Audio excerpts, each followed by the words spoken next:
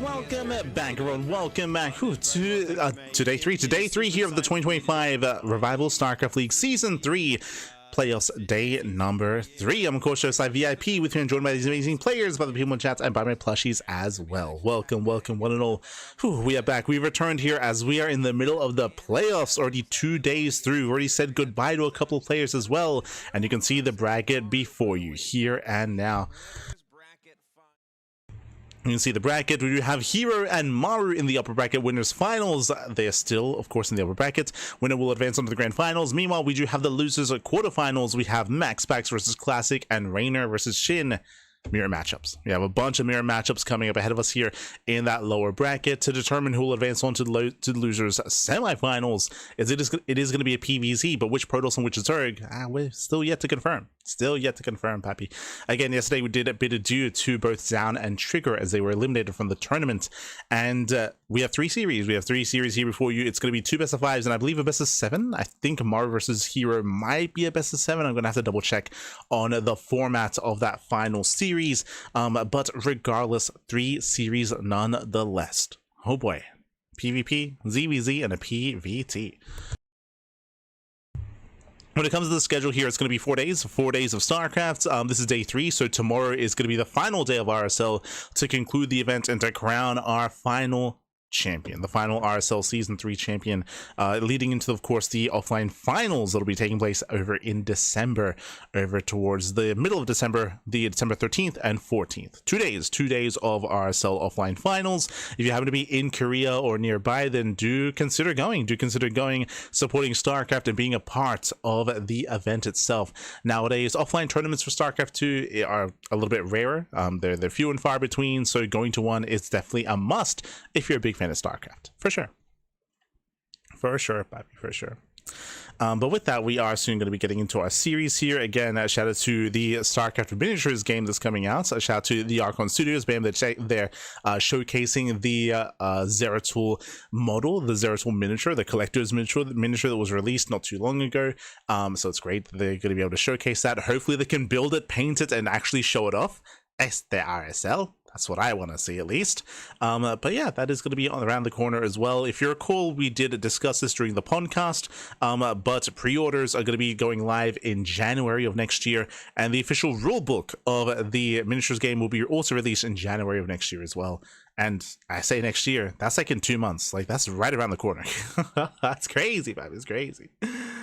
Right around the corner, but outside of that, of course, we are getting ready here for our matches. Again, Patreon, of course, ! Patreon in the chat. If you want to support the CranKy Ducklings, you can do so via our Patreon page. You can support the people. Likewise, RSL also have their own Patreon as well to help support that tournament series. So again, there's a lot of crowdfunding going on.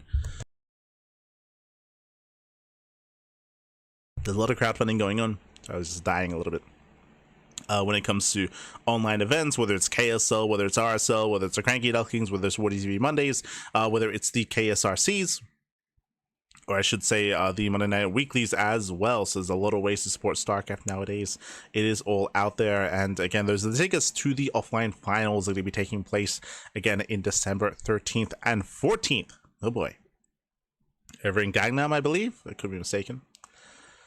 But it is going to be happening, and it's going to be a big challenge, of course, for the RSL team to host, to organize, and to run an offline event, a 2-day event as well, might I add. So definitely a big challenge ahead of them, and wishing the best when it comes to the challenges that they're going to be facing, when it comes to the event that they're going to be running as well.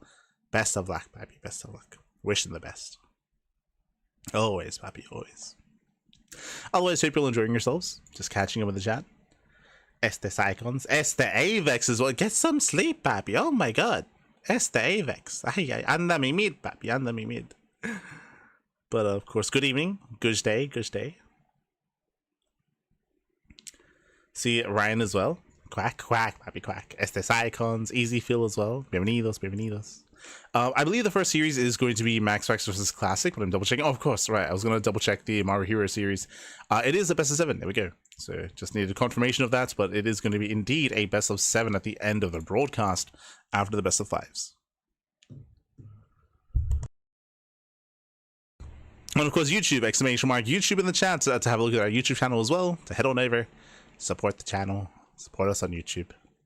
There you go. Click that bell. Subs, likes, comment, subscribe. There you go. Oh. There you go. But otherwise, they are going to be getting ready. They're soon going to be showcasing the vetoes of our players as well. We'll get there. When it comes to those vetoes, when it comes to this PvP, it's going to be a dynamic one. Typically, I do favor herO against MaxFax in PvP, but it's going to be MaxFax versus Classic. I expect this to be back and forth. I'm hoping for a back and forth series. I don't want to see a 3-0. I don't want to see something one-sided. I want to see a back and forth instead. A game 4, even a game 5 would be ideal. We'll be getting into the matchup itself and how our players do approach themselves as well. Again, they do have their own styles when it comes to PvP. MaxFax, he was exploring and he was branching his wings for a time a couple of months ago, going for 2 gate openers and going for proxies. It was amazing. Oh my god, are we just jumping? And never mind. We're the vetoes. We're just jumping right on in. The loser is out of the RSL. Oh man, I cannot wait for this one. I've been waiting. And spawning in the bottom left hand corner, we do have the South Korean Zerg player for Weibo Gaming. It is Shin.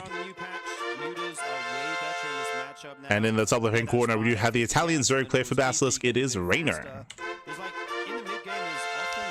So my apologies, I thought it was going to be the PvP first, but no, it's going to be the ZVZ instead, which means if you're in the chat, you know what time it is. It is a Gamba time. Predictions are now open. Place your bets on who you think will claim the series. Best of luck in the chat as we get into our ZVZ. Best of luck. It's going to be a very fun series for sure. I think I have to give Reynor a little bit of an edge going into this one. He has been on fire. It's honestly kind of a surprise that he's down here in the lower bracket after defeating Classic 3-2 in the first round of the upper bracket here in the RSL Season 3 playoffs. But he has just been looking so locked in ever since EWC, honestly. Yeah, indeed. And these guys actually played, I think, last season, and Reynor won 3-0. So he has the recency, not bias, but the recent results to back up the claim that he is the favorite. The recency bias, true. Right now, we just see it's a standard. When it comes to our players, the hatching gas pool, standard openers roll around. When it comes to our ZVZs, we are keeping our eyes open when it comes to the early gas timings, when it comes to the Baneling Nest timings, and the Evo Chamber timings as well. So we'll keep an eye on the tech. So far, should be a standard opener. Now, when it comes to ZVZ, Reynor has some of the best ZVZ in the world. We've even seen him take down players like herO on a more regular basis. I mean, I would say that herO's probably the best Zerg versus Zerg player. Reynor's just there up there, as Solar's up there with him as well. Shin can also be really dynamic in this matchup, and I will say that Shin has a good chance to bring it to Reynor, but Reynor is the favorite player, for sure. Down 50 minerals, 50 gas, and it finishes, what, 6 seconds faster or so? Yeah. But it's a pretty big difference in ZVZ, isn't it? Even though it might not look like it on paper. Oh, absolutely. Like, 6 seconds doesn't seem like much, but it can be the world of difference if you're trying to defend a timing, where you're trying to get those out in time, or you're making a push happen of your own, where you need the mutas to be involved with that. It can really change the matchup a ton, honestly. They're discussing the recent change to the Spire now being a little bit more accessible, which is impacting ZVZ. It does mean that muta play is more viable and is definitely something that has to be in the back of your mind, for sure. That is a change that has occurred in the recent patch. Both going for third base at exactly the same time right now. A little bit of a difference in builds in terms of, well, we have a Baneling Nest going down for Shin already, but I think Reynor likely going to be throwing down a Baneling Nest pretty soon here just as a safety mechanism. Yeah, there it is going down. Yeah, absolutely. It can be pretty difficult to hold Ling Bane pressure without your own Baneling Nest. Yeah, so this is a pretty standard opener. Again, hatch gas full into a third base, into a Baneling Nest. Everything is looking normal so far. What we're really looking for here is how we're spending our gas, right? Are we going to make a surge of Lings? Are we going to drone? Are we going to keep making Lings behind it and going to Ling Bane aggression? Or are we going to just calm down and build up into Roach play into the mid game? Catch your opponent off guard. So far, Reynor is making a couple of extra Lings. So is Shin. Both sides, 8 right now for Reynor, 6 for Shin. As Reynor's just playing a little bit more safe, and Shin, as compensation, does have those extra few drones. Now Shin is taking. There's that first Roach Warren. Natural expansion. And oh, look at this. And we should be seeing one from Reynor. Yep. Actually on both sides, too. So we are keeping the theme of totally mirrored openings here to start out with game number 1. Yeah, this is basically as identical as you can get. These guys both getting a few safety banelings here, just in case the other guy has been pooling Lings at home, something crazy like that. You don't see it all that often at the top level, but it definitely can still happen. It happens quite often, especially between players like Reynor, Shin, herO, Solar. Ooh, one Baneling does get baited. So nice snipe there from Reynor. Does get a Baneling. Already very efficient. And can he get another? Not quite. A couple more Lings. Shin is just going to be going for a semi-full wall off here at the natural expansion, just playing this one nice and safe as he continues to drone up. Yeah, indeed. Obviously, bailing for a Ling's not a great trade when you just look at the resources, but not denying the scouting can make that, you know, a valuable trade. You get to see that, you would get to see that the other guy isn't going for a super quick layer or something like that. If it was to get in. Behind this, I do see Reynor is the first to make some roaches. We have 6 safety roaches on the way. I say safety because Reynor's still droning. He's getting a Zero Chamber. Both players getting into +1, and this is a very passive game so far. This is as passive and this is as macro as ZVZ gets, which is just open up, get a little bit of Link main, get your third base, just drone and get into roaches. And then we get into roach versus roach. Now, something that we did mention earlier is Spire play. Technically, as we get into the roach phase of this game, we can still go into a Spire and go into Mutatech. Like, that is still a viable option to have behind this, but something that I find really interesting is Shin is not getting an upgrade. There it is, there's a Spire, and that's why there's no upgrade for Shin. No +1 going into mutas. You're not expecting to get too much done with these roaches. I'm wondering if he's just going to turn around here in just a moment, trying to force out as many units from Shin before returning to safety. Yeah, this is the classic kind of push-pull of ZVZ, right? You make speed. units, you send them across the map, you drone behind it, then they have more units than you. Overload speed is usually indicative of drop lords. We do have the overseer on the way as well to scout. The extra gases for Shin, that is going to be for a Spire. It's going to be difficult for Shin to hide the mutas, to hide the Spire. +1 melee as well. For a moment there, I thought he had started Oh. +1 range attack. I wonder if he canceled that here for +1 melee. In any case, it is going to be the melee upgrade coming in right now here for Shin as he gets ready to take gases number 5 and 6, as well as a 4th base in the bottom right. So again, it's on Shin to kind of like hide his build. Spire is nearly done. Not a lot of minerals and gas. Overseer didn't scout. A little bit surprised. Reynor didn't go in. Once that Spire is done. Yeah, indeed. It's going to be finishing up in the near future. And yeah, Reynor, he scouted the 3rd and then pulled back. It looked like maybe an F2, like maybe a bit of an F2 there by Reynor. Now the overseer going back in. Commit harder to them with Lings as well, so you don't spend the gas on roaches. But and now he'll confirm, but no, never mind. Doesn't go further in. Exactly how he wants to play this. It doesn't check the natural. We have another overload going into the main. I don't know if he knows he has the something else in the main as well. So I think he should have spotted it here. Yeah, nice scouting here by Reynor. The double overseer scout to confirm the tech. So this was a late scout out of Reynor, so as a result we have some late reactions, but regardless of spores, they should finish up in time. Hydrogen is on the way as well, and Reynor, it should be okay for him. He may lose a couple of overlords, he has to pull back the army, and mutas will give Shin map control. He's got a lot of roaches already, he is building Hydralisks, but do you think he's going to try and build up to some sort of timing attack here against the mutas of Shin? Yeah, I mean, if you're just against Ling Muta, you can just play Roach Hydra. If they start adding in Banelings, it's nice to have Infestors at some point to, you know, fungal big groups of Banes. So it all depends kind of how much Shin commits into the Mutas. Reynor's turtling. That will kind of decide. So Reynor, he throws down the Lurker Den, so his goal here is to just turtle up on Hydra Lurker Viper, on a more superior composition. He's able to get a good number of them out.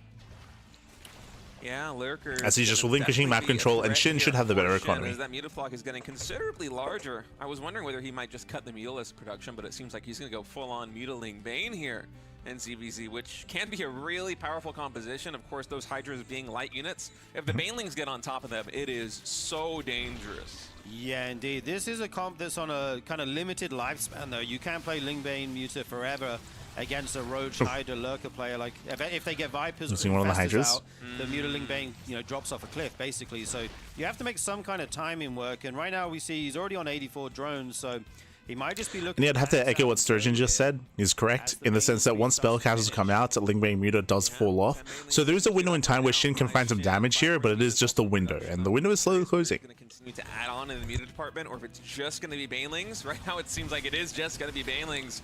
As Shin is ramping up for a timing attack, potentially at the 3rd base near the 1 o'clock position. Muta's able to find some damage between the main base and natural and the triangle expansion here of Reynor.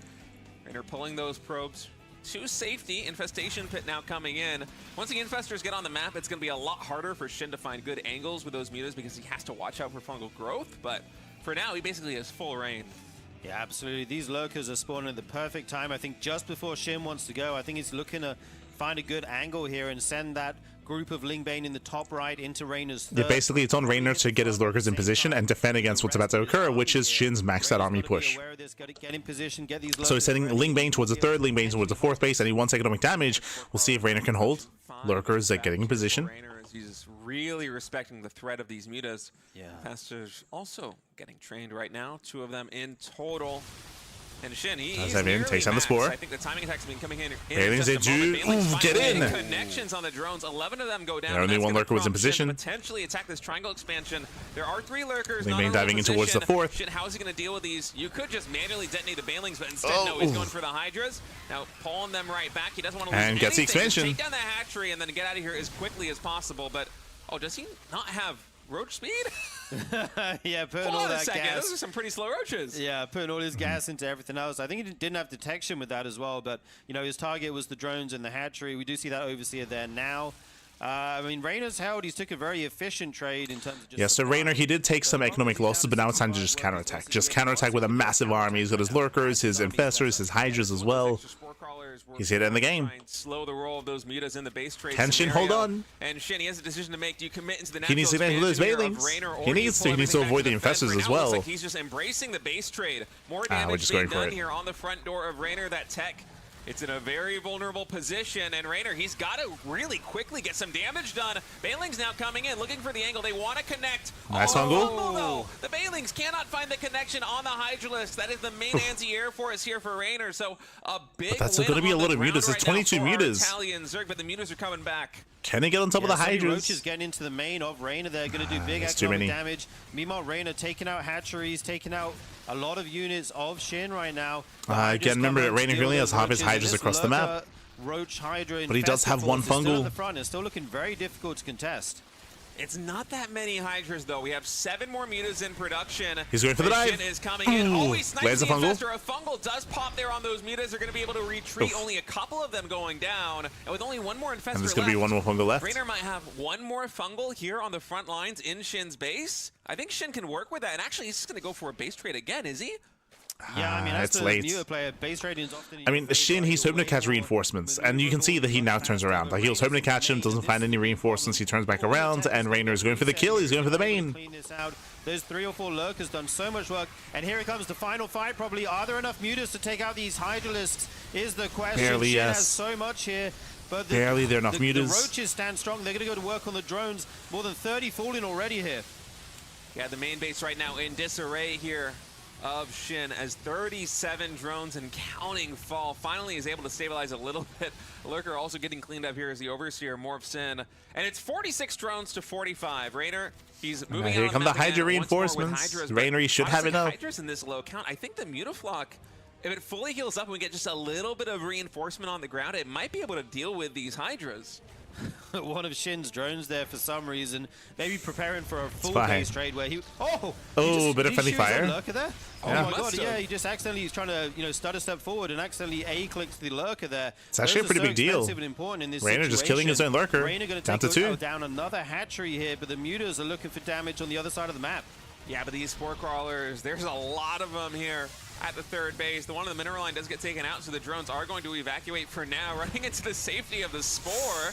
Couple of Hydras also assisting. Barely catches all the Hydras, barely takes down all 3 spores. Like this position now for Reynor. I feel like the ground force in the bottom right, I'm not sure the Mutaflock can deal with this anymore. Yeah, there's too many Hydras. A lot of Hydralisks. There's very little mining left 22 right Hydras now against 15 Reynor, mutas. The third base is basically forfeit for a red Zerg. And Shin is down to 1 expansion. And the main base are still mining very efficiently. Oof. Another fungal going to get a couple more mutas here. It's looking very good right now for Reynor. Yeah, indeed. Those drones zooming by there, that's always funny to see. I think Reynor now, he's taking out 3 bases of Shin. I think he can just come home now and sit on 2 or 3 hatcheries. He still has drones. Shout out to that one drone. From them, and his army does outscale, so you get a few more infestors, you get a huge Hydra count, and you can take those out for sure. But Reynor says, nope, I'm not going home. I have enough at home to deal with those mutas. I'm sending these Hydras across the map. Yeah, GG is called as Shin recognizes the situation. And after an action-packed game number 1, our Italian Zerg is going to be taking a 1-0 lead in this best of 5. That was a really fun game. Yeah, that was sick. I really like the way he used the mutas. GG, well played. Again, Shin, he was able to get into his mutas, able to gain map control, but as we mentioned, the wing condition there for Reynor was just to build up superior composition and just counterattack. We saw the Reynor who was just stuck at home waiting for Shin to push into him. We saw Shin throw away his Ling Bane, was able to kill some workers and kill some bases, but it came down to the main army, and with that, Reynor was able to commit to the base trade, able to break through across the map. I would say that Shin maybe had the opportunity to deal with that army if he had engaged earlier. if you remember, when he collapsed on the army with his mutas, he collapsed in after his natural was already dead. Like, so much damage was already dealt by Reynor, and by the time the mutas came back home and cleaned up the army, it was too little too late. Like, the damage had been done, and Shin was crippled.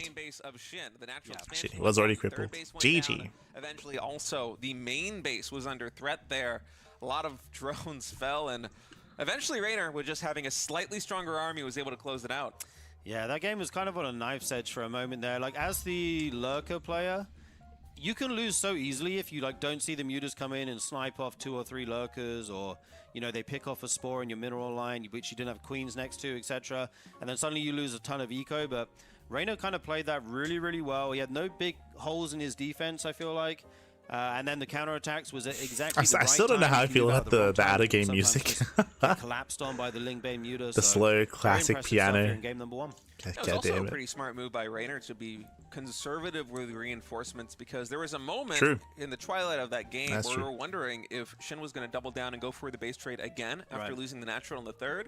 But looking back, I think he was actually just trying to intercept any reinforcements. Yeah, as we mentioned, he was just looking to intercept. Say he's able to isolate like 10 Hydralisks and just pick those up for basically free, losing maybe 1 or 2 mutas, then suddenly he might be able to find some avenue back into the game. But Reynor's like, you know what? I don't need to reinforce my standing army on Shin's side of the map. It is powerful enough already. I'm going to play nice and safe and button up the defense at home. Yeah, indeed. And you got to make the exact right split as well. If you send too much across the map, you might die to the mutas at home. And if you say if you do the opposite, if you leave too much at home, like you say, your hydras might get caught on the map. And once the muta count gets out of control, the game can suddenly be, you know, in a perilous situation. But well played by Reynor. We move on to map number 2 here. Magnetic North. Okay. Magnetic North here. So I'm just changing the title on YouTube. I like this map. Haven't seen a ton of games on it yet, but did forget to update this. To see what these players bring out on it. Twitch title, especially in ZVZ. I don't think I've watched a pro ZVZ on this game yet. So I'm curious if there's any map-specific stuff they want to try. I feel like the biggest one of the biggest factors are going to be these high yield Vespene geysers, but in a ZVZ where map control is really paramount, I think it's going to be hard to secure those expansions. Certainly the one that's in the center location, where it's kind of at a junction between all of these different bases, either in the top left or the bottom right. Interesting, as both players do go for delayed gases. Okay, right? There's only a couple of it's interesting that they're both going for it, but I guess it's because it's a high ground expansion. So winding it back a little bit here, something that's really crucial about ZVZ, it's similar to PvP, where if there's a ramp coming into the natural base, it is very easy to secure yourself on 2 bases, and you just play 2 base. You can just play 2 base. You can skip link speed, you can skip banelings, and go 2 base roach into 2 base muta, or into 2 base roach into a slower 3rd expansion instead. And you can see both players doing that. Shin still doesn't have a gas geyser, and Reynor, his own gas is delayed. It is still faster than Shin's, that is true, but it's still a delayed gas for Reynor. So I do believe that both players intend to stay on 2 bases a little bit longer, and maybe even just skip link speed entirely. Shout out to him. He's doing a good job there. Man in the station. Right now we just see the overlords going across. Nothing too wild right now. Just pretty standard build orders coming out of these. The build orders are not yeah, standard. Reynor has a slightly faster gas saturation, about 30 gas ahead from Shin, so there might be some window. And about so I don't think they necessarily notice, but once again, like, both players have very late gases. Besides that, we're basically identical right now. And the purpose here should just be 2 base play initially. Initially saturating that natural expansion, and ZVZ. Now, Reynor with the late gas but slightly faster gas than Shin, Reynor might try to go for a Link Flood. Yeah, there it is, the link speed. So link speed is on the way. That's a big tell. Going for link speed here is really weird. As you can see, Shin, he's still on 2 bases. He's hunting down the Overlord. He still has no link speed himself. And Shin should be skipping banelings. If Shin skips banelings and if Reynor goes for a link flood, then Reynor could end the game. Yeah, up to three base for sure. Just because get it so quickly, right? This Overlord is actually going to fall down. That's a nice pick off there by Shin. It doesn't. And again, we should be rolling up on top of the ramp. There it is, fast layer to Shin. And again, Reynor going for link speed here is abnormal. Coming out for Shin right now. Okay, I love this. I'm always a little bit bummed out when you have mirrored builds going in for like 5 or 6 minutes in a ZVZ, but instead. And that's why you can see both players rolling up. That's why there's no 3rd. Before link speed, I wonder actually if he might just skip link speed entirely and go for roaches instead. The roach. Reynor, he's taking a 3rd base, it's expanding. It could be something like a little bit of a roach max, trying to cancel or kill the 3rd base here of Reynor. Yeah, when you wall off like this, the the kind of scary thing for And Reynor, he's making some lings, but only some. There we go. 12 more lings on the way. Again, the goal here is ling flood. If you remember, that's why we said, hey, this ling speed timing looks like a ling flood out of Reynor. This is quite committed, and we'll see if we can get a queen. There's all kinds of different builds, and right now the thing for Reynor is he has to figure out exactly what Shin is doing. Yeah, and Reynor's been really pumping the gas right now on ling production, so he's only sitting at 36. So there's 2 base mute out of Shin. And 2 base saturation, that's good up to 40. And Reynor, he has to do something with these lings. He invested so heavily into them. Be a 3-base Reynor. He's mining a little bit better right now than his opponent, and this is in fact going to be a Spire. So it won't just be a ton of roaches coming out on 2 hatcheries here for Shin with a fast roach speed, although that is being researched right now.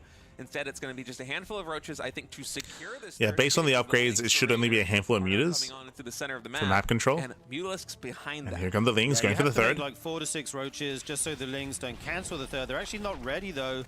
He made the third maybe a little bit too early there. Didn't know exactly how many lings. He didn't make the third base early. It's that Reynor had ling speed and mass lings, which he shouldn't have had. Because of the Spire change. Oh, actually going to try and jump on this. Nice around. Not all the roaches will die, but, Again, Reynor, he caught Shin with his pants down because these lings shouldn't have been here to begin with. He might be able to save it. Does get one Ravager. I mean, he lost one, but he got quite a lot of lings there. Had quite a lot of lings, but oh my goodness, this drone. That's another drone. You know, the hatch gets canceled, a queen goes down, 2 drones fall, as well as that roach. And remember, these are mutas only for map controls. We have 4 mutas on the way at the moment. I think that's good compensation for Reynor. He might have been feeling a little bit bad. And we're focusing on roach Ravager. Lings early, unless they found that damage. Yeah, I mean, they did cancel the hatch, right? Get the drone. I think they've kind of paid for themselves at this point. The issue right now is the Mutalisk. We do have an Overseer floating around for Reynor, but it's going to basically find out about the Spire tech after the Mutalisks are out. So he's got to frantically make spores here. Hopefully this Overseer distracts them for a little bit so they don't just run across the map, and then he will have to prepare at home whilst they do so.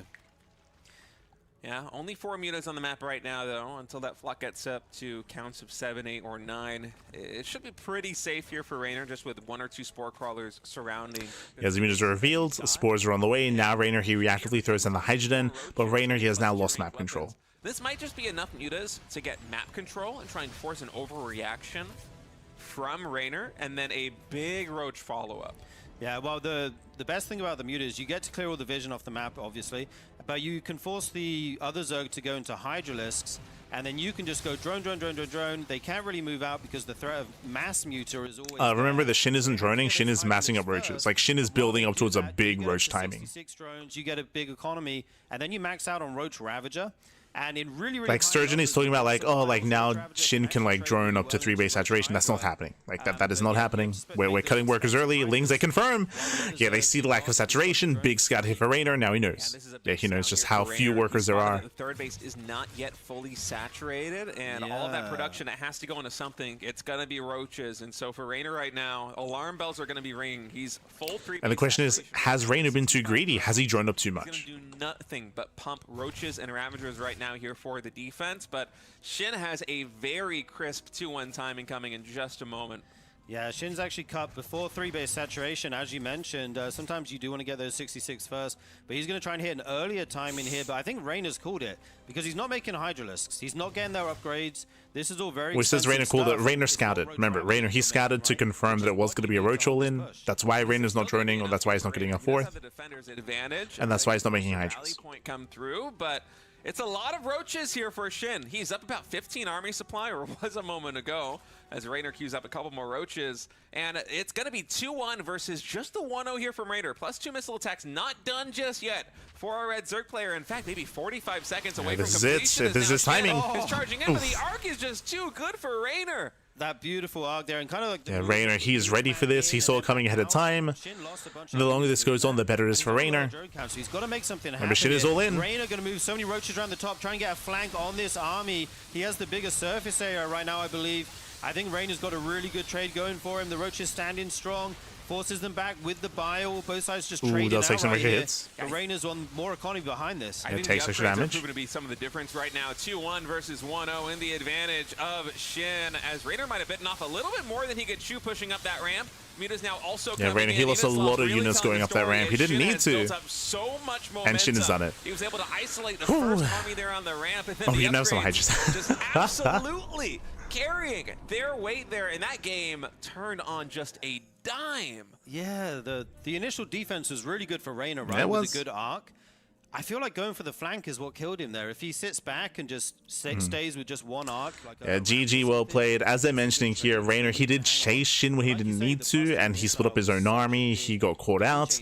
Being more defensive, initially he was doing well for himself. That's what he had to keep doing, but Reynor, he was maybe overconfident after the initial defense. But then GG. GG, well played. Again, a really technical game here for game number 2, where both players had some really interesting builds. Again, we did not have standard play whatsoever. Because of the ramp, we both had a 2-base play. Reynor was able to make use of his lings, he was able to scout confirm the all-in, but just was overconfident in the execution of the defense. GG. GG, well played. With that, we're tied up 1-1, and we're now getting into game number 3. Oh, never mind, I forgot about this, but we're going to be going on a break.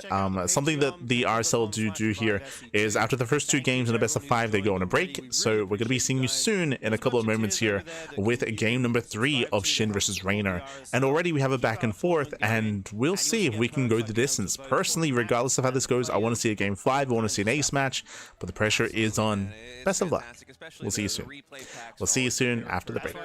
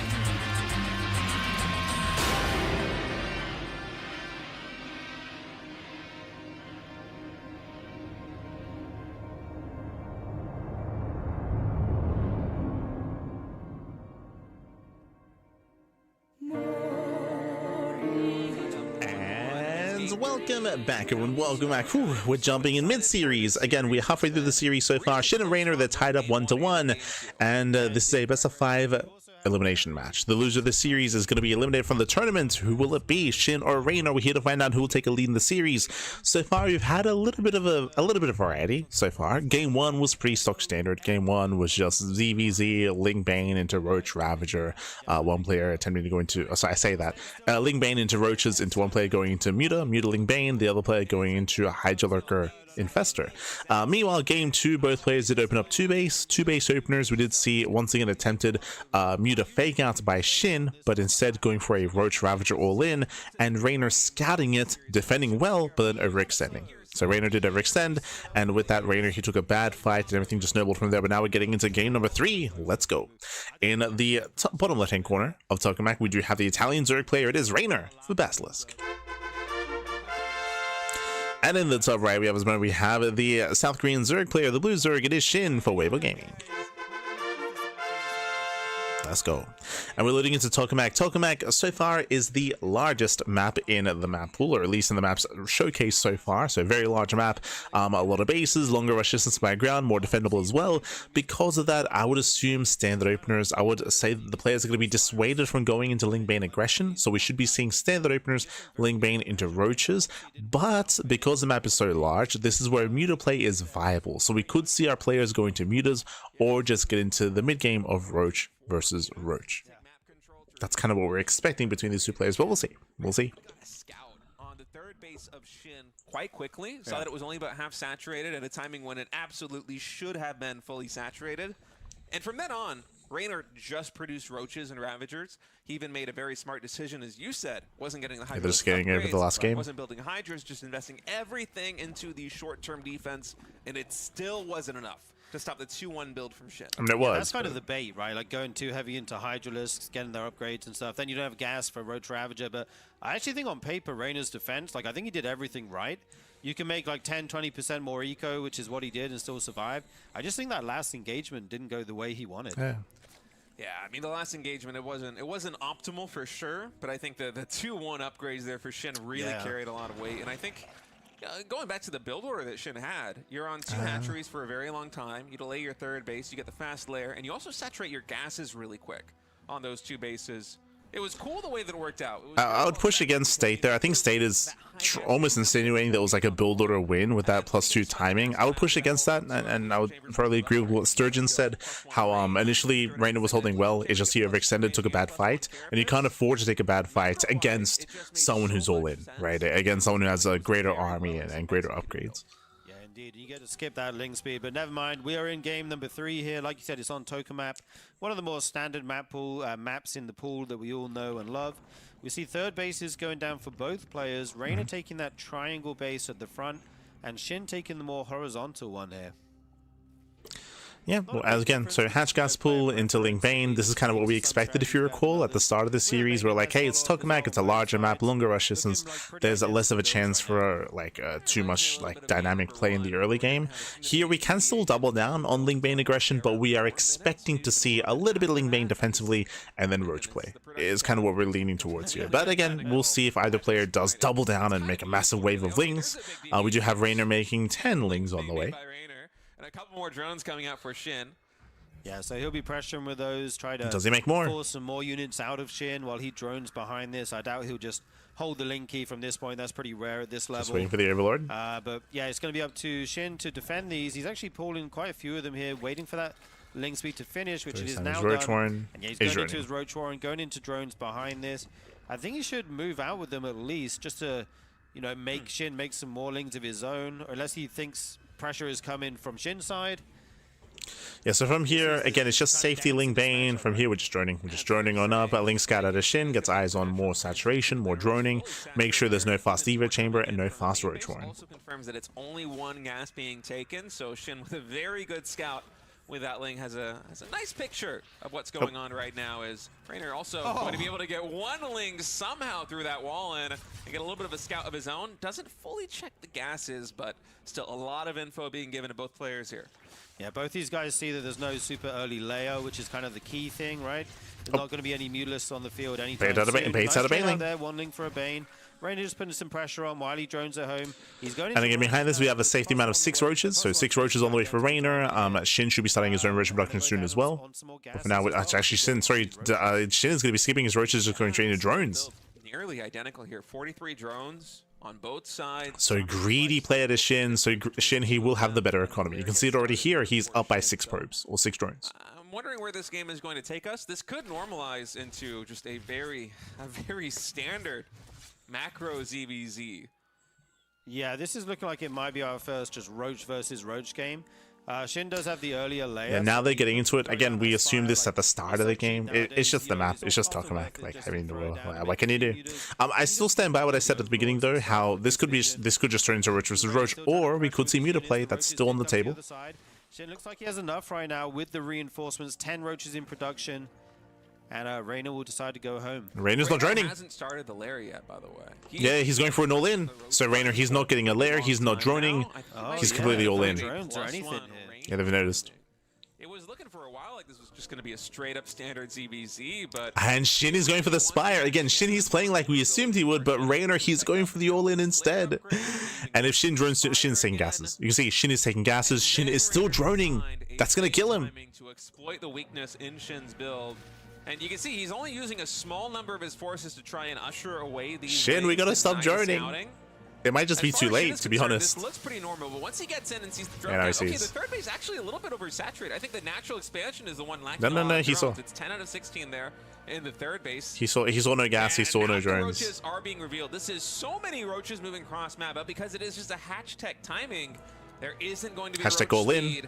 It's all or nothing right now in this timing attack. Reynor needs to get a lot of damage done. Oh, dude, this is so smart the way Reynor pressured with his units and then fell back like he was droning behind it. But he was actually just making units behind it the whole time. Like you say, staying on hatch tag. There is a Spire finishing, so Reynor's on a timer, but he has a big army right now. This is going to be tough. Reynor has to end the game here with this army. He has to go for it. The surface area advantage and that spine to the best of his advantage. Reynor starting to commit in here, getting some good initial trades. Those Ravages but a better CranKy here for Shin. Spine finishes. Maybe Spine is done. Transfuse available. Let it do some work.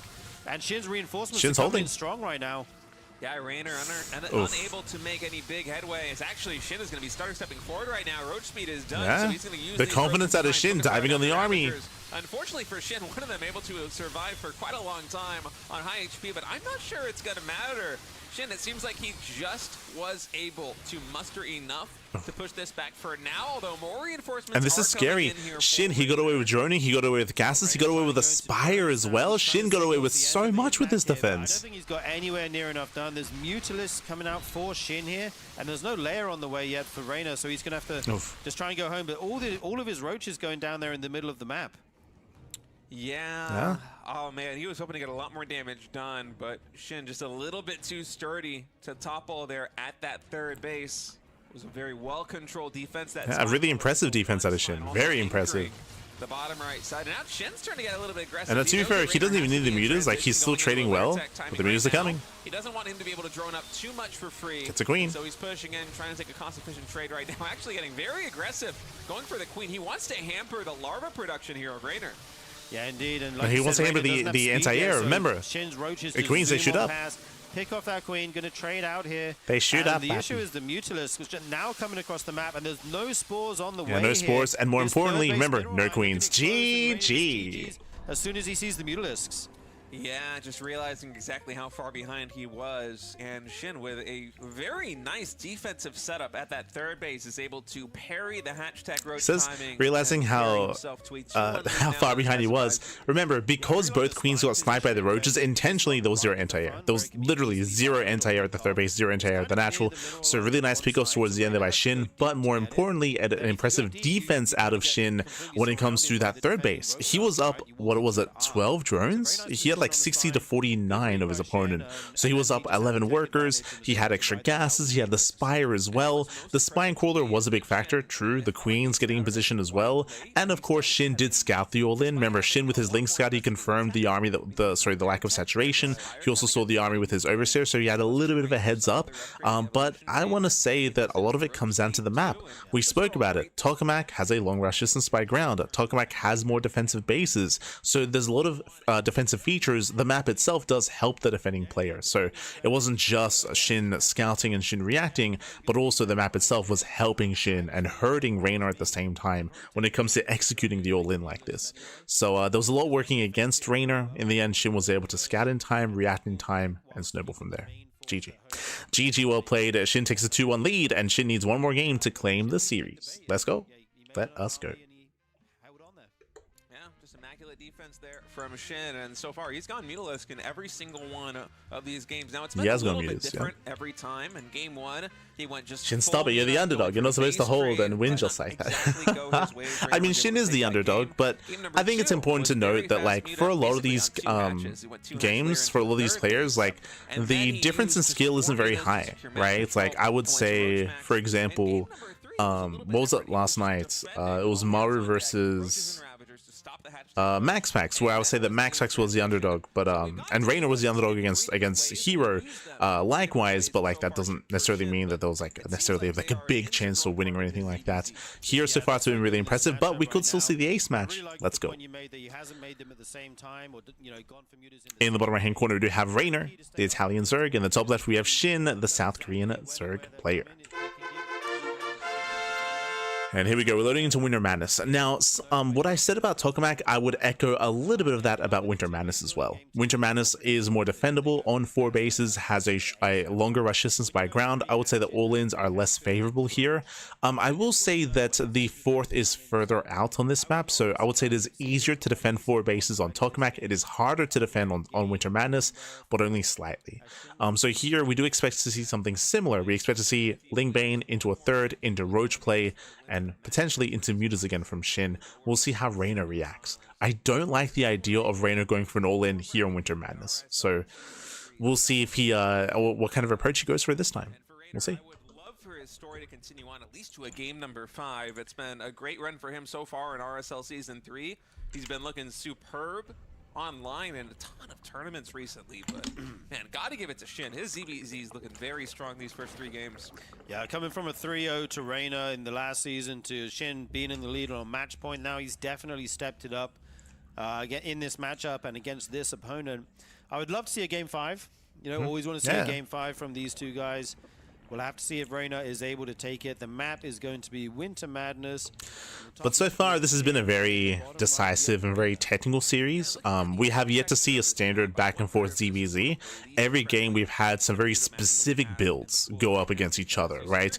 With Shin going for the all-in previously, with Reynor going for the all-in last game, with Shin going into Lingbane Muta in game 1, with Reynor going into a Hydra Lurker Infestor in game 1, right? Like, it's been very technical when it comes to our players' builds, when it comes to our openers, and we'll see where that leads us here in game 4. Third base location very easily. It's not a lot of space to navigate. And then you just have enough spore crawlers in the main base and the natural in the 3rd. You can button up very nicely. It's been very, I say technically, it's been very strategic, is what the series has been. Play for eventually getting up to Roach Hydra, Infestors, and maybe even a couple of Lurkers. Yeah, I definitely agree. The 3rd base location is really good for that.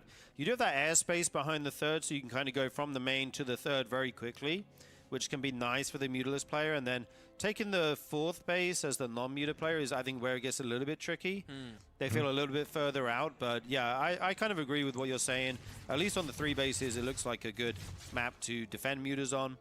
We'll have to see if either of these guys want to do it. Right now, it's just the 3 base standard build with the Baneling Nest going. Oh, hang on a minute, I take it back. That's quite a little bit of an early Roach Warren here from Shin. I feel like both players have been going for relatively early Roach Warrens. I would push back against that from what State is just bringing up. This is the earliest Roach one we've seen so far this series, and that's why this Roach one is hidden behind the main base. So really early Roach one, really early Roach rush out of Shin. So Shin is being pretty aggressive here often when you make it that early, And we'll see if Reynor plays safe. Some sort of hatch all in, and he's made it in the main base, not at the front on the wall, which is kind of the standard way to do it. So he is hiding the timing on that. I wouldn't be surprised to see him try and send this here in a moment. Yeah, 4 roaches do get like Shin, he should be going for the all-in. And he hasn't shown 5 roaches in production. Reynor's running. Ooh, the scout is denied. Coming in from Reynor, and Reynor, he's still droning. Reynor's still droning. Yeah, if Reynor drones up too much, he like that's game. It's just Reynor. We got to make roaches soon. I wonder if Shin is going to transfer some of these. He's checking saturation. Reynor is still droning. He's still droning. Yeah, that is a sneaky thing you could do. One thing. Oh no! Okay, 4 roaches on the way. Anything to the third base there, and Reynor did see there were 2. Again, look at the worker disparity. That's like a very small. This is it. Let's go. Enough. Anyway, here we go. Now he sees. Shin, he rallies across the map. It's all hands on deck. We need banelings. 44 drones. That's a lot of drones. That's a lot of drones. He's going to frantically make roaches here. A couple banelings in case there's a. So roaches on the way. He's got some banelings on the way now. If these banelings connect, Reynor can hold. Like Reynor, he just needs the best baneling connections out there. Speaking of, ooh, decent. A little bit too late. The fight is going to commence in just a moment. Roaches streaming in right now for Shin. The Lings for Reynor getting a good surround on the red HP. Yeah, decent surround by the Lings. Banelings rolling in. How well will they connect? Shin is just pushing on through. Lings and banelings also reinforcing. Doesn't want to waste them on in the mineral line. Oh, it's looking pretty good for Shin right now. Yeah, zones around, surround on the queens. Spine crawler does fall. The Lings getting on top of these roaches Queens are being targeted. right now. I don't know. Reynor's doing his best to hang in it's here, close. But there's so much for Shin right now. He just close. needs a little bit more time. Some more roaches to reinforce. 3 roaches left for so Shin. Close to cool right now. If Reynor gets one more, Reynor, is he holding? Possible. He's lost some drones, but it doesn't matter. I think Reynor's barely holding on. I think Reynor's actually going to do it here. Incredible defense here from Reynor, being up so many drones and still being able to hang on here is amazing. 44 drones to 25. Shin invested everything in that timing attack, and Reynor was still able to stop it, even without the spine crawler. I thought for sure you're gonna. I don't know why. It gets me every time. Like State, he refuses to call anything an all-in. It was happening in the last game as well. Even this game, he's like, "Yo, Shin, he put everything in the timing attack." It's like, Pappy, have some confidence in your words, Pappy. It's okay. You can say all in with confidence, Pappy. He's going for his layer. So Reynor has a massive lead. He has a massive lead. He has a massive advantage. From here, Reynor, he can drone. He can tech up. Shin, he is in a terrible position. And we'll see if Shin goes for a second wave. Now, there is a window.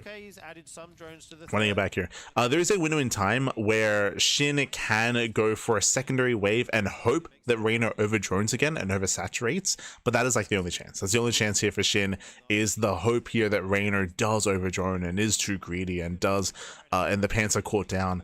Outside of that happening though, Reynor should run away with this. Okay, we do see the Spire. That makes sense. Just get the map control even more, but in a very commanding position here, as you said. Yeah, Reynor now going up to 6 gases with that Spire as well. Since is Reynor in Korea, is he playing with lots of ping? Reynor's in Korea. For Shin, he's doing it at 43 drones. He did drone up a little bit. In Korea. 25 when he did that push earlier on in the game, but I think he's been in Korea for like a week. Get something done. Maybe 2 weeks. 3 hatches worth of drones right now. And here comes the second all-in. As you can see here, Shin, he's not droning. He's not saturating his third base. He's building up towards the second wave, but the second all-in is weaker than the first. And Reynor just has to make sure he's not too greedy.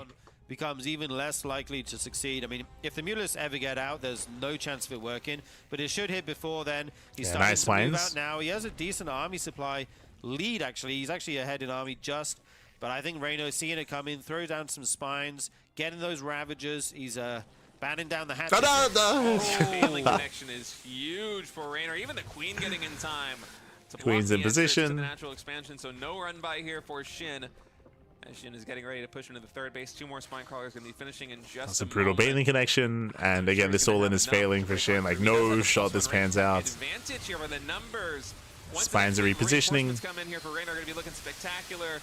Upgrades. Avoids the piles. Fire is done, but for Reynor, it's all about the roaches. GG. Forward, focus fires down those Ravagers, and we are going to a game number 5, Sturgeon. Oh yes, that's what we like to see. I mean, Shin didn't even have roach speed there, which Reynor, his was just finishing, so you can't even run away and try something else. All those units going to die. I can't believe he held that on 44 drones. Yeah, that was Yeah. wild, actually. It's impressive. I wanna go back That's, and like, pretty watch- insane. I want to watch that replay. When those replays get released this after this weekend, man, I'm checking out that. But GG well played. Again, for me, it feels like a little bit of validation. We spoke earlier how Tokamak and Winter Madness, they're both really large maps, and both players that tried to all in on these two maps failed to all in. Again, you have a lot of time to react, you have a lot of time, you have a lot of breathing room, I should say, to make units to react, to respond, because of that longer rush distance by ground, and because of the more defendable third bases. So that's applicable to both Tokamak and Winter Madness, and we see both defensive players be successful here. Shin surviving and defending on Tokamak, Reynor surviving and defending on Winter Madness. GG well played. We're going all the way to the ace match. It all ends here and now. What map are we loading into? No idea. Let's go. By the way, you're up 2-1 in the series. Yeah. Just go for a little bit of a coin flip in game number 4, because if you win, you're going into a ZVP in the next round of the tournament, and your opponent is just done. They are out of the RSL. So I thought it was a very smart move, but it did not work out there for Shin, and now Reynor has one more chance. We're going to a game number 5. The winner of this one will advance into the next round of the RSL. They will play on the final day tomorrow. The loser is going to be out. The map is loaded in. Maganatha here. Ooh, Maganatha. Okay, let's go. Shin in the top left. All right, here we go, Chad. Game 5. All the marbles on the line right now. So when it comes to Maganatha, this is a large map. That is true. It is large. It is not as defendable as Tokamak or Winter Madness.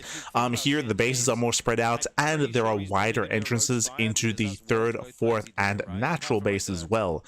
So I would say that aggressive rotations are harder to defend against here on this map, and likewise, because the bases are so spread out and so spread apart, meter play is also more accessible here as well. So I do like the idea of either player being more aggressive on Maganatha, at least compared to Winter Madness and Tokamak. Best of 5 and best of 7 series, because they get deep in tournaments like the RSL, and there's a lot going on behind the scenes in terms of, okay, what map do I use this build on?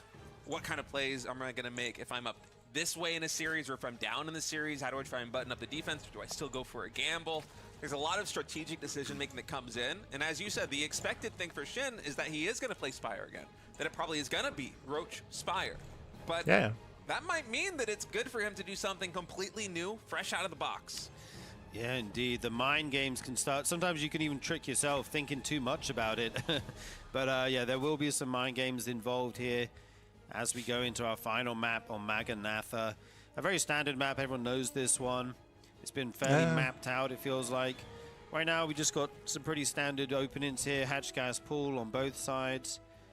And yeah, we're going to have mirrored builds here for a bit. And then once that 30 supply drops, we'll see if anyone wants to go for a third base, if there's any two, like wall-offs, two-base builds. So we shouldn't be seeing any two-base play here on Maganatha. We did mention the advantage of doing that on Magnet North earlier.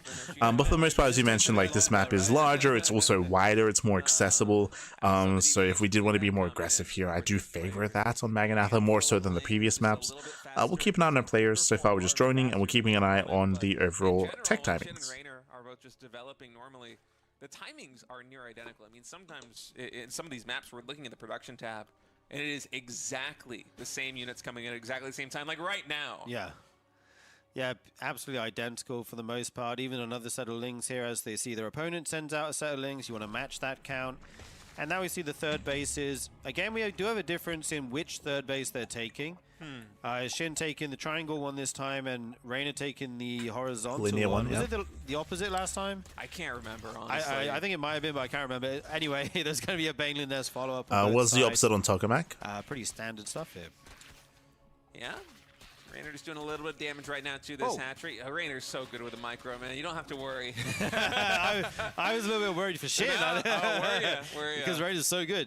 Yeah. It feels so bad to lose. It doesn't actually matter in like the long term, but like losing the first little 2v2 Ling War feels so bad, man. No, I've been watching Reynor stream some League of Legends, man. He's really good at controlling one unit. So I don't think you need to worry about these zerglings at all. He got the dig in, Pappy. He got it in. Oh, man.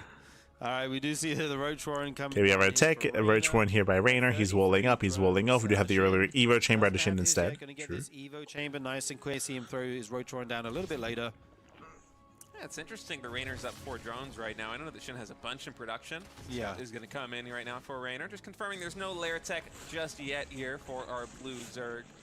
And in a bit of a reversal from the previous game, it is Shin who has the much later Roach Warren than his opponent, but Reynor, his drone count is already far eclipsed where Shin was at in the previous map. So I don't think we're going to see the same kind of Roach pressure here, although neither side has gone for the lair just yet. Yeah, indeed. Normally you want to take it a little bit later. We'll be Yeah, it's too early for the lair at the moment. We do see that Reynor, because of the early Roach Warren, he does have earlier Roach production. He has 6 Roaches on the way. We'll see if it's just 6 Roaches for safety or if he intends to commit a little bit harder to this. Because this may just be a fake move out. If you recall, we saw this on Persephone in game 1 of the series. And yeah. So he's making 6 Roaches. Reynor should be revealing these Roaches. He should be pushing with them, but the intention is to just make his opponent scared and force units out of Shin when really Reynor's just droning. Defensive approach versus Shin, and it's smart too. So there's the move out. He's always been a very aggressive Zerg player in every individual matchup, but he's really been amping it up lately on the recent patch. Yeah, indeed. Shin now making his own Roaches and Lings, seeing those Roaches of Reynor move out. He's not committed to this. We see him just droning behind it.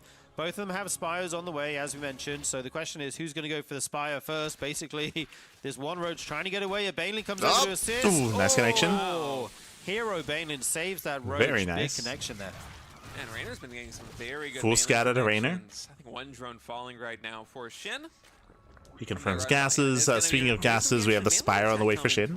With the Spire here for no surprise. So, in most of the games that Shin has been successful so far in this series, he's been playing Roaches, Mass Roach alongside the Spire. In this game, game number 5, he's mixing up the composition a little bit here with the +1 melee attack. I wonder if this will be for just like game 1. Bane. Yeah, I mean, it looks very similar to game 1, right? Yeah. He's going to get his Sturgeon. He remembers. Out. He remembers game 1. He's going to take a 4th base here pretty soon. Maybe go up to 80 drones again. You could also do some lower drone timings, but that becomes like very all-in. You know, you have to get a ton of damage with those. We'll have to see what he wants to go for. Reynor, though, not going for a Spire of his own. Getting that +1 melee, +1 range, getting his Roach speed, getting his Overlord speed, and adding in the Hydra Den already. Nice scouts. Actively doing it. He is scouting the Spire now, but Reynor was already going for that Hydralisk Den before this, so a little bit similar to game number 1, where Reynor played nice and defensively on his side of the map, teched into Lurkers, played with Roaches and Hydras, and eventually added in just a couple of Infestors. And once you get that composition with all those 4 key units... So again, this is very similar to game 1, in the sense that Shin is on a timer. He's on a timer where these mutas, they will run out of uses, as the Hydra Lurker Infestor army is going to be superior to that of Shin. So Shin, he needs to get some damage done early before Reynor perfects his army. Lurkers again, as you mentioned, going to be able to trade very efficiently against the ground units of Shin, as the AoE damage just shreds those Lings and Banes. 5 Sport Crawlers in production here for Reynor, as he is absolutely respecting the threat of these mutas coming in right now. Yeah, indeed. I'd love to see him join up the 4th base. I think if he gets 4 base saturation, never mind that though. Mutas are diving on the Hydras. Right, gets 1, gets 2, gets 3. Oh, gets himself the Spore.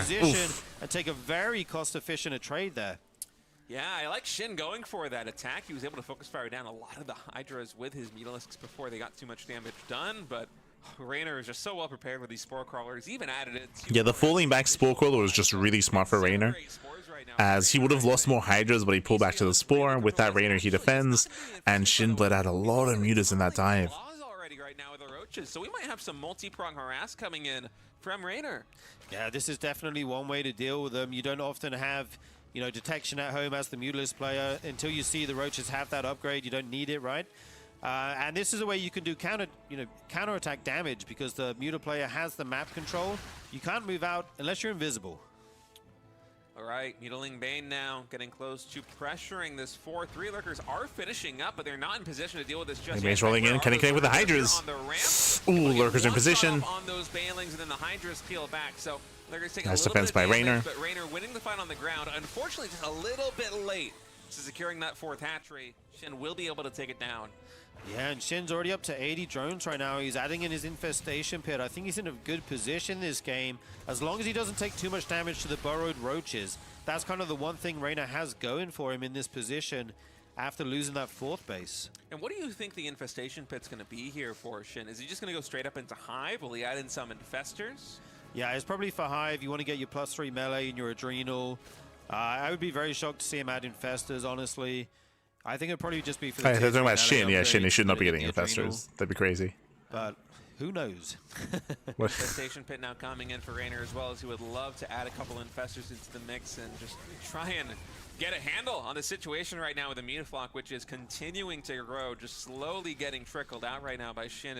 Shin has had some very adventurous. So they were talking about the Hive Tech. Hive Tech for Shin typically is Ultras. Like typically Ultra Tech is going to be the go-to.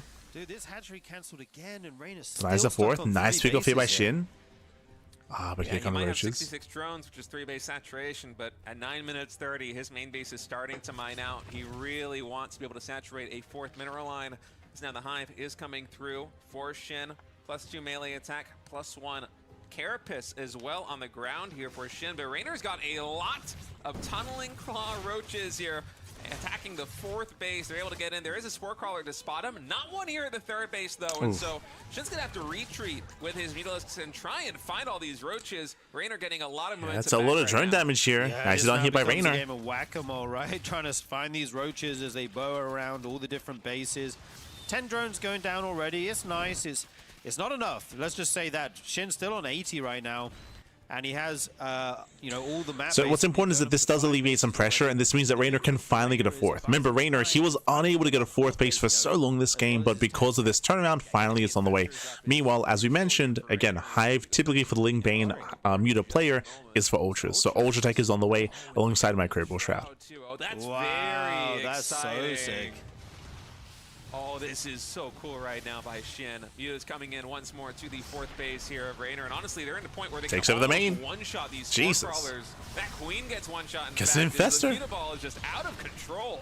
Yeah, this is so many Mutas right now. Nothing to contest them. The Hydra's trying to run up. Already a lot of damage And again, the big difference between this game and game one is that in game one, Reynor very easily got a fourth base. That's not the case here, but the massive fungal. Follow-up one. There isn't. That infestor just no popped from follow-up. the main base, so the other infestor must have just hatched from another hatchery. He just wasn't able to get up that main base ramp in time. Muta's going to continue the reign of terror over at the fourth base right now. And Reynor, he is getting a little bit of damage done. These roaches are actually going to spot the Ultralisk Cavern, so he does know what the tech of choice is going to be here for Shin. But how do you deal with Microbial Shroud Ultras right now as Reynor? Yeah, I mean, basically the only thing that can contest them is Lurkers, and you didn't used to go Ultralisk into Lurkers because the Lurkers shredded them. But with this Microbial Shroud, reducing that damage by 50%. Like, Ultras was still... By the way. Yeah. Ultras was still the go-to in Ling Bane Muta even last patch. Insane, man. It's just even stronger now because of the Microbial Shroud. Big numbers still win, but it does, I think Shin just has the economy to make this work. Loads of Banes rolling in here, trying to hit the economy of Reynor. Oh, he gets in! The hatchery will go down as well as 8 workers. Yeah, Reynor, he's trying to just play defense right now. He knows that he's not in a good position. The Mutas have been able to get a little bit too much damage done, and so he's walling in the third base right now with Evolution Chambers. He's rebuilding the fourth. He's adding in more static defense. Ultras are great at trying to bust compositions like this one. 3 more are in production. I think a couple are on the map already. Ultra Armor also being researched right now, and I am just unbelievably excited. This is my first time ever casting the new Microbial Shroud on a ZVZ. Oh, nice Parasitic Bomb, though, on this Muta Cloud. Good split by Shin. Will just lose the one Mutalisk, it looks like. Just the one. That is a threat. These will fall off eventually once the Viper numbers grow. But the And again, at this point, you want to get rid of the Mutas, right? At this point, you want to slowly ease off Mutas and ease into Ultras. Huge here for Reynor. Unfortunately, just not And enough of a Infestor. follow through in terms of damage, so just a couple of Mutas getting taken out. Shin is getting all the bases. I mean, he's meant to. Maybe a Hydralisk attacking on the low. Remember, the Muta player is meant to have map control. They're meant to have more bases. They're meant to have the better economy. And they're meant to be containing the Lurker player on a low base count. You can see here that Reynor still doesn't have a fourth base. This next wave, and it's going to be a dangerous one because Shin is basically going super max. He's not. But remember, the offset of this is that Reynor right now has the more efficient army. It's kind of like Mech, for example. He's investing a lot of resources into the first. Here goes Ling Bane. And here we go. We may be seeing that now. A few Banes roll in. Trying to dive in. Right now. It's Pushing into the Lurkers. Waves. So to avoid the fungals, I guess, going to Once again gets into the middle line, does not get the expansion this time, gets only 4 drones. Yeah, it's a little bit of an interesting choice because he sends in just the Ling Mains. He doesn't send in the Ultras, and I wonder if this was actually... Oh, nice follow with the Mutas. Very nice. Just to free up supply for Ultras. I think it He's is. going for the Infestors. He gets 1. He gets 2. Production. And remember, it's all about freeing up supply for the Ultras. That's what this is about. You want to get rid of these Mutas at this point. He's taking out the Lurkers, which is crucial. You want to get the critical mass of the Lurkers as low as possible so that your Ultras can do work. Yeah, but just look at the map right now, Shin. Shin has so many bases here. His economy is absolutely wild. Needs to make another overlord here. Just got 6 on the way. That'll do the trick. Yeah, one for each remaining supply. Yeah, 1 each. So he will finally be able to max out. There is a world where Reynor can get maxed, and he gets that unkillable, you know, Viper, Lurker, Hydra army. But Viper. I think Shin's going to be able to hit before that's possible. Yeah, he will. Yeah, in the top. Yeah, Shin is going to strike. I'm loving the SimCity here for Reynor. Reynor, he's creating a choke point. We have Evo chambers everywhere. Again, Reynor, he's fully turtling up. He's just fully turtling up, waiting for the lurkers, sorry, for the ultras to come into him. And the 4th base, but it's all going to be about the 4th. So. Oh, he knocks down the wall. About to push in. Okay. The Banelings, they take down most of the static defense. Oh man, Reynor, he's going to re-wall it right now. Okay, the ultras coming in. Ah, the ultras, they break down the door. The wall is broken. Here There's Microbial Shroud. Big parasitic bombs on the air units. The ultras have to try to break through. They get in. Give them reduced damage. Oh my god. Lurkers behind this. Is Shin going to be able to break this? So many ultras. Running out of detection. He gets in. He breaks through. Where's the detection? Yeah, no overseer. That was more costly than I think it was expected here for Shin. Those ultras, a lot of them fell. A lot more are in the red. We have 9 more, I think, we saw in production right now. But you can see that the Overseers went down to the spores, so no detection. That's why these lurkers survived. In the end, Shin, he broke the base, and that's all he has to do. Remember, what is the win condition for Shin? It is not to kill Reynor, it is to kill the 4th. That's the win condition. This base. If this base keeps going down, then Reynor is broke, and Reynor cannot afford to make anything else. How do you defend the 5th base? I haven't seen Evo Chamber used like this before. It's very common when you play with lurkers. So if you watch a lot of late game ZVZ, Hydra Lurker Viper versus Muta play, you do need these Evo Chambers to wall up. It is very, as we try to make the comparison, it is very similar to Mech, where when you play with Mech, you need your tanks and you need your SimCity. Same with lurkers, you need your SimCity objective lurkers. That's what the spores are for. Ooh. And where's the Microbial Shroud? Where is it? Shin. Defense of Reynor. Shin's supply just dropped 70. The infestors were nowhere to be found. Where was the Microbial Shroud? There was none. None. Zero. Oh my god, and the wow. lurkers just go insane. There's yeah, so you can see without Microbial Shroud, you cannot break that position, buddy. Turns out 50% is a big number, State. Yeah, it really is, especially before the armor now they're gets coming in. And Shin's like, yeah, I'm not making that mistake again. I think the lurkers, with their splash damage, might have killed the one infestor that was on the front lines, and that's why Shin wasn't able to get the damage done, or get the spellcasting done to secure the damage. In any case, he's building 6 more, so now, if Reynor can get this 4th base up and running, and the 5th base as well, then Reynor is 100% in this game. Like, Reynor, he just needs a 4th. He needs a 4th base. It's almost there. You need them to be able to see the lurkers, right? I mean, what else are the Vipers going to do versus Ultralists? Yeah, right, yeah, indeed, yeah. But like, if once the detection runs out, you can't hit the lurkers anymore. Yeah. So if you can zone out those overseers, Shin, he's premature. Here, they will be able to cancel this base, and then we'll have to run away. Again, Shin has to be so careful. He cannot be too wasteful here. Remember, Shin doesn't have a bank. Like, again, like this. The reason why he has no bank, of course, is because Shin's army is less effective. It's less efficient. So there's that dynamic. 2025. Okay. It could also be for these Lings. I mean, +3 Adrenal Lings. Shred absolutely. Going for the drop lords. Let's go. As well. Yeah, it is just going to be a Ling drop. Yeah, it makes more sense to do with the Lings, but you know, the fan in me wanted to see the Ultra drops just for the just for the memes. I know, right? You got a lot of bases. You can afford a couple Ultras. I know you just lost a bunch attacking into a maze with Spore Crawlers. Now remember, behind this, what is Shin doing? Greater Spire. Shin has a Greater Spire. He's getting ready for Broodlords. Technically, Broodlord Infestor is great. Broodlord Infestor Viper is greater than Hydra Lurker Viper. Like, Broodlords have potential to be the superior composition. They have the potential. Have a couple overseers added into the mix here for Shin with this drop. I hope that he does, just for his sake. Yeah, at least one would be nice. If you can take out that lurker, it would be good. Otherwise, it will. It still comes down to air control. Still comes down to the spellcasters and vipers for sure. Is very good. And the question now is, can Reynor hold his 5th base? He is maxed out again on quite a low drone count. It has to be said. Reynor, he's getting up. He's getting his 5th. So his army's actually bigger. Alright, Microbial Shroud going to be casted again on these Ultras as Shin is trying to break down. Where's the detection? Reynor. Oh, those Infestors taking so much good. splash damage from that one lurker right now in the mineral line. I think Reynor was actually focused firing that one. They get some ace. Link drop into the main. Okay. Well. The Hive is under threat. Going for the Hive. One lurker can take this down fast enough. +3 Adrenalings getting to work on that Hive. He doesn't get it. Reinforcing will be able to defend.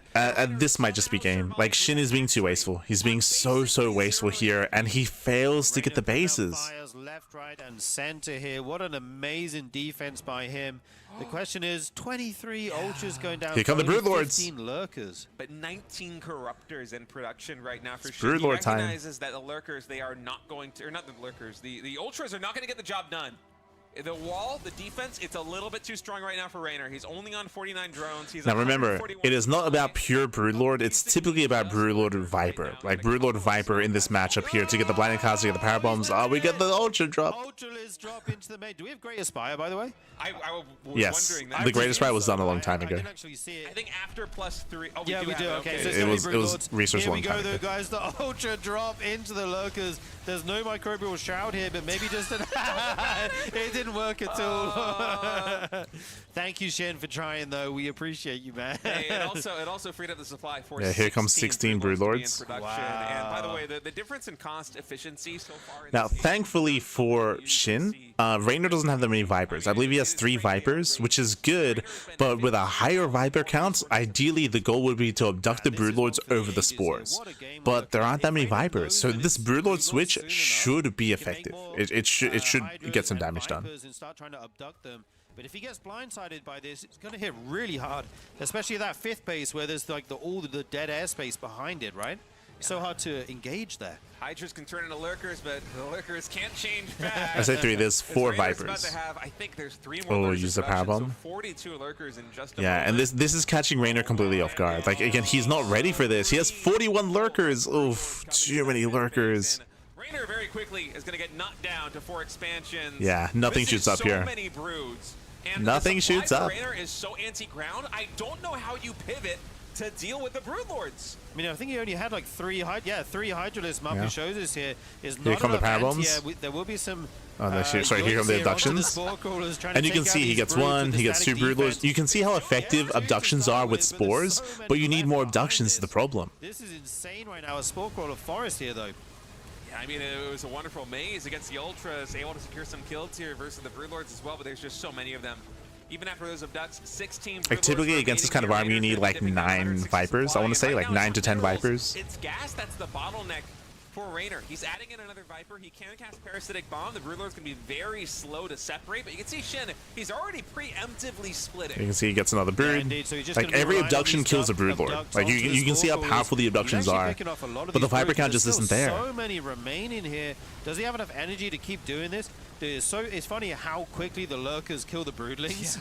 Yeah. It looks really funny to watch. It's like a tower defense game right Chin now. up. This is just Sham. madness. Sham. Shin down to 150 supply, just completely focused on pushing with the Broodlords. Actually, the Spore Crawler's in range of the Broods right now. Shin might have gone a little bit too close. Now Reynor Shin with the A move. The most distant Broods, and he's defending the Broodlord Yeah. push. Again, you can see the power of the Vipers. Oh my Spore God. Crawlers. Reynor is so sick. He actually had some units across the map as well. I can't believe that Reynor just survived this. Look at how many Vipers that we have. That extractor is getting evaporated right now. I don't think State has seen many ZVZs. But yeah, like Vipers are like the go-to here, and you can see we have more Vipers massing. That is the counter to the Brood. We'll have to see how many. Got there in the end. 20 lurkers still. Yeah, it's looking But tough, Reynor lost the expansion, and that's what matters. This is what mattered before as well about the 4th base. Here, Reynor, he lost the 5th. He lost the 5th expansion. And that means that Reynor has no money. He's broke. He's broke, man. He has no money, and Shin should be able to remax. He is going to be able to remax. On the map right now, there's only 2 bases he hasn't taken. How many bases is this? I want to do some math. 5, 6, 7, 8, 9, 10. 10 bases to 4, Sturgeon. This and is the 4th wild. base, the 4th base and the 3rd, they're basically mined out here for Reynor. He needs another hatchery.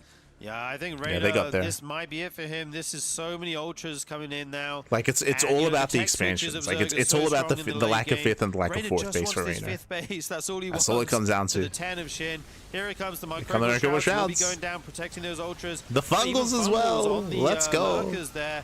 So much here from Shin. Going to start shredding through the army Oh my of Reynor. God. He's defended GG. so valiantly, but in the end, he is forced to call GG in game number 5. What a ZVZ. I have never seen a ZVZ anywhere close to as cool as that game. No, that was cool. Reynor That was so down good. and out for the last 15 minutes, and like Houdini, he's able to do magic trick after GG, magic well trick. played. This ZVZ, this kind of ZVZ was a lot more common a couple of years ago. I'm thinking about the Gressvan map pool. If you remember the Gressvan map pool, it was so common to see like Hydrolurker Viper versus Hydrolurker Viper, or this like Muta into Ultra Tech versus Hydrolurker Viper as well. This would have been what, like in 2022, 2023-ish era of StarCraft. It's been a couple of years. True, to be fair, it's been a couple of years, and I think that was back when State wasn't casting, it wasn't in StarCraft. At least not yet, not again, I should say, before his return to StarCraft.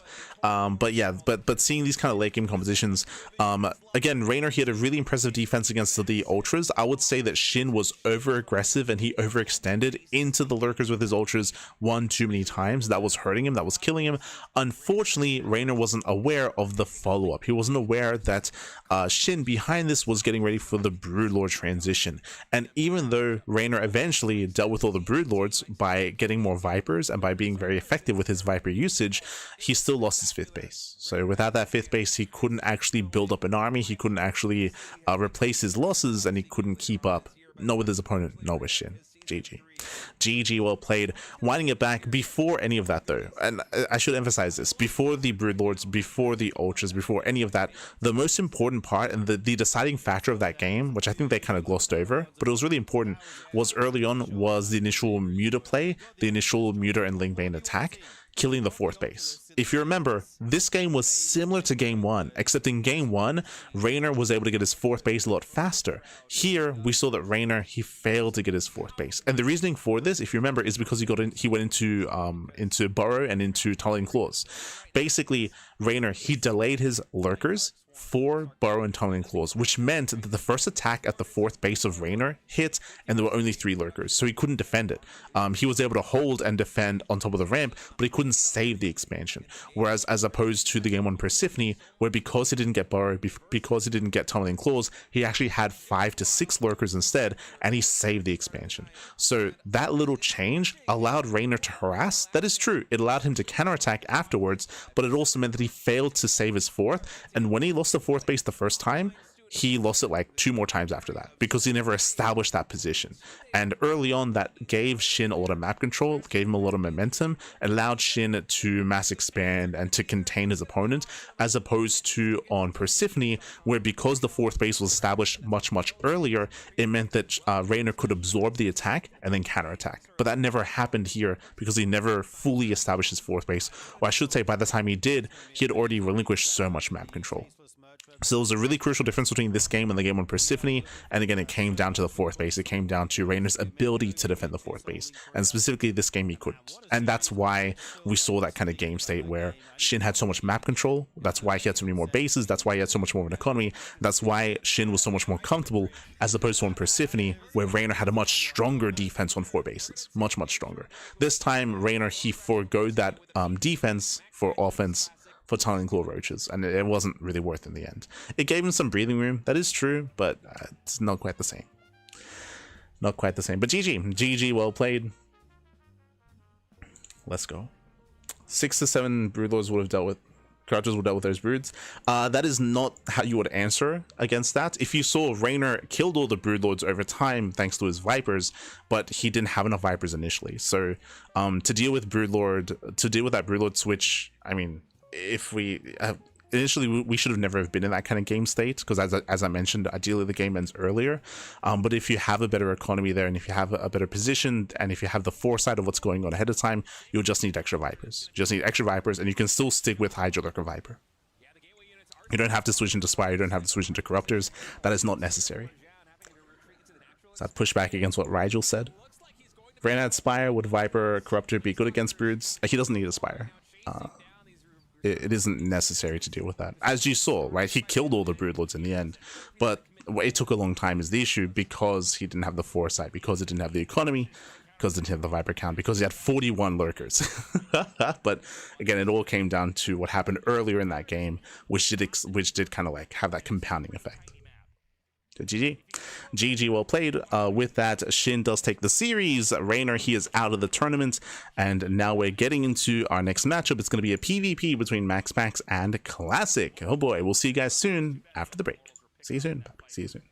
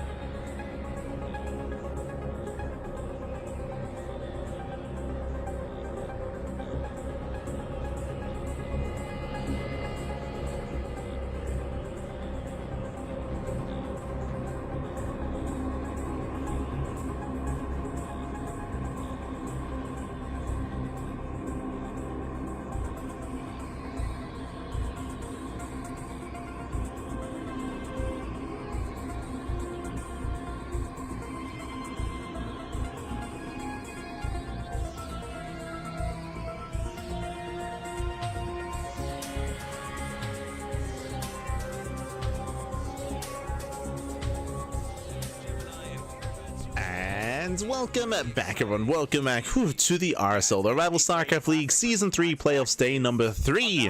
We just wrapped up with our first mirror matchup with our ZBZ, and now we're here with our PvP, the Protoss on Protoss action here, MaxPax versus Classic. I'm very excited to see how these two compare to each other. We have seen them trade series and trade games back and forth, and we'll see who can make it through into the lower bracket semifinals. We'll see who will advance on a face-off against Shin in the next round, as Reynor is out of the tournament, and Shin did advance on over Reynor. Who will join him? We're here to find out. We are here to find out. Here we go. Quickly checking out the bracket here. As you can see, Shin, he's waiting in the loser semifinals, waiting for the winner of MaxPax and Classic. Meanwhile, herO and Maru are going to be facing off later on tonight. 2 series left here tonight. Let's go. Whew, let us go. And again, a really fun, a really strategic ZBZ is what we did have previously. Really interesting games, really interesting builds, and how they compared and faced off against each other. But up next, we have a PvP, and this might be a short one, to be honest. Classic is very fond of proxies. He's very fond of all-ins in this matchup. MaxPax is very fond of being greedy, so we'll see how Classic will approach the greediness that is MaxPax. Let's go. Definitely already starting off with some interesting stuff here, potentially. True. For MaxPax, it looks like he's just going to... And spawning in the top right-hand corner, we do have our Danish Protoss player. We have the blue Protoss. It is MaxPax. Yeah, I mean, the map was a little bit we saw as well, I think, yesterday. And in the top left-hand corner, we have the South Green Protoss. For Virtus Pro, it is Classic. And if you're in the chat, you know what time it is. It is Gamba time. Predictions are open. Place your bets on who you think will claim the series. Best of luck in the chat. So get into our PvP. Already we have MaxPax going for an economic opener, going for the low ground setup. Meanwhile, Classic is going for his scouts, going for the high ground setup instead. After he sniped the single Oracle. It was a crazy game.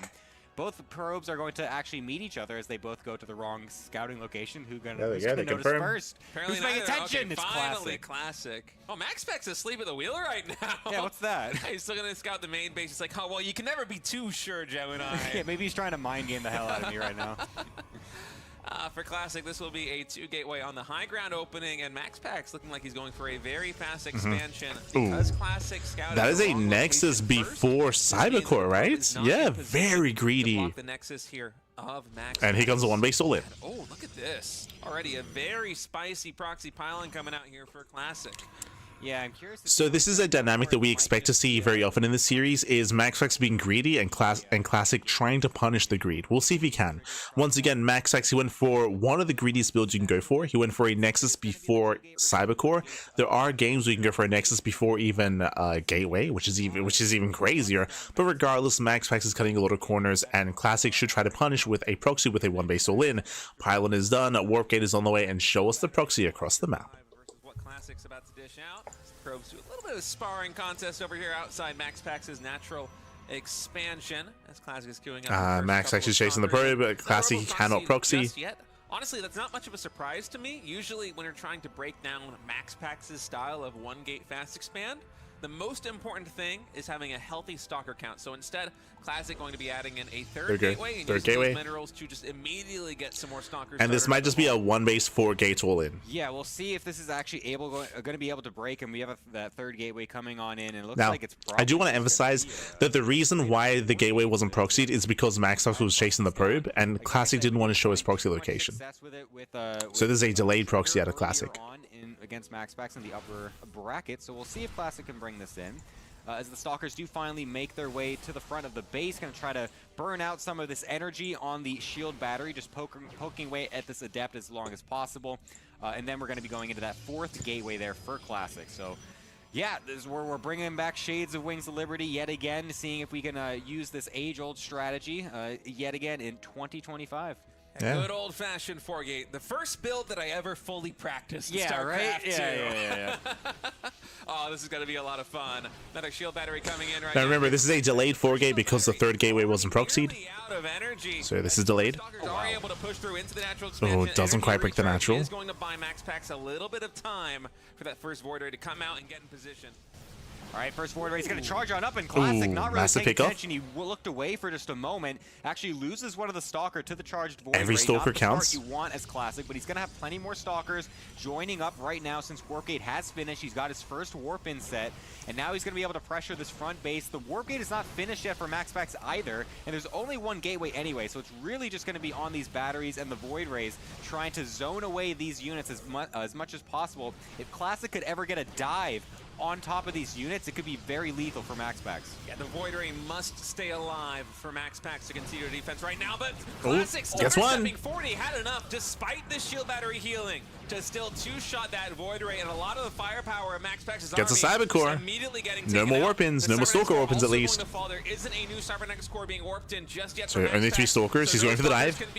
Oh, he gets punished. Confidence right now from Classic. He moves forward, trying to judge whether or not he can push in, and the moment that Void Ray charges up its beams, that's the cue for Classic. Just wait, bide some time, get damage done on the front infrastructure. Now there's 2 voids. Yeah, you can see he's being really patient with this. If he Cyberco's overdives being just revealed. once, it can really swing out of nowhere. So he needs to Oh! be Oh my picking his God. fights very carefully. That is going to be the one Gets he one. tries to go Gets for. one Void. Getting one more of the Void Rays, focusing down the Stalkers at this He point. gets all the Stalkers, Doesn't he's matter done that it. the Yeah, Pros are he's trying done to it. He block breaks him. through. Every He Stalker is goes down. all One Void over Ray his left. natural with a singular Void And Ray. Classic, All he's to broken him. Max Max's GG name. gets Classic called. takes the Classic takes 4-gate game strategy, number makes 1. it work in the current age.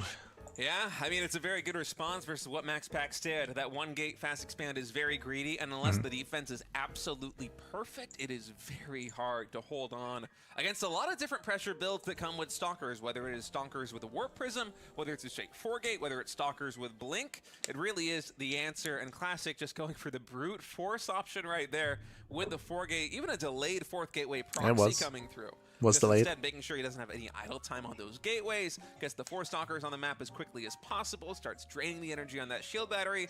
I mean, it's just a textbook 4-gate push against a 1-gate expand. Yeah, I think one of the main differences this time as well compared to when Trigger tried it is that MaxPax in that other game, he went for an Oracle first, and that actually did pin some of the He went Stalkers Stargate back before at Nexus. home for Trigger, so he didn't have as many on the front As a lines, reminder. whereas this time Classic was able to just have everything right at the front door from the beginning, so that might have played a little bit into this one, particularly MaxPax just seeming like he just didn't have enough that time. Like it was just too overwhelming too quickly for him. So yeah, a bit unfortunate for MaxPax, but we'll see if he wants to stick to the 1-gate stuff in the rest of the series. Since The answer that's is yes, obviously he probably something will. Like the next map we're going to be going on to, Botanical does have one of the high ground nats, so it is possible that he could do that. Yeah, with the high ground Natra expansion, I think it's very likely the MaxPax will go back to the 1-gate expand. And if Classic tries to punish it, he's going to have a much harder time actually breaking through that ramp just because of the vision advantage that Defender has. Anyway, folks, map number 2 is loading in. MaxPax versus Classic. Best of 5 PvP series. Classic already leading this one 1-0. So really important to touch on what they just mentioned. Here on Botanical, there is a ramp coming into the natural, but it's a very wide ramp. True. But basically, what a ramp entails is economic openers. You can cut corners, you can go for gate expands. There is a higher chance that we might even enter Phoenix Wars with MaxPax versus Classic, as there's a high chance that both players open up Stargate before their own bases. So we'll see. We'll see if Classic and MaxPax do embrace their Stargates before Nexus. Placement. You get the gateway in the Cybernetics core, or 2 gateways, and that is the full wall over here on the left side, and then you got this nice little nook between the pylon and the rocks for your entrance. You can expand that on later just by taking those rocks down. It's cool. This is one of the maps that I haven't gotten very many games in on Botanical, but it's fun to watch players explore the possibilities, especially in PvP on high ground expansion maps, because they definitely produce very different games from the low ground naturals like we just saw. Yeah, definitely. It makes it much more easy to defend, as you were mentioning earlier. Since you have that high ground, of course, it makes it so that way you have the nice high ground advantage.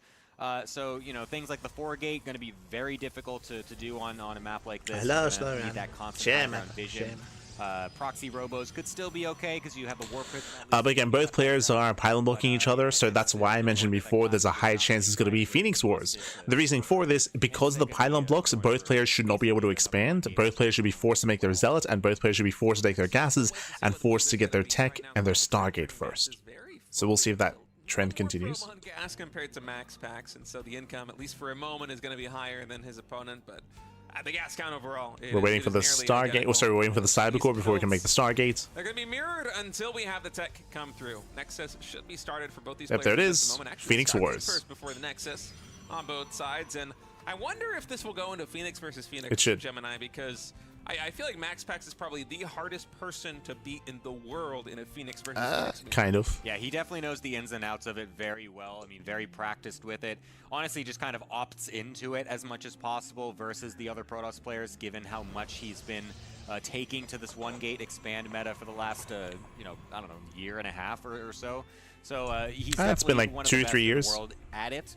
And it's going to be Classic that's going to try and kind of meet him in that regard as well. I believe both players got the scouts off that there are going to be Stargates coming, and they're going to meet in the middle of the map with their Zealot Adept.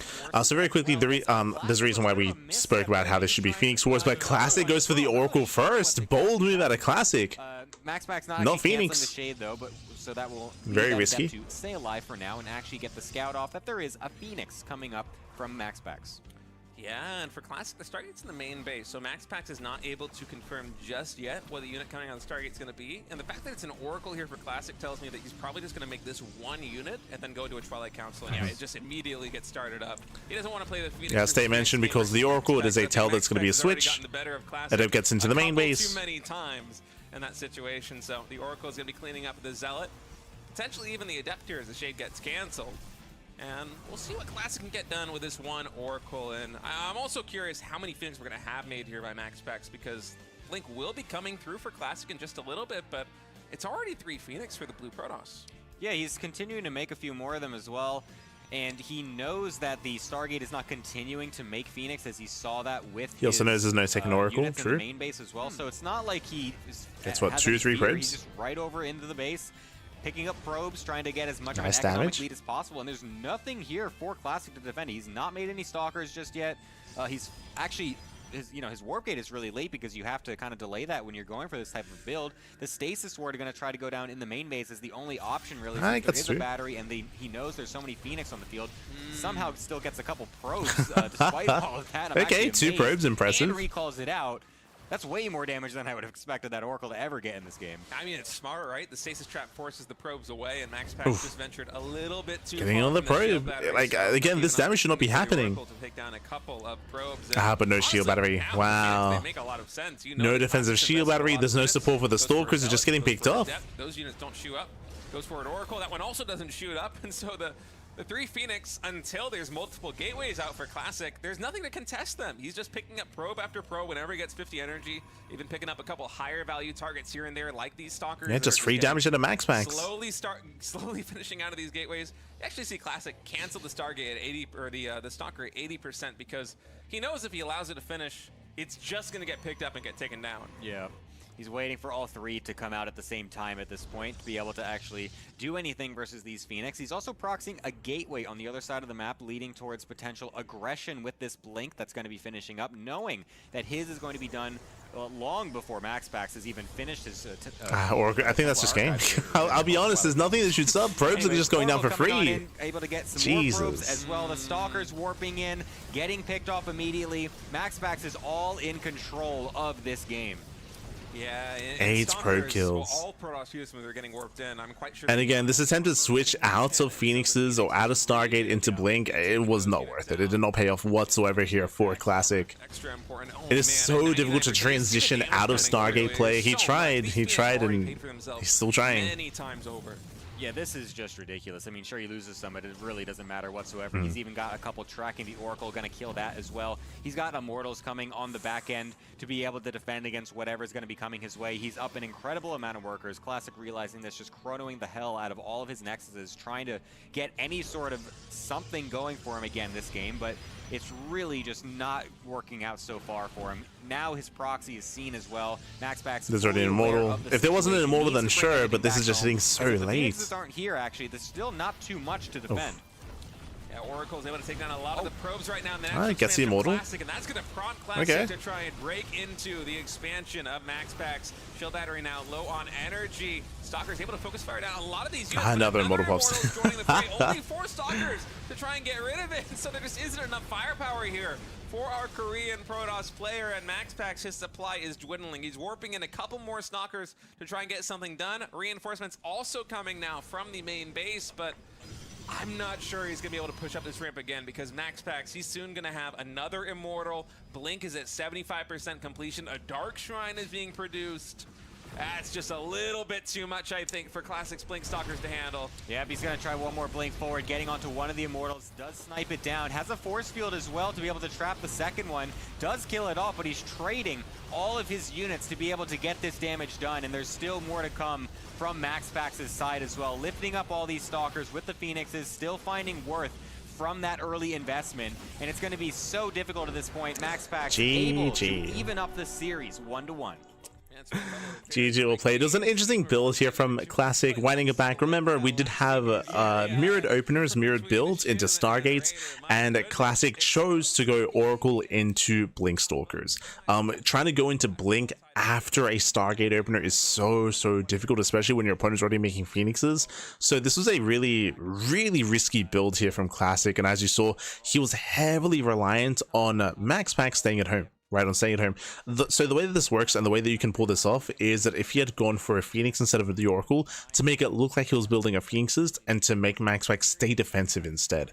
But he went Oracle first, and he also got scouted by the Adepts. True, that's also a big moment, right? The Adept scouted, the Adept was able to let MaxPax know that he could be active on the map instead of being defensive, and GG. GG well played. So with that, MaxPax able to react, able to make that decision ahead of time, of course, thanks to his scouting. GG. GG. Expand is going to be the Stargate. It's just so versatile. You can do harassment with it. You can either do that with Oracles or the Phoenixes we saw. And you can also make the Void Ray if you must defend your expansion against something else. It's a great defensive tool in the early game in PvP, but MaxPax is just a little bit better. I mean, maybe even more than a little bit, honestly, with a Phoenix play. Nobody can touch him right now in the PvP world. Yep. Also, go ahead and check out our YouTube, please. We have been getting all our... Again, when it came to what Stay was trying to get at here, for the most part, it came down to the build of choice. It came down to the scouting of MaxPax, because once he realized, oh, you're not making Phoenixes, oh, you're making an Oracle, that means that I can be in your face, right? That means that I can be active, I can be in your face, and I have that knowledge, that information to be aggressive and to punish Classic. So a lot of it came down to the early Adept, came down to the early scouting, and the early game aggression. GG. GG well played. Looks like we're cutting to a break, so we're going to be cutting to a break here. When we come back, we'll have the rest of the series. We're currently tied up 1-1. See you soon for Game 3.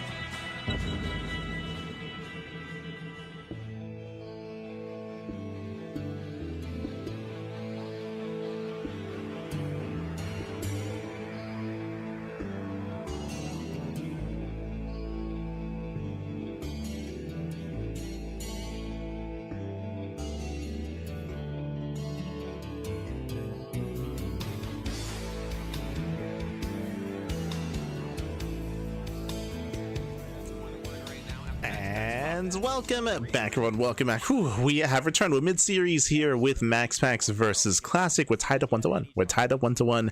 And the previous mirror matchup went all the way to the ace match. Will this one do the same? Can we repeat ourselves here and also make it all the way to game 5? We're here to find out. What I do expect from what we have been seeing, shorter games, a lot of all-ins, a lot of greedy play at a MaxPax, a lot of aggressive play at a Classic. We'll see if that continues here coming into game 3. We'll see what maps they load into. The maps are going to be a big factor as to how safe or how vulnerable MaxPax is going to be. Let's go.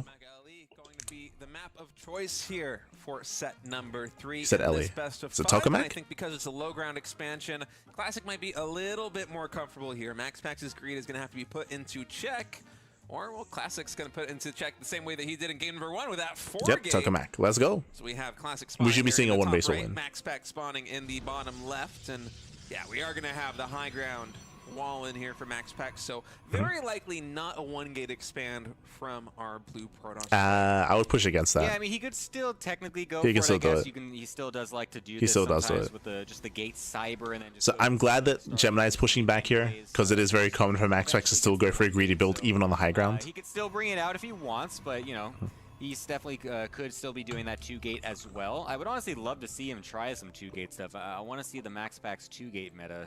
I need to see him join the era of the righteous and the justice side.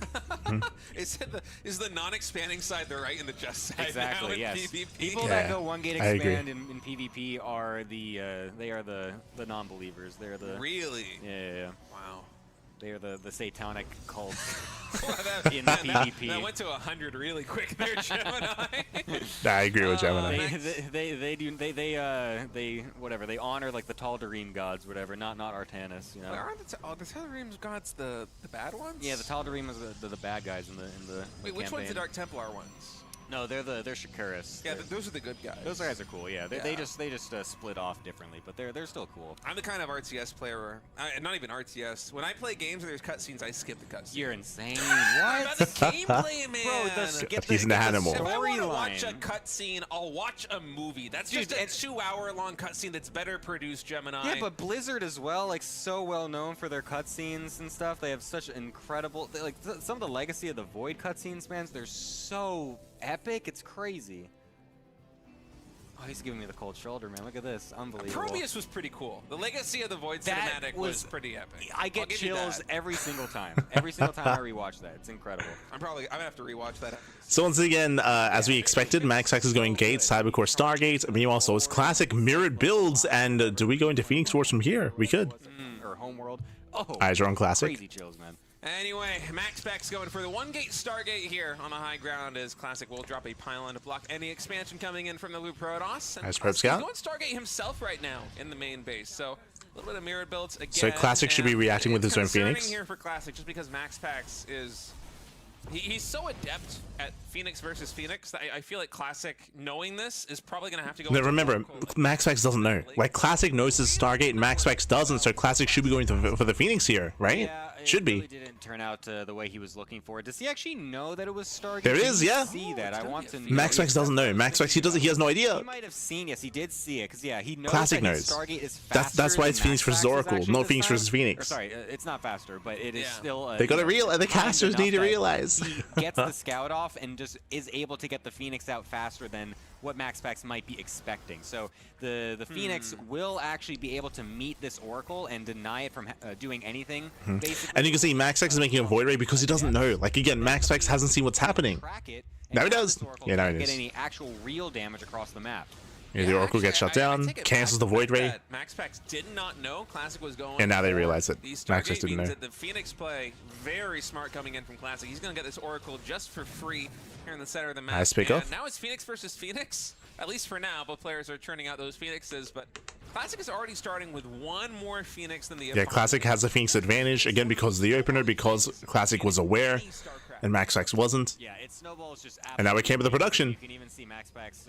I'll actually be really honest. Classic going in like this is so insanely risky. Like he could just get flanked so quickly, but unfortunately those stalkers not quite in position from MaxPax to get enough damage. But that was actually really risky to go in with only just a few there. It's even though you have maybe the one advantage, you just risk one Phoenix getting spawned just a little faster than you expect, and the other Phoenix coming flank, and all of a sudden. Ooh, MaxPax going for the switch. Okay. Classic does get out. Switching to Blink. Get any incredible damage against those Phoenix, but it looks like MaxPax is actually going to be the one that's going to transition out of the Phoenix War faster. Oh, the Phoenixes. He gets caught. Oh my god. Yeah, it's going really well for Classic. Man, yeah, and Classic is just overwhelming. Words right now. Props to him. And game number 3. As MaxPax opening Phoenix seems like the hardest person in the world to topple in a Phoenix versus Phoenix mirror.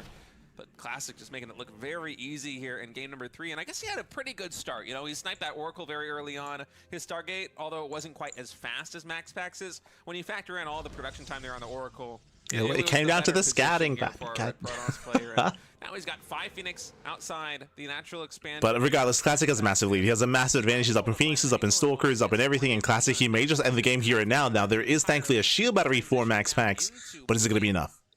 And Classic's about to find that out. This is a big opportunity for Classic. Because of the Phoenix. Wow, I love that as well from Classic. Just getting one more Phoenix, diving now onto the workers. He's actually also set up a proxy pylon to potentially be a bit more aggressive, knowing that he's already got the lead. He might just try and punch it on home. I'm kind of surprised that he actually wasted a lot of the energy lifts onto the probes, considering the fact he is already setting up this forward attack. He's only going to have a few more... Yeah, it does mean that he has less lifts for the army. That's true. It's good that Gemini brought that up. Looks like it might just be a... But it might just be too much anyway. To make this timing work before Blink is actually finished from MaxPax, and I think he's in a prime position to make Comes down to the lifts. Yeah, we have 5+ lifts available right now on these Phoenix. As Classic's be pushing in. Man, I love this push so much. He focuses down the shield battery first with a proxy gateway and pylon outside the natural expansion. It's going to be quick reinforcements coming in here for Classic. As now the Phoenix, they can start lifting up these Stalkers and doing their work, hitting this timing before Blink is done for the Danish Protoss player, as Zealots and Stalkers are getting warped in right now for MaxPax, but there's just a little and he lifts too much. He lifts everything. There's 3 Stalkers left, 2 Stalkers left. Go for the surround, and it's actually helping quite a bit. And now Blink is finished for MaxPax. The problem is that there's just so many more Stalkers from Classic. There's not as many lifts. There's only a few here. And this is kind of what I was saying, where it's like if you wasted them all on the probes, you can't actually bust down with too many of the lifts right away. So it's taking a little bit longer for Classic, but I think it's going to be totally fine. Yeah, once again, nice target firing. The boys are being pulled. MaxPax getting desperate, but it's just a numbers game at this point. Just a numbers game. MaxPax down to only 4 Stalkers. There's still Phoenixes, so we can still lift.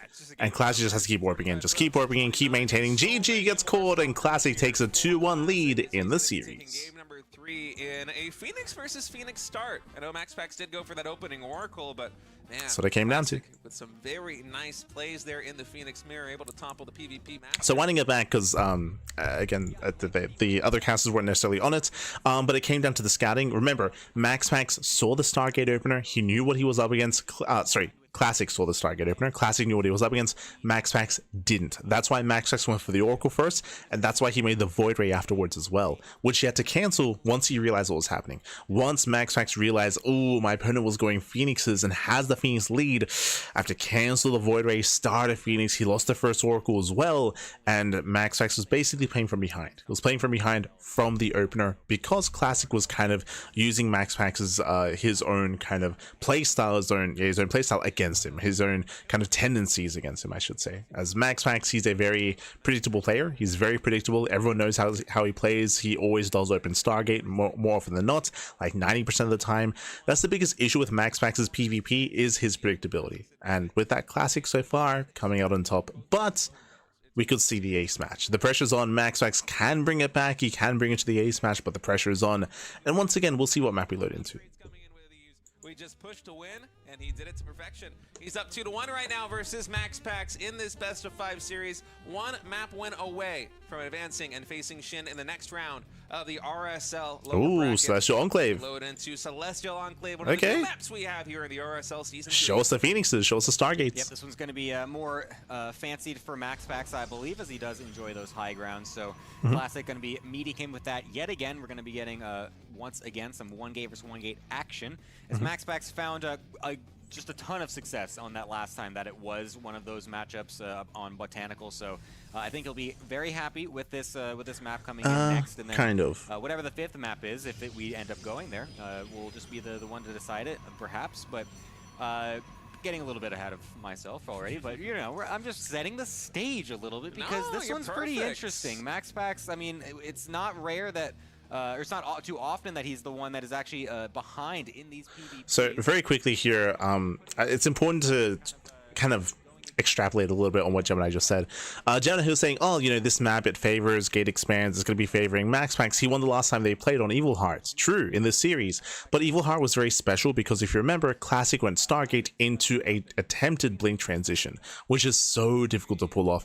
We should not see that again. Even though we have these Gate Expand setups here, even though we should be seeing some Stargates, switching into Blink Stalker should not be the go-to for Classic anymore. We could actually see some proper Phoenix Wars this time. The reasoning for that is that both players have their probes out on the map, and both players should be denying each other's expansions, and we should be forcing out Stargates. That should be the case, and we should be seeing Phoenix Wars. Again, the last time we saw this, we saw that Classic tried to switch into Blink, failed to do so. We shouldn't see that again. Maybe not feeling quite as confident, and for Classic, who, in my opinion, was just the king of the previous All of that match, kind of getting at the point that even though last time they played this style, MaxPax won, I don't think we should be seeing the same builds as we did last time. RSL Championship.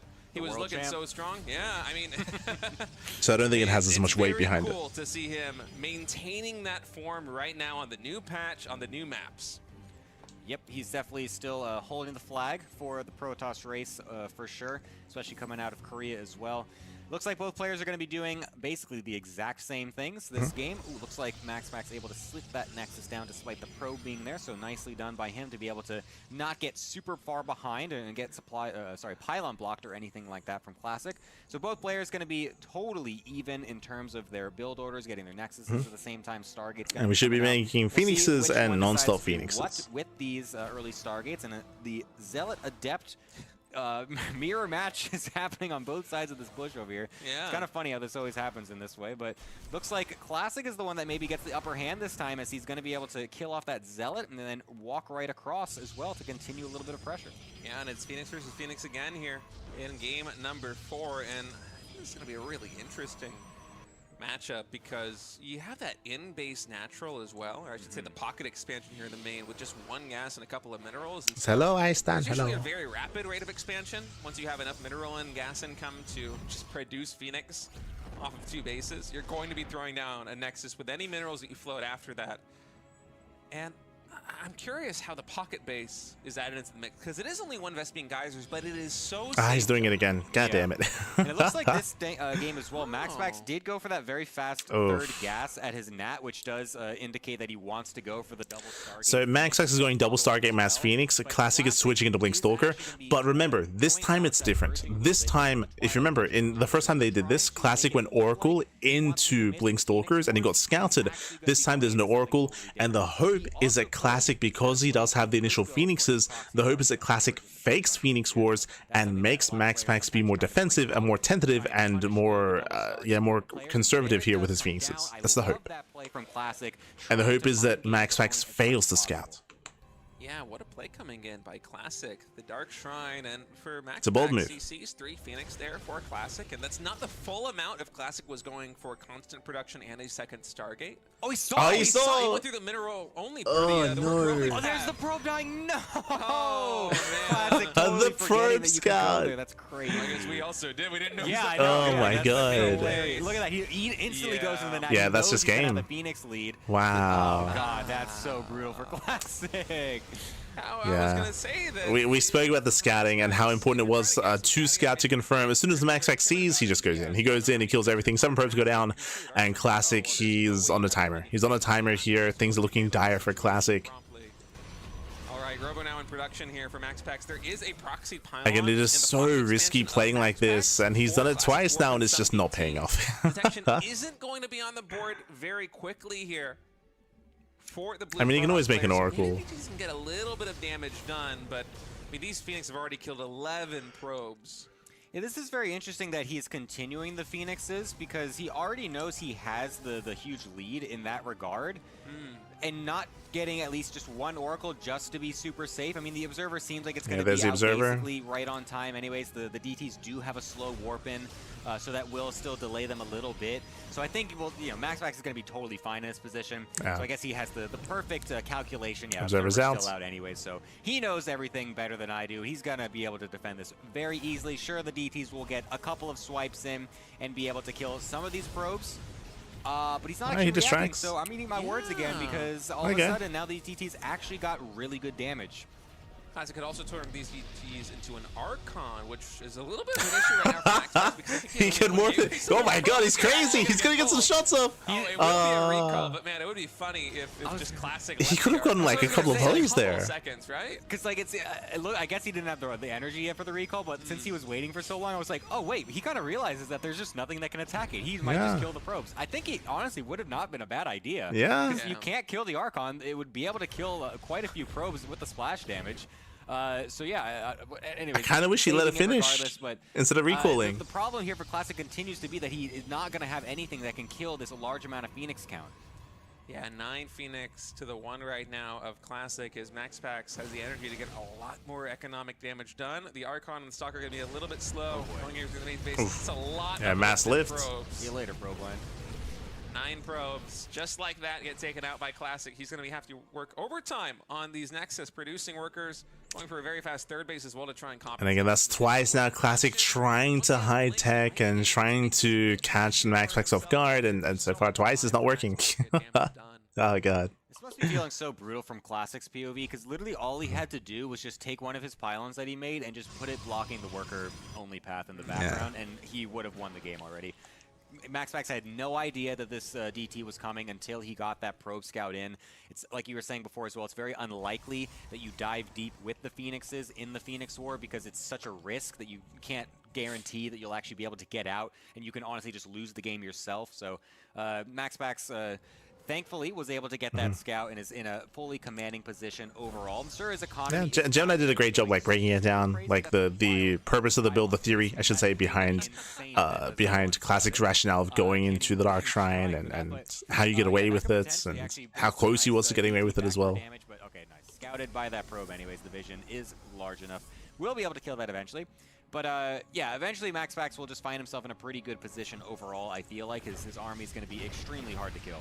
Yeah, Classic isn't out of the game just yet. With his constant worker production, he's actually taking a 1 worker lead right now over MaxPax. And so economically, things are still very close. It's just that these Phoenix have so much staying power. It's going to take a couple... Well, it's one of those things where the soup does lie. Yes, Classic, he does have a comparable worker count, but he has had to rebuild so many probes. Whereas all that money that Classic has spent rebuilding, MaxPax has been able to tech and get into Immortals, +1, charge, just a greater army and a greater economy. So, again, even though the Classic technically has recovered in the worker count, he's only been there for a short while, whereas MaxPax has been there the entire time. So good versus Mass Blink Stalkers, but Classic needs to make the Stalkers to deal with the Phoenix. Yeah, and then you can even still keep the Phoenixes there in the fight. I know they're not normally meant as engaging units, but you're able to still lift up quite a few of the units and just completely dislodge like a third of the army with all of your Phoenix lifts, so it can still be very good in the engagement once that does come down to that. So don't think that the Phoenix are basically just dead weight at this point since the harassment stage is over. They're still going to find some value as the game continues on, and this push from MaxPax looks like it's going to be just hitting like a complete truck onto this third base for Classic. It's going to be so hard to defend. Yeah, I mean, it's mostly Stalkers right now for Classic. He was able to morph in a couple of Archons, but against the 4 Immortals, all of these Phoenix... It's going to be tough to hold, and MaxPax knows this. He has an observer right over the army. He's eyeing this down, and he's feeling pretty confident, I think. Yeah, he's trying to get a nice positioning here as he doesn't want to just get surrounded. Also putting an Oracle Stasis down in the middle in case he gets dove on, so that's very nice. Picks up a Sentry to deny the Guardian Shield. Nice precision there. A blink forward. Yeah, you can see Classic's army splits. It's spread. He's trying to make a stand. Now the Phoenix is lifting almost all of the Stalkers. There's nothing on the ground except for the Archons, and the Immortals are doing a pretty decent job at dealing with that. And another Stasis Horde actually going down to trap the Archon as well. This is a total dumpster fest from MaxPax, just continually destroying everything on the ground, and we are going to a game number 5. Oh man, Shin versus Reynor went to a map number 5, and now MaxPax versus Classic is going to a game number 5. And so far the story has rung true MaxPax has been winning on the high ground expand maps. Classic has been winning on the low ground expand maps. It's kind of funny how that works. Yeah, I wonder what map number 5 is going to be right now, because... Yeah, unfortunately, we don't know what the vetoes are, so we're a little bit in the dark as to how the series is going to play out. But GG well played. With that, we're going all the way to the ace match. Again, a Classic had a very cheeky build here, going for the Hidden Dark Shrine, but as we saw, there was a Probe Scout that got in. A Probe Scout got into the main base, saw the Dark Shrine, and with that, MaxPax was able to react by being hyper-aggressive with his Phoenixes, crippling the economy, and getting ready back at home. Again, that was really close, really clutch. I love the build out of Classic, echoing what Gemini was saying. Like, the build was sound, the build makes sense, it was meant to work, but there was a Probe Scout, right? The Probe got into the main base. That should not have happened. That's part of the issue. That's part of the teething process when it comes to new maps, is recognizing what your opponent can do on a map like Celestial Enclave. There is a worker path into the bases, and it was not walled off. It was not walled off. GG. With that, Classic got scouted, and MaxPax shut him down.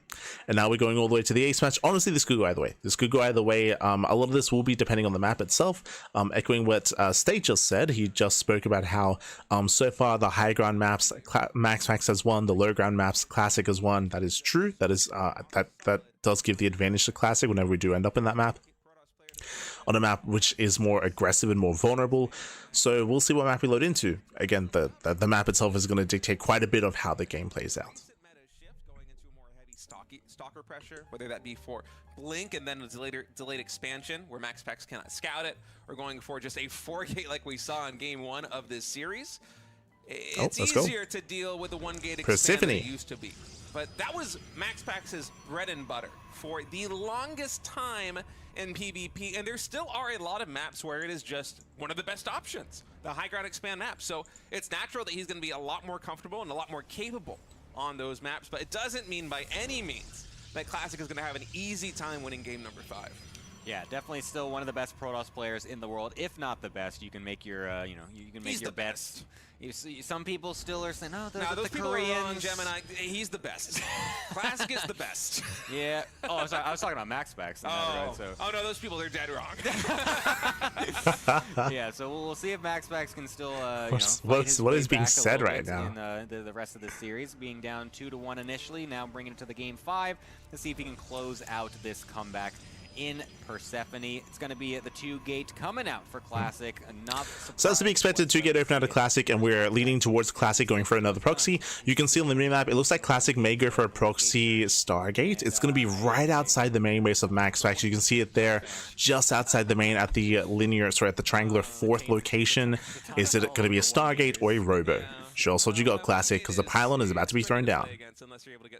There it is. Hold that thought, actually. That is an early pylon. Yeah, unless you got some clown tactics ready for your opponent, it can be tough. The problem with this being a Stargate, this is such an obvious location. It is so close to the main. Very forward pylon. Is this for like the fastest and closest proxied Stargate of all time? That's what I was thinking. This reads so heavily into a Stargate. It's too obvious, though. The positioning of this puts it into their main base. Robo, let's go. That's actually crazy. Okay. Could still be, what it could still be is a War Prism, double adept in the main base. That could still be very strong, and it's a way you can kind of start some of these 3-gate Robo all-ins. But regardless, the air distance is so tiny, it basically gets in their base right after spawning. It's crazy. I'm concerned, though, Gemini, because although this is a very cute tactic coming in by Classic, MaxPax is going to be chrono boosting out of Void Ray very quickly, I think, from this Stargate. It might even be the first unit out of this Stargate if he suspects early aggression coming. I was going to say that usually, even if he expects aggression, MaxPax usually goes for the Oracle first. So quickly. But he's about to scout. It's looking like True. he's going to scout it. Yeah, he had this queued up. Wait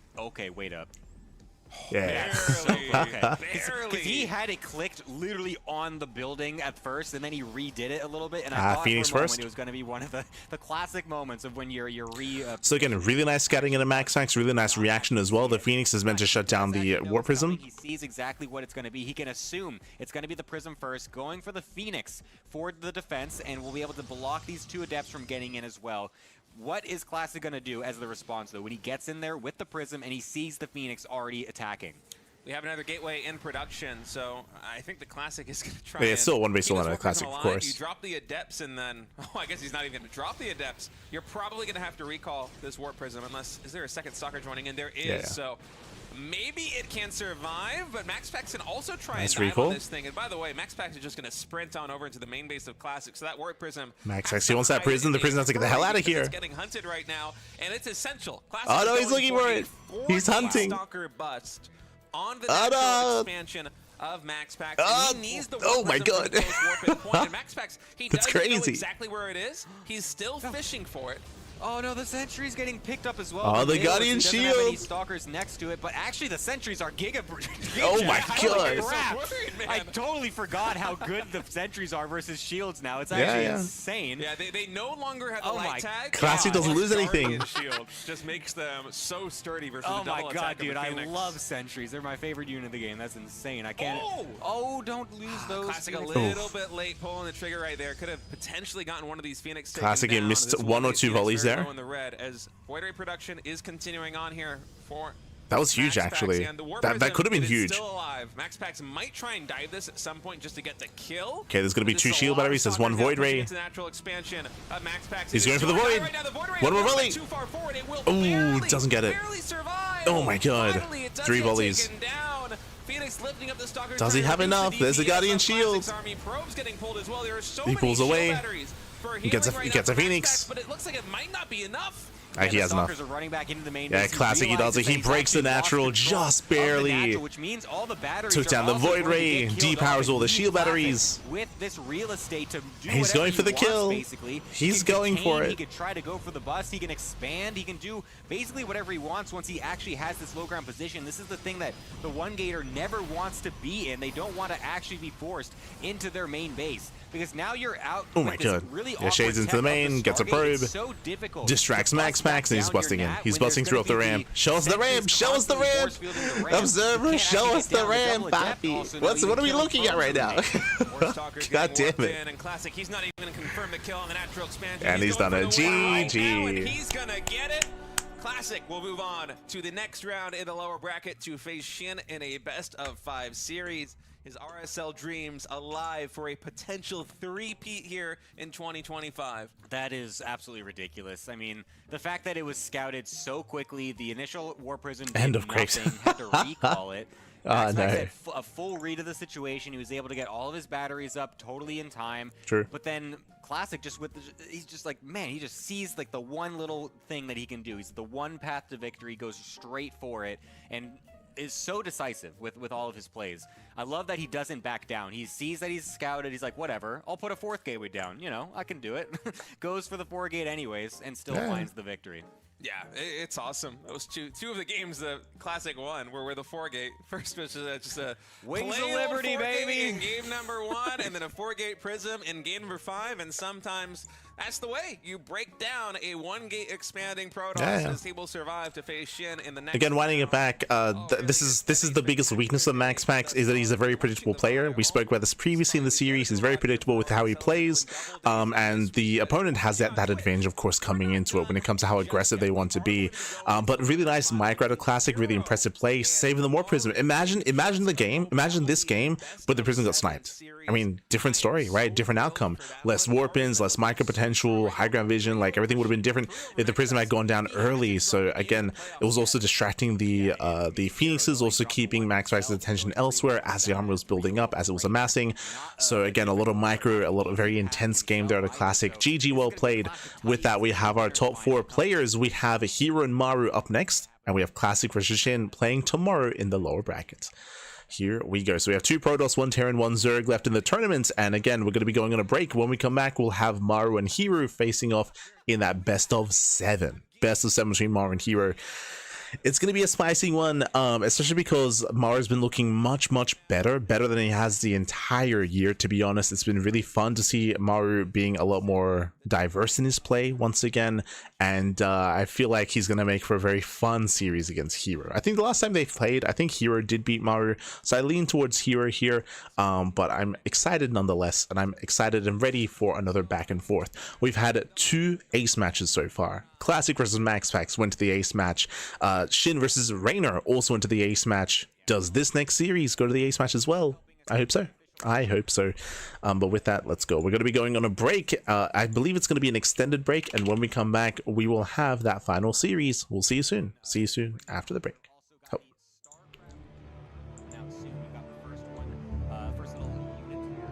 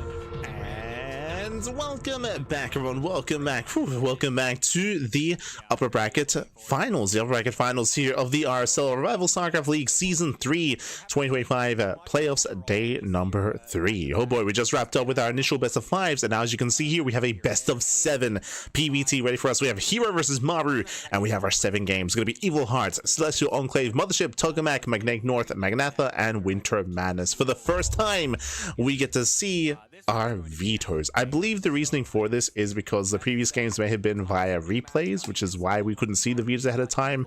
That would make sense. So it looks like the players maybe were unavailable at the time to play it live, but we do have these 2 players live. That's what matters most here. We have our 2 players, herO and Maru.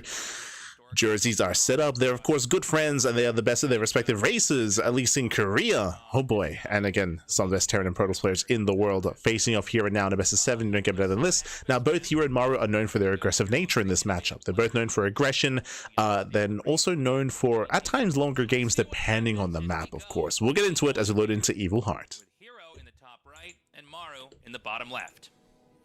Yeah, cannot wait to see what kind of strategy. And if you're in the chat, you know what time it is. It is Gamba time. Predictions are now open. Place your bets on who you think will win between these 2 players. Will it be herO or Maru?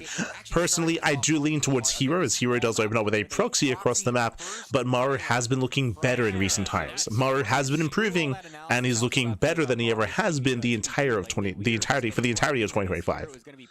So Maru right now, he is peaking. He's at his best. At the same time, so is herO. Let's go. Oh my god, no way. Proxy versus proxy, let's go! Both, I mean, whenever you do a proxy, the whole strategy is engineered so that you punish like them fast expanding, or at the bare minimum, they're going to 1 base it. You're going to have. So we have 2x versus 2 gate, right? So that's the second Rex. Let's go. Like I don't know for sure with these exact spots on this map, but I think the trajectory of the rallies, they will not be intersecting, hitting each other at all. They're going to be going past each other. Now, Terran is technically, and it's not a hard rule, but generally speaking, Terran's a little bit stronger if you're both base racing each other because their buildings float. And, you know, I mean, the Reapers of Maru should be faster. That's what's important here. The speed of this attack is that hero's going to be making Zealots and Maru's going to be making Reapers. No, he's going Reynor, which means he's going to hit later. Okay. Good to know. That we've seen before. So this is going to be later here for Maru. Proxy Marauder with Concussive Shell. And, I mean, so yeah, I think Protoss is really in trouble then, right? This is going to be very, very awkward, I think. I mean, it's going to be the double Zealot to start it off. I mean, again, even though this hits later, the reality is that these Marauders, they should not go down. Even going 4 Zealots off of this double gate. This is crazy. What a ridiculous strategy. He's also, of course, not going to show them just yet. He's crazy. He's going to wait as long as possible to make sure he gets as many of the units out that he can to be able to actually surprise Maru with the biggest force. But then once he sees these units, the question for Maru is going to be, does he actually attack into herO's base, or does he try to bring everything home and just make sure he can defend easily? Okay. I mean, the Zealots are going to come down and hit. The problem is this Wallen's here. Now, obviously, there's nothing to defend this. You can try to repair this and sandbag the damage. You know, 4 Zealots is a lot, but I'm a lot more worried for herO here as this attack's coming up. Yeah, I mean, herO has nothing. herO has nothing to defend. Only probes. So Maru can hold the line with his repairs, and herO cannot. Send it right across as well into herO's main base. There's going to be nothing to defend but the probes. He used all of his chrono boosts as well on the gateway, so no recall energy is going to be here. He's going to be able to kill off the pylon, denying the battery from being able to heal off any of these probes as well, as Maru is trying to defend continually back at home by repairing that herO can try to surround, maybe. Well, so he gets into the main. Down through, and so we're going to have a base race coming out. Okay, so actually, surprisingly, more SCVs have been killed than probes, but none of the probes are actually mining. Oh, there's a recall. He coming for the surround. Let's go. He's gonna take a fight. Now, the battery's gone. He gets 1. Gets 1 Marauder. There's 4 Marauders left. The reality is, as long as down to 3. Surface area to micro this, down to 2. Pretty good exchange. Down to 1. Sorry, down to 2. So hard to do versus concussive. Down to 1. He gets everything. Oh my god. So it's 12 SCVs killed to the 9 probes killed. And Zealots are still across the map. Wow. He's which means still the across damage the is gonna map. He didn't continue recall on. it, or actually, he did recall everything, but he had This is, I another think, rally. looking pretty good for herO. I mean, Yeah. the Yeah. fact that he was able to kill off so many Very SCVs impressive that were recall. repairing the wall, Against forcing surrounding Maru everything to was go huge. across the map and try to deal any amount of damage, and then just waiting patiently for the recall, keeping those probes alive as much as possible for as long Really as patient possible, play at a herO. Gets the recall off, gets the full surround with them, and then is able to utilize the actual units in combination as well. Now he's also getting more units coming from the left. The SCVs coming to the front line. It's a full all the boys are here. from Maru to try and destroy this Protoss Does force. help. But the micro so far from both Oh my players God. has been excellent. It's so crazy. Like, it didn't quite occur to me, yeah, you could just do an SCV pull. I kind of, in my head, thought Terran had to stay back and defend. This is such an unusual game. I've never cast anything quite like Shield this. battery's almost done. 2 Marauders so left. The battery's gonna finish in the Oh nick my of god, time. just in And that time. is gonna keep this Stalker Whew. alive. There's 2 more The Marauders shield battery. here, and that's gonna be a GG. herO takes that game Hi, hi. with that one battery just barely charging the Stalker up enough, and there's enough energy left over. You could just kill the Marauders. Once the Terran pulls the SCVs, you're basically... There's no returning. There's no going back to it. GG well played. Again, it all came down to the recall. It all came down to that massive recall. We surrounded the Marauders where he was able to lock down, what was that, 5 Marauders? Very impressive recall there. Really patient play. Again, Gemini was emphasizing that, just how patient herO was, preserving the probes, pulling the boys, and keeping them back, waiting for the recall, where then he could kind of lure the Marauders in and get the full surround. GG well played. herO takes game number 1.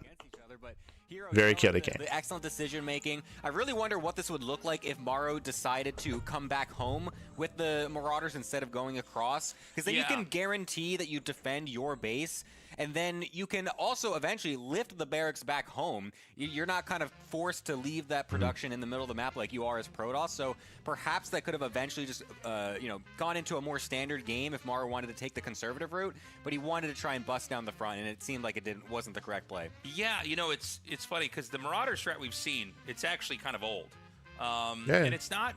I wouldn't say it's common, but like it's a build you encounter.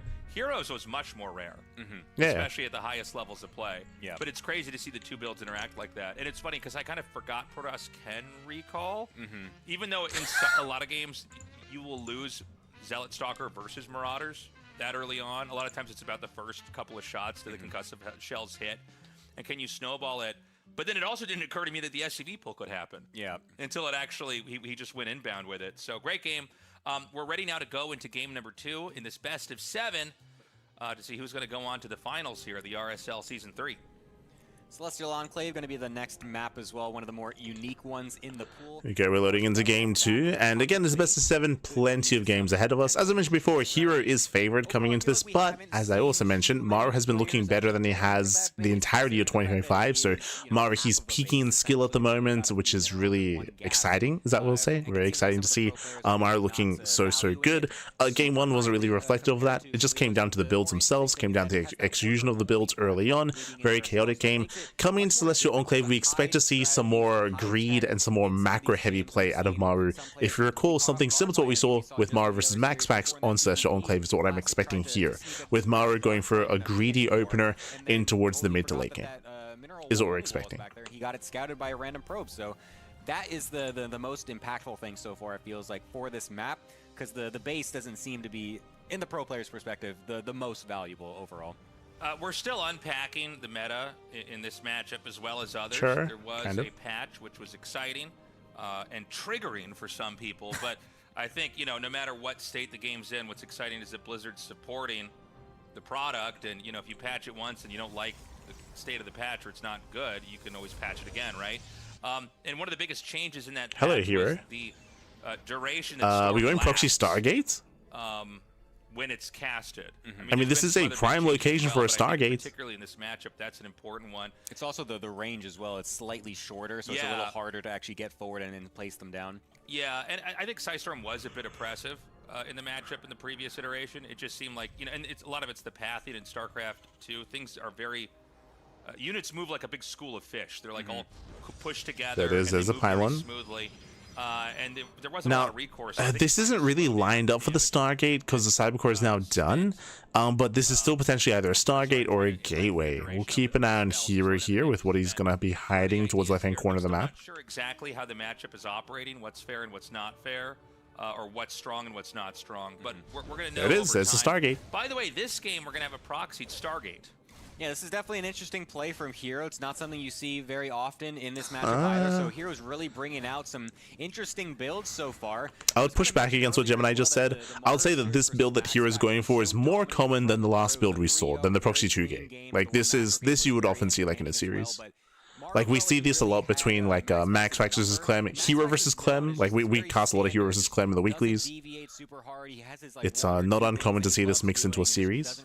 He takes a long time to even adapt to that himself. And this should be Oracle to get economic damage. And we'll see if he can. Where he loves to bring out these different strategies. And already we've had a Proxy 2 gate, and now we have a Proxy Stargate coming out as well. Two very unorthodox options. We'll see if Maru's really prepared for this and if he's got the right scout, because with the Reaper going in and when it did, it doesn't see anything that's really abnormal. He sees a normal setup. This extra pylon and Stargate was added on extra from herO. Okay. So let's see how much damage this Oracle can do. Does he want to wait for 2? I think going send it right away. I think you want to try to go ASAP, because otherwise you risk the chance of just more anti-air being out. The Cyclone. Yeah, the problem is that he's waiting for a second Oracle. I think he's staying back, which means the Cyclone may pop out. The Reaper snipe, or the Reaper sniped is denied. He's going to take that gamble. Yeah, so he's going to double up. And you know, Marines are so slow if they're not in position.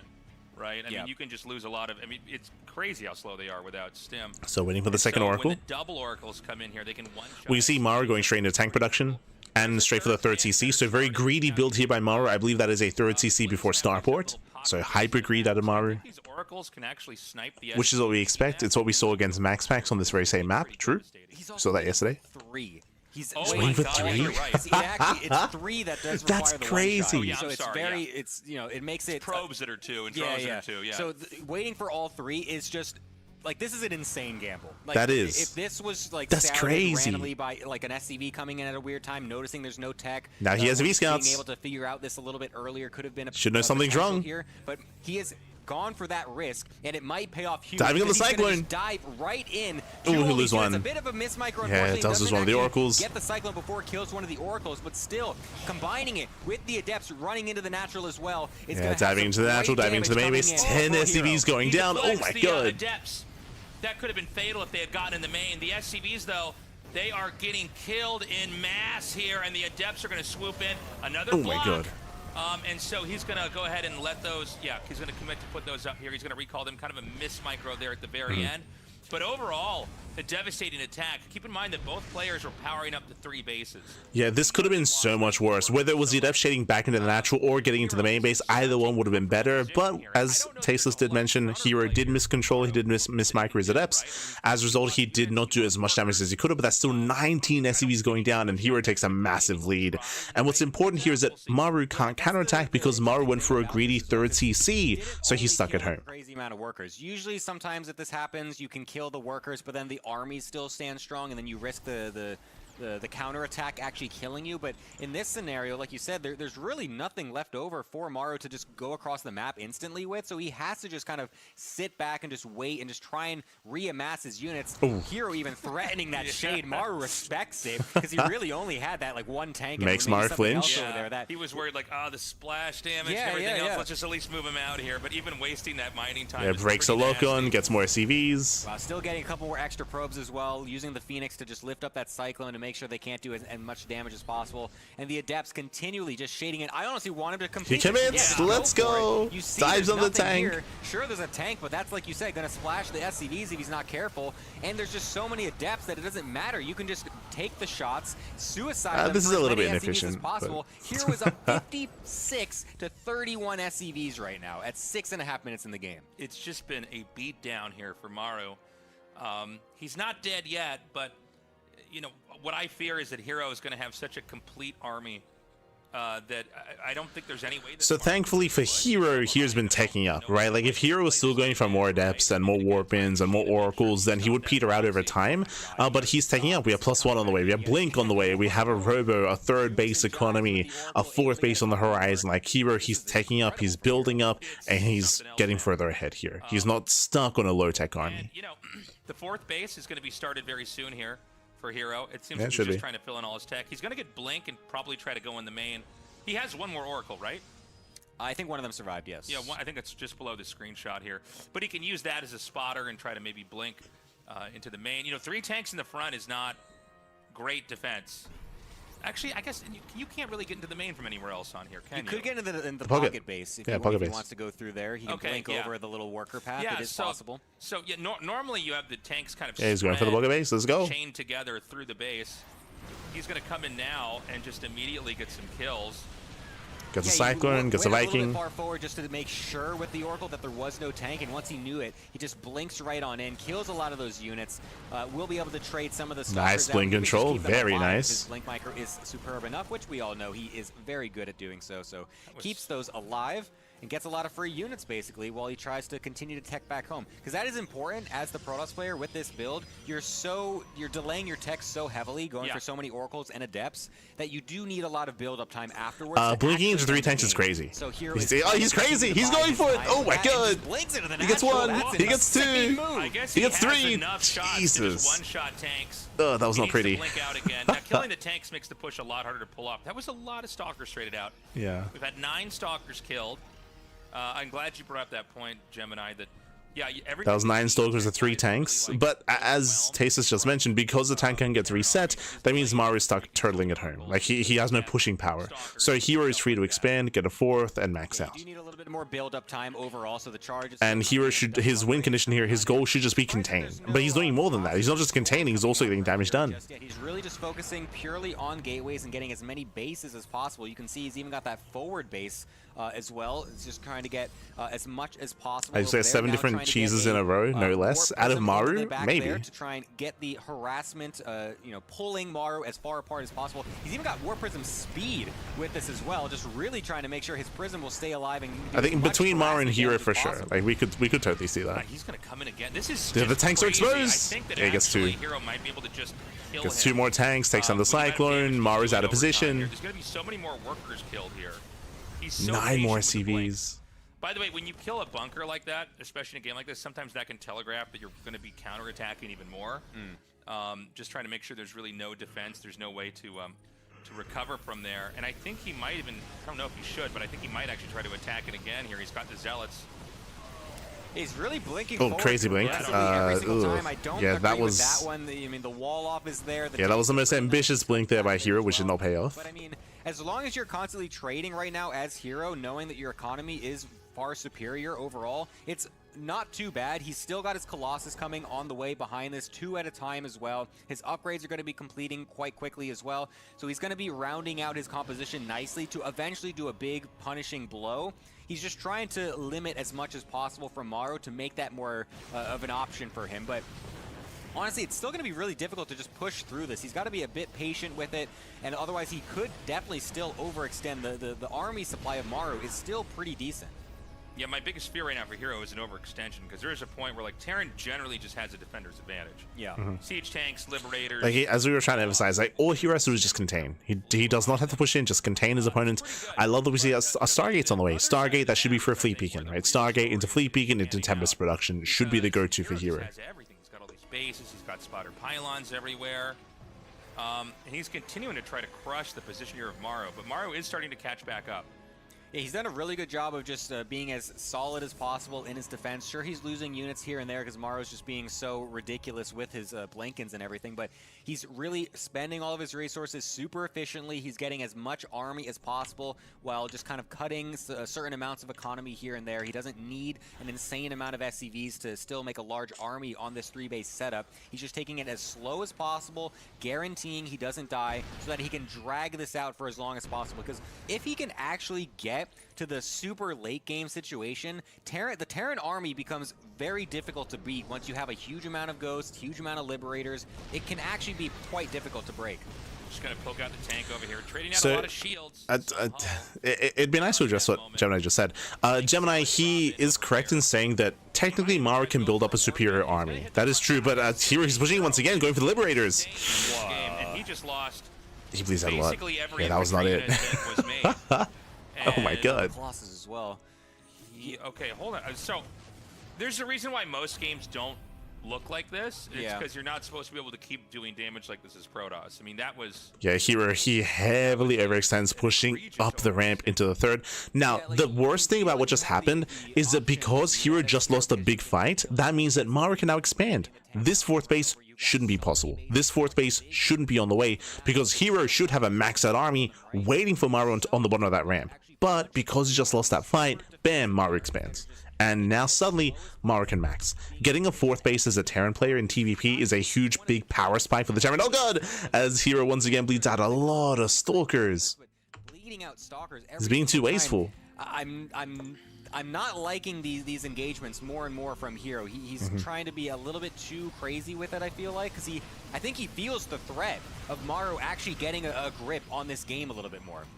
Yeah, well, I mean, Maru's been pretty tenacious, man. Oh, I love this. He's just going to throw it out. Tempest and shield batteries. Good call, but he needs time. Basically make Terran do probably one of the hardest pushes ever. Okay, Storm. You can see the storms, they just last for so long. Don't Jesus. do anywhere near as much Oh damage. no! Throws away to a Tank shot just Templar. killed 3 Templar by itself. Oh no, hero's again.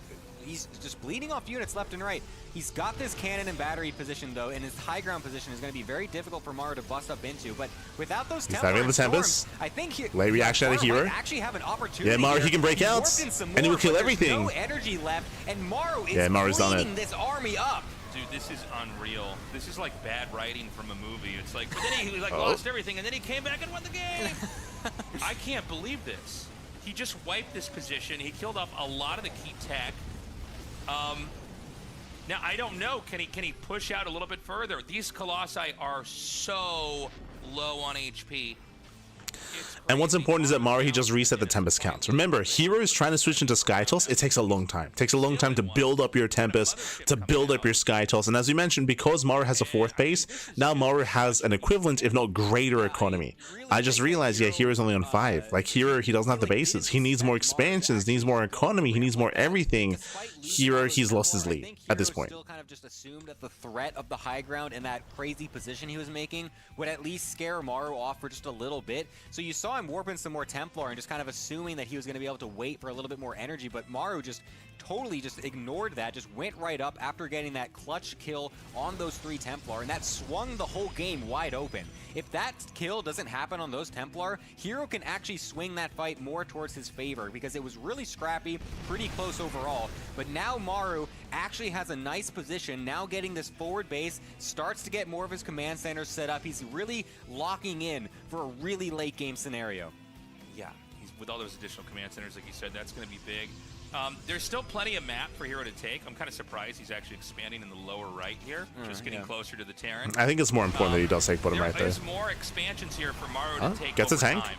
So, you know, we Gets 2. talk about Nice the friendly trouble fire at a herO, in forcing PvPs friendly fire.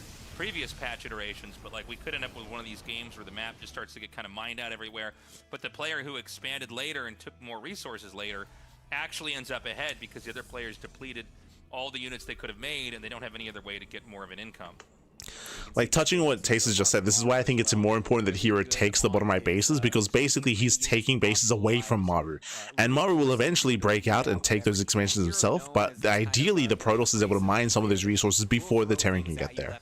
Just to make it as chaotic Ideally. as possible. And he's trying to do that again with Nice these EMP. Tempest. Nice EMP to be able to deny some of this. The Nice Vikings are feedbacks. still high enough as well that it's still difficult for herO. He can't be too leisurely with there's this a scan. army here. Uses Nice the storm Tempest. as well, though, to not deny some of that bio. And the Mothership comes in with the cloaking as well to force some scans and make it harder for Maru.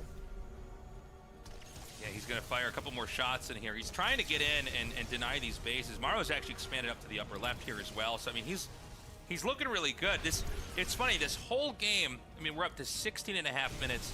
It's been basically herO hammering Maru the whole time, and it's working less and less the further along we go. Yeah, the Tempest are definitely an interesting choice. I mean, he did it really early. Yeah, knowing he's that gonna lose Maru another was just Tempest. Trying to commit to the super He's defensive losing style. too many And I Tempests too kind of quickly like it, here. but he's losing them here and there. Just the Viking That's like, count what, is 5 still Tempests very going high. The down throughout the course of this game. With the new change on them, they don't burst down the Vikings quite as fast as they used to. So the Vikings able to still get an extra shot or so before having to micro out of the storms. 5th base on the way. Here he cannot let this get up and running. You can see him respond.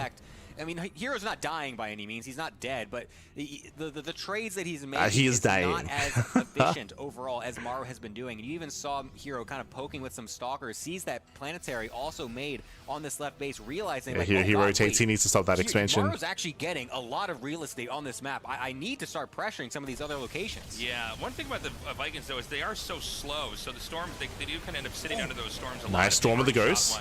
Here comes a big Very attack nice in here. storms. Maru Oh my god, but there's so nothing on the strong. ground. He just cuts right through the storms. They deal damage, but not quick enough to where these Marauder shots aren't denied early. It's just Tempest, and Tempest, I mean... Yeah, Maru's on it. Maru, he should chase every Tempest down. Chase them down. With the Tempest going down, that's going to 3 be the Tempests last left, of the real 2 tech Tempests that left. herO has. I mean, this has been just an insane game. That was very clutch as well from Maru. Oh, he saved the base. EMPs denying more storms. Whether it's been tanks, whether it's EMPs, he's always been able to deny the storms coming off. There were a couple in the back end, but there was lots that did get denied, and that, again, has allowed Maru to take an advantage in the fight. It's still very even. They're very scrappy with these engagements. There's no one clear victor so far, but Maru still is able to hold on as herO trying to come right back in again. He wants the base. He's not gonna get it. Oh my god. Down, not actually enabling Not worth of a the hero. planetary to die, and it means that Maru can now give chase to the rest of the units because he just sacrificed his entire army to try to kill that. All he's got are the Tempest. Yeah, it's really happening, man. He's just like continuing to fend off these attacks. We haven't had the moment yet where Maru has gotten the real counter punch in. He hasn't punched out a base for herO, but I think we're almost there. Yeah, he's doing it. Like, Yeah, like right now, for the past like what 9 minutes at this point, like we've been in a situation where Maru, he has the better army, he has the better economy, and Maru, he's so close to breaking out himself. Now herO, he's being given time to rebuild, but herO, he needs so much time to rebuild and remax. So yeah, Maru's looking a lot more comfortable here. He has been for quite some time. And I think herO is really scrambling to find basically ever since he took his fourth. Wondering how he could have lost this game given the opening. Yeah, and I think it just comes back to as we entered right in the center of the mid game, herO just kept attacking. He kept trying to force his way in. I mean, eventually Terran has a very sophisticated defensive position, and it doesn't matter how good your blinks are or your Colossus pokes. You're just going to be eating tank shots. Every time you step in there, you're going to take the first punch to your face before you're able to deal damage back to them. And we saw, I think, maybe 3 different moments where there was a huge overextension here. And, what's happened is Maru has fought back and just taken the next expansion that's in his reach, denied another attack and pushed back again. And we're starting to see Maru kind of clear the map here. There's these cannons laid out here because when they're comboed with Storm, it's pretty hard to just rush in with infantry, but we're seeing Maru get away with it now. Hey, he's starting to outposition herO a little bit as well. herO, despite having such That was going up. isn't able to lock down the army until just now. Crazy army. Pretty decent engagement at first, getting some disruptor shots and storms, but the EMPs continue to raid down, and the Vikings continue to stay alive to force this air army away. The time warp actually is what saves herO in the end of that, not allowing the Vikings to give chase, and Maru doesn't want to push too far forward, just takes that one engage and sits it for there. Okay, some scans coming down here. I mean, Maru, he's almost maxed. Maru, he's almost maxed out at this. I mean, he is maxed out at this point with Viking Liberator Ghost, so he has perfected his army. herO, he's still struggling. He's still trying to build back up. Now, technically, herO can still win an engagement, but he needs the Storms and the Novas to connect. I don't think that And even then, it's not going to be easy. Situation where he can really come in and break anything. Well, let's see. He's going to attack in right now. There we go. Going to be able to kill off those tanks, which is very nice, but the planetary continues to no, the remain. flanking army! Coming on in. The cavalry has arrived from Maru. EMPs landing on all of the Templar. No storms able to get off. The Vikings continue to chase in pursuit as all of the Colossi and all the Tempests dying to these Viking shots one at a time. The rest of the bio on the ground able to deal with the Zealots, the Stalkers, everything dying from herO. Maru has been able to just sit back defensively this entire game, waiting for his moment to strike, and he's finally found it. Yeah, I mean... And again, this game is very reminiscent to the game between Maru and MaxPax, if you remember. Maru versus MaxPax, also on Celestial Enclave, led into a very similar story where MaxPax also failed to contain Maru. Maru was able to freely expand, get a 4th, get a 5th base, and overwhelm MaxPax in the late game. And you can see him doing the same thing here against herO. So both herO and MaxPax, they both failed to stop Maru from getting to the stage. GG gets called. GG finally, 22.5 minutes in, Maru with just impeccable defense the entire time. I actually can't believe that he made that comeback. That was he looked insane. so dead. That was insane. Now, we did kind of see the writing on the wall when herO kept attacking it. Yeah, yeah. There was one specific moment where it's good that Taysom brought it back. He tried to like snipe some siege tanks on high ground, and because on the one hand it was impressive from Maru to have the tenacity to stay in there, but on the other hand it was also herO. herO, he did overextend like 3 different times, like blinking too much and too hard into the natural, took too many bad fights. If you remember, we tried to emphasize those moments when herO overextended, when he lost the fight, and what happened directly after that bad fight out of herO. Maru took a 4th, and that's when the momentum swung in favor of Maru, when he was able to win that fight and then get his 4th base up and running. And we try to emphasize the fact that if herO was able to maintain his position, if he didn't attack, then it would have contained Maru on 3 bases even longer, which would have given herO more breathing room, more of an advantage, more of a lead, and more of an economic advantage to be able to get into a stronger later game. But again, he was just a little bit too aggressive, a little bit too excited, a little bit too overeager. GG. GG, well played. With that, we're tied up 1-1. Remember, this is the best of 7. Best of 7, first to 4 will claim the win. We're going to be going on a short break. When we come back, we'll have game number 3. See you soon after the break. Go to youtube.com/@RevivesC2. Give us a subscribe, like the videos, leave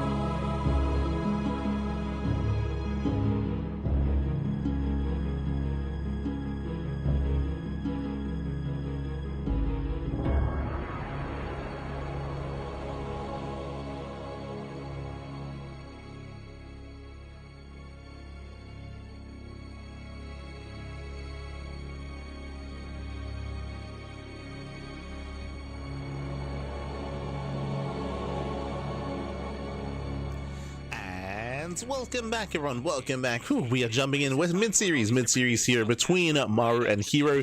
This is the final series of the broadcast. This is the upper bracket finals, and so far we're tied up 1-1. We're tied up 1-1 here. We're jumping into game 3 to determine who will take the lead in the series. Game 1 was intense. Game 1 was hyper aggressive. Both players proxied and cheesed each other, and herO came out on top. Game 2, we had herO taking a massive lead early on, but Celestial Enclave is known for defensive play. It is easy to defend on 3 bases. And herO, he overextended one too many times. He overextended, he was just too aggressive, he was too overeager, and he just took too many rough fights into Maru. And with that, Maru was able to weather the storm, recover, bounce back. GG. GG, well played. Now we're jumping into game 3. It's going to be on Mothership. A very large, also very open map in the map pool. Let's go. Rightish starting location, and herO in the upper leftish upper location, I think is how you correctly say it. I leftish upper. We were trying to do the times. We were like, oh, Maru's at 5:30. Yeah, you know what's funny is when people do the clock stuff, it bothers me. Okay, here we go. So letting in the bottom side, we do have Maru, the South Korean Terran player. Top left, we do have herO, the South Korean Protoss. Here we go.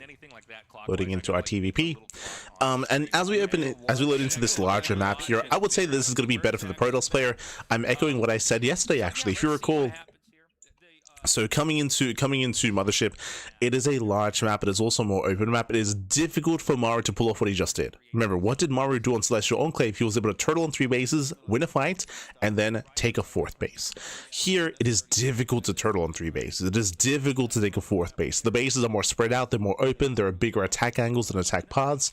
And if you remember, we spoke about this issue in his series against Max Packs, and we were like, okay, there's a higher chance that Maru is going to be hyper aggressive to offset and to end the game early to make sure he doesn't have to worry or deal with the late game on Mothership. And he did go for a 2-base all-in against Max Packs, so we're expecting aggression here against herO as well on Mothership. I don't expect Maru to want to go to the late game on this map, but we'll find out. Let's go. And I think it would probably be a little bit stronger for Protoss. But again, you know, we're still kind of unpacking the meta here and how everything works on these maps. Yeah, there's definitely a lot of bases to take, as it is a 3-player map. You know, you can take the bases in your kind of corner of the map, and then you can take the ones in the empty corner of the map if you are the Protoss or if you're ahead or whatever. The probe just confirms that CC is going down at the normal time, knows the Reaper is probably on the way. There it is, Rax expand, economic open out of Maru. For nothing. Going for the factory follow-up. It's going to be a factory follow-up here. So with the first Reaper coming out on the map, he's going to try to scout the Protoss and see what exactly he's up to. And, you know, let's see if we get a 3rd CC here or not. Something tells me Maru, you know, he's a guy when he can just like turtle and macro, yeah, he will. He will. And so it wouldn't shock me if we see him try to do that this time around. But I would love to see him do a 2-base push as well.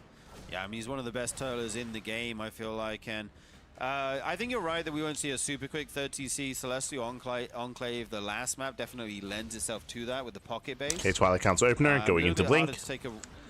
Reaper gets behind the mineral line. The Reaper is yet to scout, and the Reaper will fail to scout.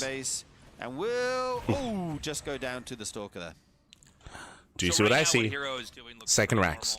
That is a second Rax before Starport. So this is a hyper-aggressive build out of Maru.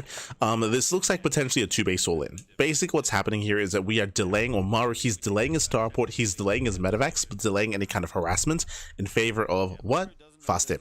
In favor of Sim, Combat Shields, hefty Marine production into a delayed Starport, into delayed push, into what looks to be the setup here for a 2-1-1. Not commit to it, as there are 4 Marines there. Backs off, and so far Maru's not lost anything to the Adept. Now, I got ahead of myself calling it an all-in. This shouldn't be an all-in. If there was a 3rd Rax before Starport, that's a 2-base all-in. But here, it's a 2-on-1 setup. There's that Tech Lab on the Rax. Yeah, that was pretty crazy. He got right up there. Here's going to be that 3rd Nexus. Well, there's a pylon here, but there will be a 3rd Nexus here soon.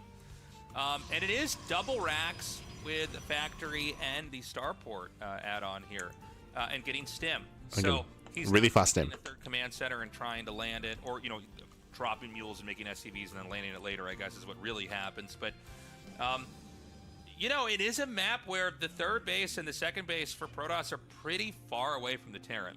I mean, this is an incredible distance to travel. So if he does decide to push with it, he's going to have to really try to not be slowed down in any way. Ooh, nice What scout. Protoss do, especially with Blink, is they try to Yeah, big scout here to herO, so he goes into the main base. He confirms that stim is on the way. He confirms the lack of add-on on the starport, so herO knows. herO, he knows that it's an early stim timing. He knows it's an early push, and herO, he moves out. Good call.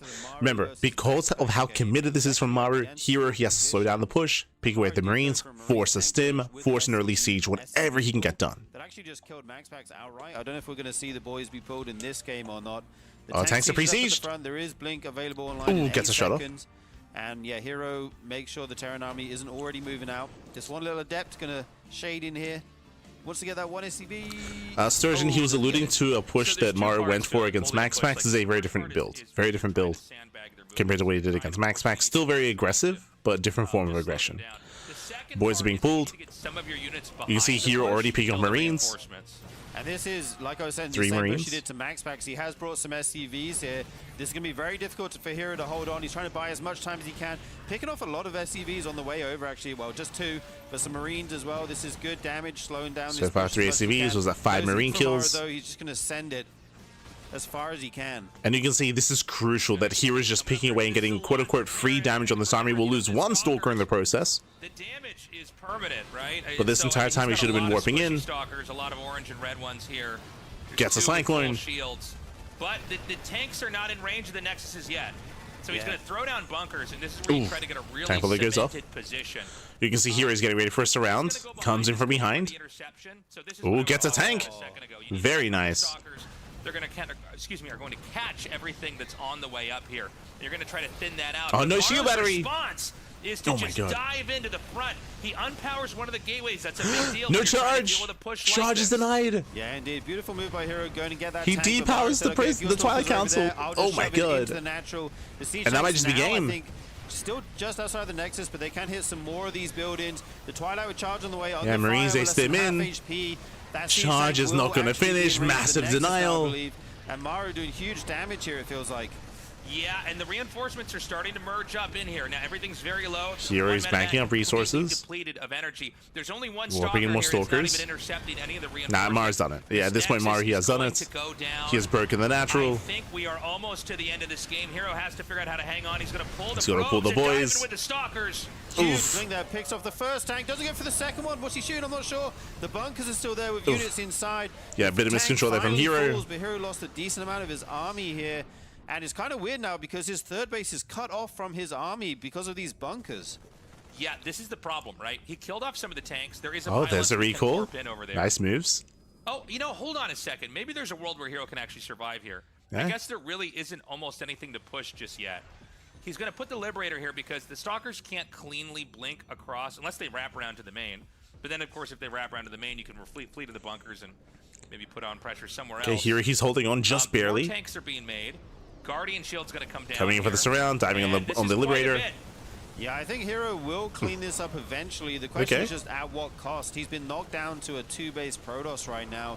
Maru actually sent the SCVs home. He has the worker lead, which is a good spot for the Terran to be in. You just don't want to lose too much on this retreat. Yeah, and this is not going to be an easy game here for Maru. He's still on his 2 bases. He technically has more workers. Keep in mind. Yeah, he's got Maru's got a wheels better as well. economy, true. But herO, he's going to be able to contain him here. This Yeah. is not a game where you're going to have another push like what you saw before. He needs to get a lot more tanks. And if he were to have a push like that, he'd need to pull a lot of SCVs. Slips out with the drop. So, anytime you see Terran do a 2-base push and the other player survives it, usually it's a rough later game. Doesn't mean it's over, but it's just a pretty difficult position to play from because everything you were doing before was sort of hinged on your initial attack working. Well, I mean, there's a reason why you call it a 2-base all-in, because this was a 2-base all-in out of Maru. Tanks, Stalkers, they dive in, they get the first tank. First tank goes down. And there's no one bunker on the high low here, ground. But it can hit the Stalkers right now. And you so can the see how first low good the work army is. on No these medevac. depots, on these It's SCVs. across the But map. There is the drop, and it's going to pay for itself, I think. Starting to get some workers. herO, is he going to recall home here, or how is he going to deal with this? Is it on cooldown? I'm not even sure. He did use it during the big push. And Charge was actually killed as the Twilight Denied. went down, so Oh, he has that's to remake right. that. Yeah, I was looking at this. I'm like, what is wrong with what I'm seeing here? It's that you never see Marines do this much damage 9 minutes into a game. And he killed off actually a lot of Zealots. That was like 7 Zealots. Yeah, nice back drop. there. So thinning that out. The drop forces herO all the way back Of course, home. This is not a game where you have Phoenixes, so you can just take the medevac and kind of throw it into a corner. And Protoss is going to be a lot more uncomfortable trying to move around the map. Yeah, they have to leave units at home to deal with that. And you were saying, herO, the contain on Maru, but that medevac is kind of his way of getting around that and dealing some counter damage. The third CC actually coming down here for Maru before the new third Nexus from herO right now. So, because of this, he's actually going to be able to push out. And this is all due to that medevac. If the medevac wasn't out there, the Protoss would basically just contain this and create threats and probably play a game where you just try to keep them off of third base. But he didn't also prepare for the drops. So you see a lot of Stalkers that are here imprisoning this medevac. Yeah. But those could have been used to hold off a push here. Yeah, definitely. And Maru actually scanned here as natural. He saw that he hadn't taken a Nexus yet. So I think he's content to just stay home and, you know, scale up, get his third CC going, make more workers, and start to try to think about... We're in a really awkward game state here. As we're scaling up into the mid game, I do favor Maru's position. Like, again, Maru has more SCVs, he has more efficient mining.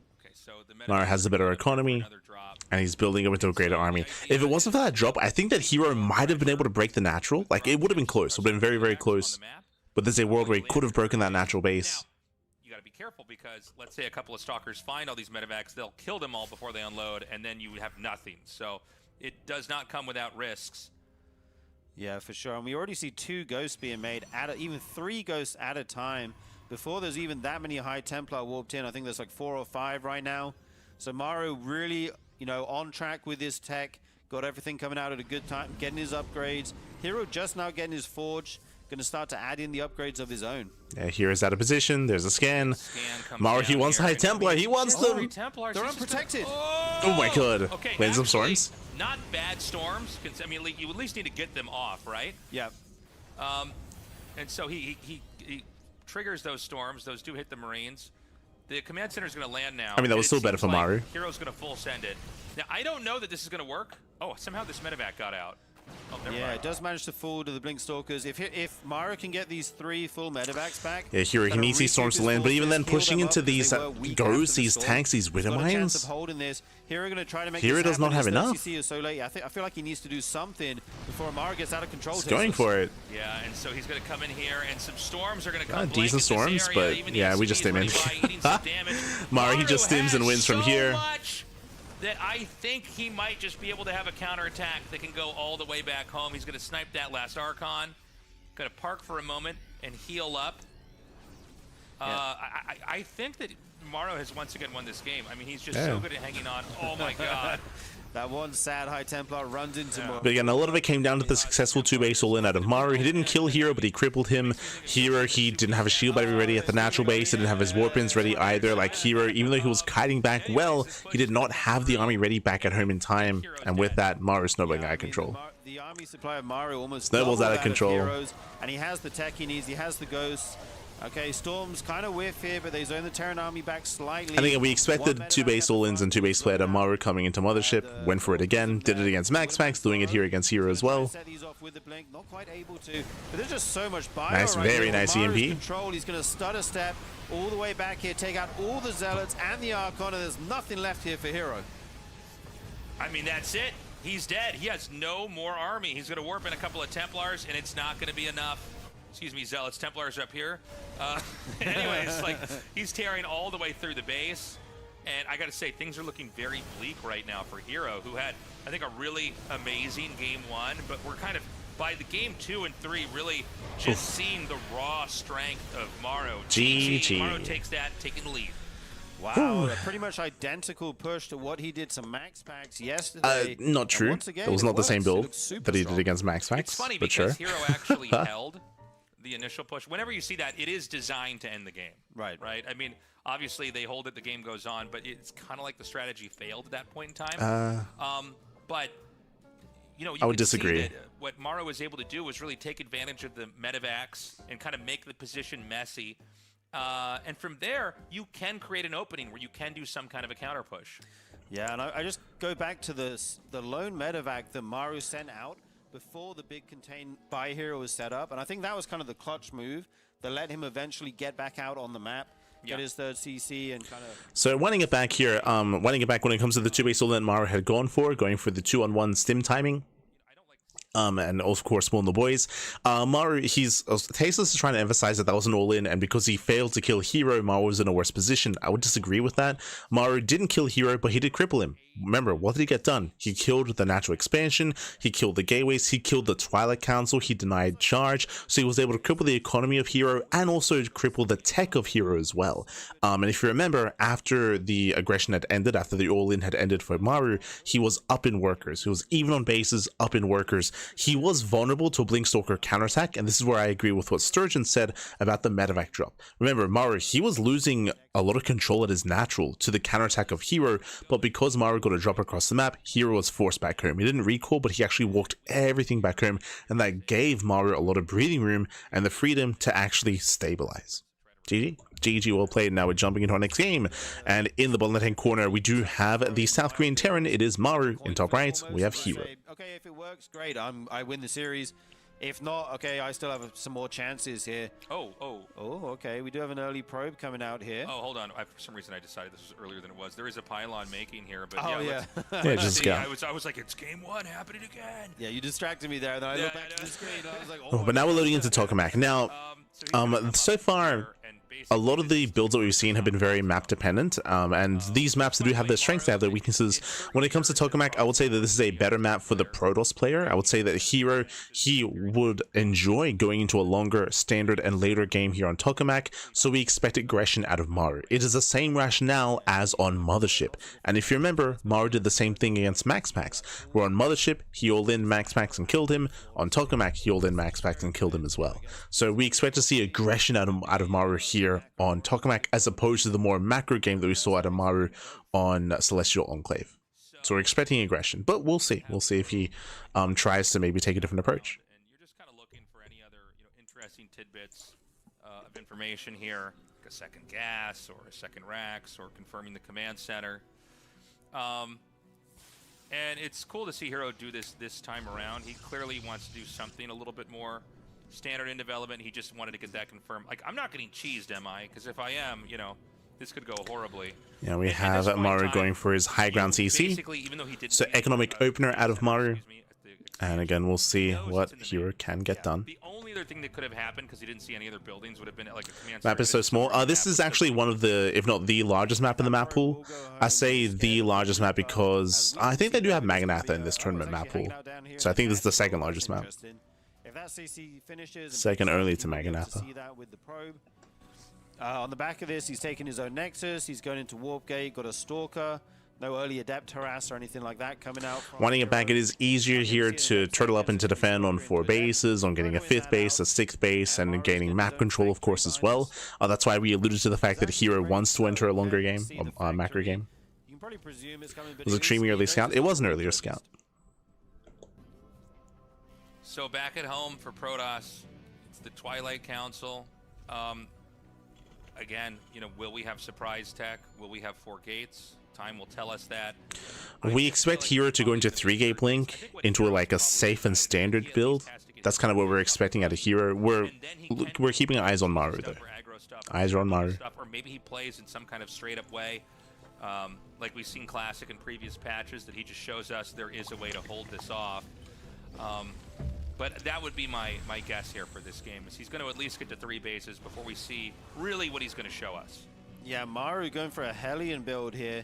There will be some potential to dive a mineral line at some point, try to pick off some pros. Interestingly, Maru is going 1-1-1 Hellion Marine. He may go for a Marine drop with Hellion support. So this could be like a, trying to kill workers. Into the main or something like that. Right now, these Marines taking a little bit of fire. The CC will finally come down here to land. And I think these trades have gone pretty well for herO. He just has to save this Stalker. By the way, 2 gates making. Oh, yeah. So that's going to be a 3-gate, at least for now. It's very safe. 3-gate blink is standard. Now, you got to be careful when you're doing this as Protoss. You do initially have the advantage because you have shields. But once that damage on the Stalkers... Oh, the juggling! Oh my god, Maru, calm down! You'll see a lot of times, like, when damage like this is dealt he wants the Stalkers. Let's say they live in this fight, and it looks like they he wants... Oh, we will lose one. Bit of miscontrol out of Maru. Oh my god, he's so nasty! So sick, Tasteless. He did lose that one alien, but juggling these other 2 so gets one. expertly. Can he get the other Stalker? Oh my god. Barely does. He lose. Oh, he saves it again. Hellion no How many bees at the Stalker. I think Marines? this is a little bit of an overextension. The point I was trying to make earlier was just like, yeah, this damage is permanent, so sometimes you'll see Stalkers win fights like this, but then they all explode later on in the next fight because they're so low. So Maru, I mean, with a really ambitious moment of micro, actually, you know, continue to chase those Stalkers down, picked off a Third TC's on the way for Maru, so Maru, he's embracing a longer macro game. So it was three gateway pressure openings into a third Nexus with a Robo, and now that Blink Tech is finished. Yeah, and I love this start for herO. He picked off, you know, the Hellions. He got a bunch of And this was a better start for herO. Maru, it was impressive micro, but the point of opening up a Marine Hellion was to get economic damage, and he failed to get any economic damage. He was forced to trade in the center instead. He ended up losing his army, and herO gained map control. Behind this, as we mentioned, Maru is getting a third TC, so we're building up into the mid game. I do favor herO if Maru is going to play more passive and more macro oriented. And allow you to try to set stuff up. Now he's setting the Raven out in this case to try to chuck down some auto turrets. So we'll see what Maru can get done. Here, and this is another way, just like we saw with the medevac, to trap the Raven. You know, sorry, to in some ways trap the Stalkers in the base because they have to hit the Raven. One of the problems when you do this with a Raven, though, is that the Raven can then be stuck, and it could have been used with a push. And you know, the Raven is a very handy unit in that regard. Yeah, you'd love to get that in the airspace behind the main. That could be super annoying, though. If the Stalkers are paying attention, you may be able to blink on this and pick it off, but it does sail all the way through. Drops the first auto turret. He's going to go to the left side here. Oh, actually going to drop it in the natural first? Yeah, he's going to go there. Yeah, he does reveal his Raven, though, so herO has time to react. Double auto turrets. Double auto turrets across the sky. Parks that Raven. You seen that double Raven video? Of course, yeah. Drops, I don't know why that popped into my head. Drops the Raven I'm like, here. no, I'm with it. I was alive in 2010, yes. It's an old video, man, but it's a classic. It is a classic, actually. Yeah. So he gets the kills on those workers. Terran is powering up for a serious push here. We're talking about 1-1 being on the way right now. Taste is talking about building up towards a serious push. Remember, this is a third CC before the Raxes. Like, this is, like, Maru, he's looking to break out and just expand. He's out of time, of course. Oh, excuse me. For some reason, I thought he hadn't made the third CC. I was Yeah, like, Taste what's is just going now on here? realizing. This is, like, not a thing at all. Yeah. So he has the third CC. He's making SCVs and mules and landing it. But, like, he is going to be looking very powerful when it's time for this push to come out. Yeah, So that was just the casters not realizing. Those auto turrets won't do too much, but here comes Does get one herO, tank. drops some zealots Can we get on the two? tank, takes some splash damage from the other Not tank. bad. Gets two. Beautiful Does he get engagement here, three? but doesn't Yeah, quite only have two. enough. There's two siege tanks at the front standing strong, and was it worth it for herO there? Oh, my God, that is a huge Try wall. looking The tank on siege! Oh, he gets three! He gets four! Oh my god! Bit of miscontrol. Yeah, it does misfire, but there we go. 4 tanks go down. Three, in fact, kind of looks funny. It's the See that herO. many observers doing the same role. Also, the F2 with all the observers. And they're going to just fly right. That's a funny A-click. So he just like flew them right into the main. He's going to be careful because if he scans and just kills all these. Yeah, look Warps at this. into the Oh, never main. mind, that's actually Gets into the mineral line. Yeah, that does go down. These three observers will, you know, squid their way out of there. And right now, 11 SCVs and 4 It's kind tanks. of wild right This is now. Here is chaos. so aggressive And the in third this game, CC. but he did Pan get 11 over. The workers somehow. third. Also under It's fire. funny. It seems like he wanted to just break him. I think that's kind of been thematic here with heroes. He's trying to basically. And again, this is the strength of Tokamak. Because the map is so big, because it's so large, and because you're so safe, herO, he traded a lot of units. That is true. Maru can't counterattack. He can't counter that. He's stuck at home. So herO, he can afford to be a little bit careless here. He has the freedom and the time to warp in back at home, to build up an army and do that again, and again.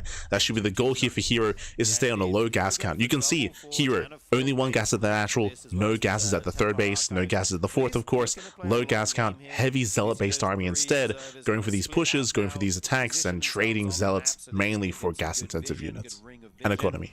And we have Colossus out already, so herO kind of filling out the splash tech tree here.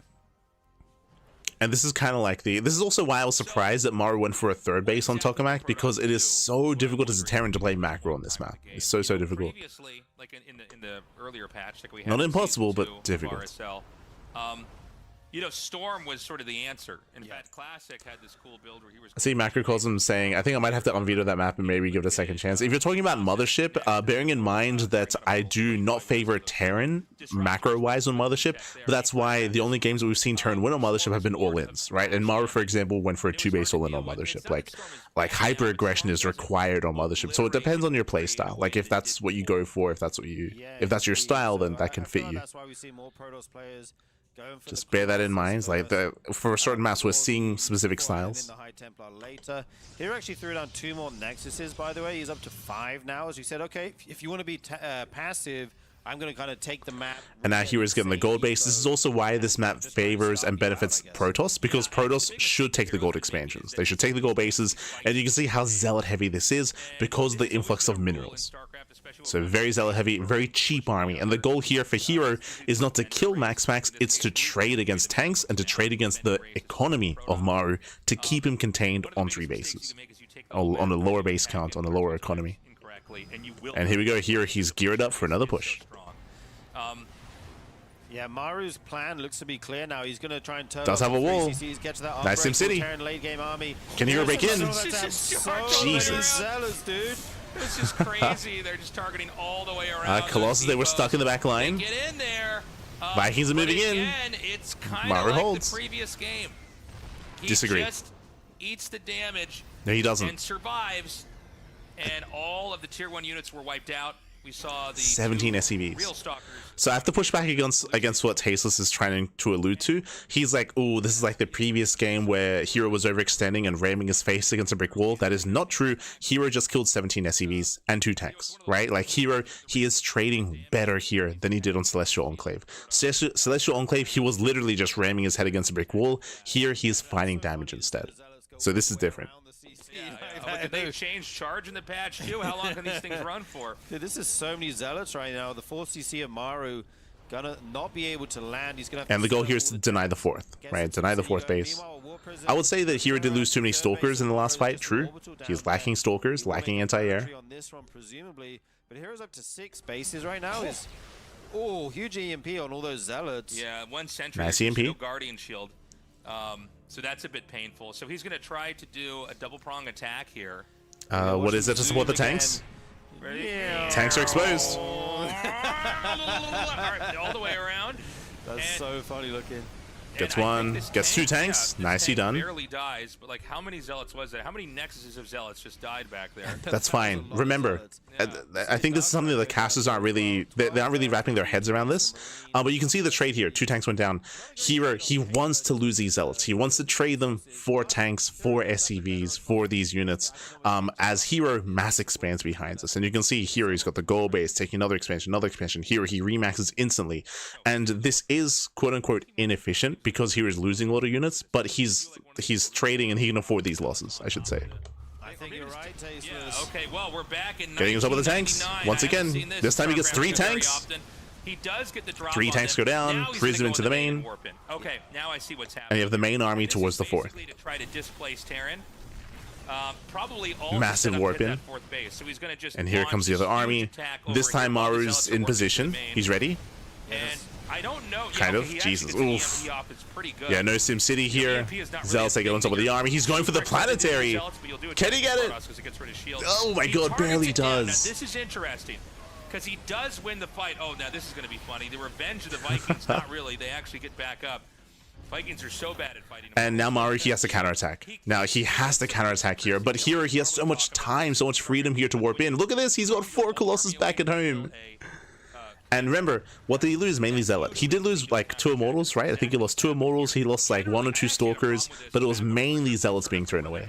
Talk with me. He's like, stop throwing your army. Again, it's a very cheap army that herO's been trading. I'm going to remake the hatchery and I keep my whole army. And yeah, herO's fine.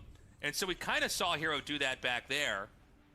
And now I'm just a little bit worried because, you know, Maru does have a pretty sizable complex army. So it's a little bit surprising that the casters didn't realize what was happening here, because this is standard, this is normal, like this is a very common style, like what we're seeing here. Like we see this like on a daily basis on the CranKy Ducklings. Maru had a big supply advantage after that. But again, it's all about just breaking the bases, breaking the economy. Now, what I will say is that Maru, he's max, and he is slowly perfecting his army. Like, true, in a head-on fight, Maru, he will win. At this stage of the game, if herO trades a little bit too poorly, if he takes too bad of a fight, then he's going to be vulnerable to a counterattack. So so Maru has a chance here. Does have a chance. Maxes out once more. Even taking some of these kind of edge bases as well. Yeah, these periphery expansions over here. Yeah, here's diving in. He gets one lib. He gets two. Gets a Raven. It seems like he's not that comfortable. The Colossi. And here he has to get out. No! Jesus. All right. Bit of miscontrol. The Colossi were pretty far back. You kind of need them to be leading with the damage, or it makes no sense to have the Stalkers and the Zealots in the front. It is actually kind of like a problem that Protoss have, is that when Blizzard made charge, you don't really control it, right? Yeah, he should not be here. He should not be here. He has no Zealots. He's gonna lose everything. Yeah, big overextension for herO. herO, he will lose the entire army. Ay. Again, herO, the whole purpose here is to poke in and to poke out, but that was not a fight he needed to take.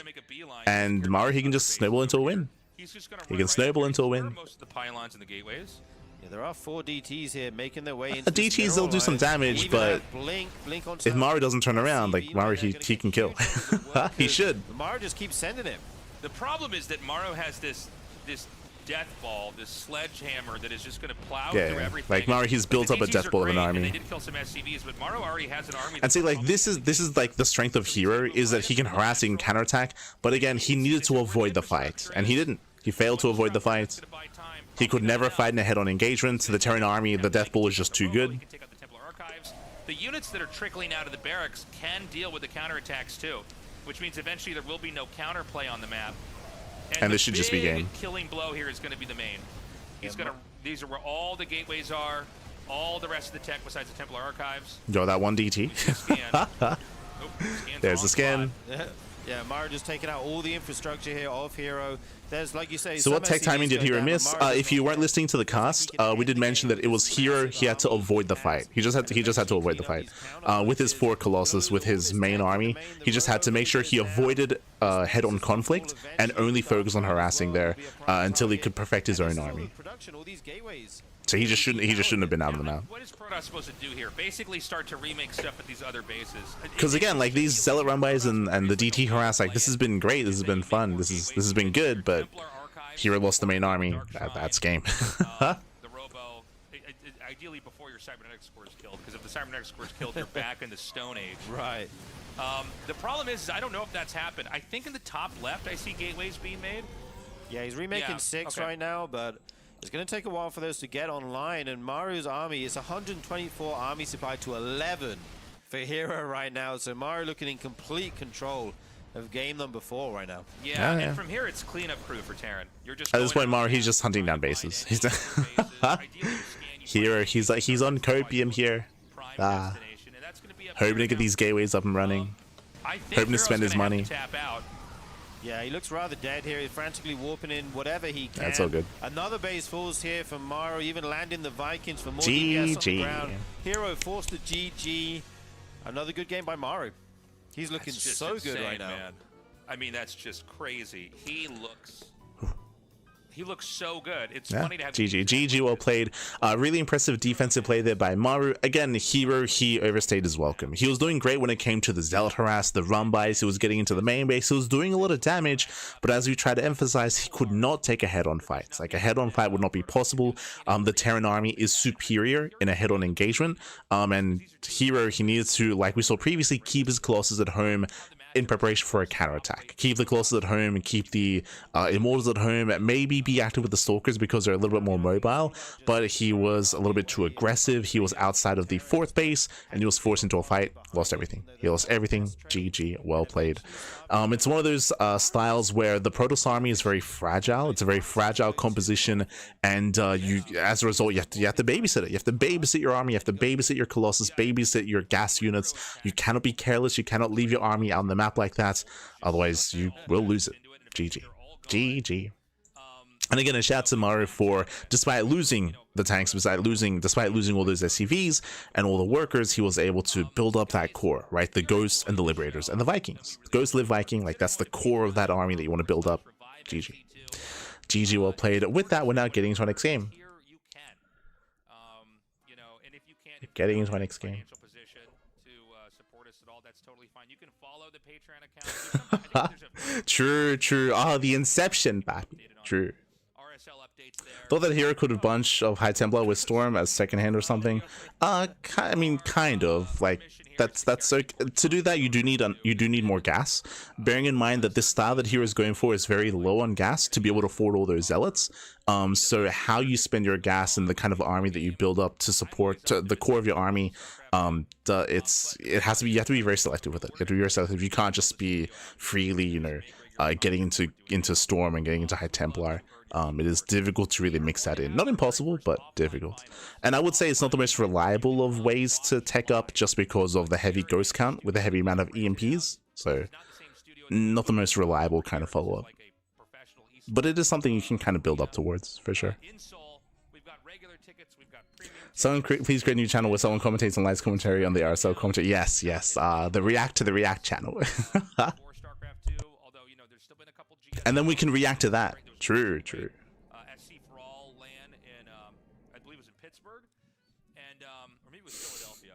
I see what you're doing there, I stand. Moving on. For now, I believe they're going to be cutting to a break, so we'll see you soon. We'll see you soon after the break. See you soon. I'm sorry, guys. I wasn't in it, but there's some.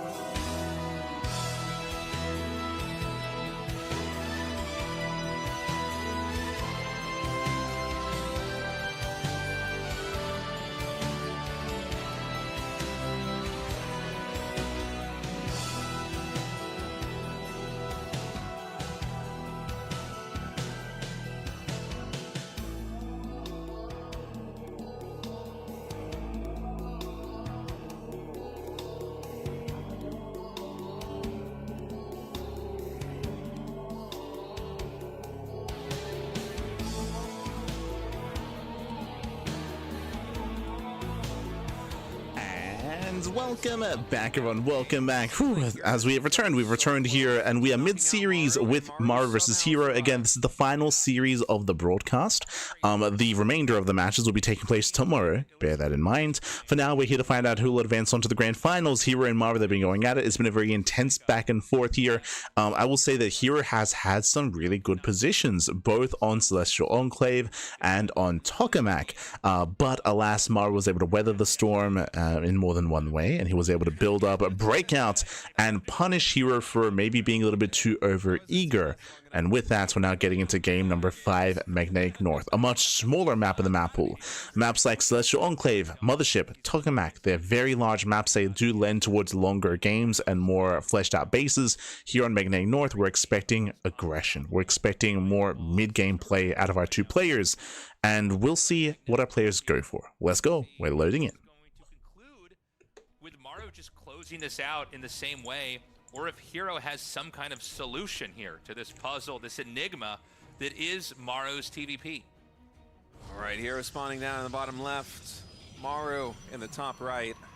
Here we go. Yeah, TVP these days, we got a little bit of a taste of this earlier on in the RSL. It just seems like the game's going to go one of two ways. Either Terran is going to go for a very early siege tank push and try and end the game out quite quickly, or they'll just turtle up.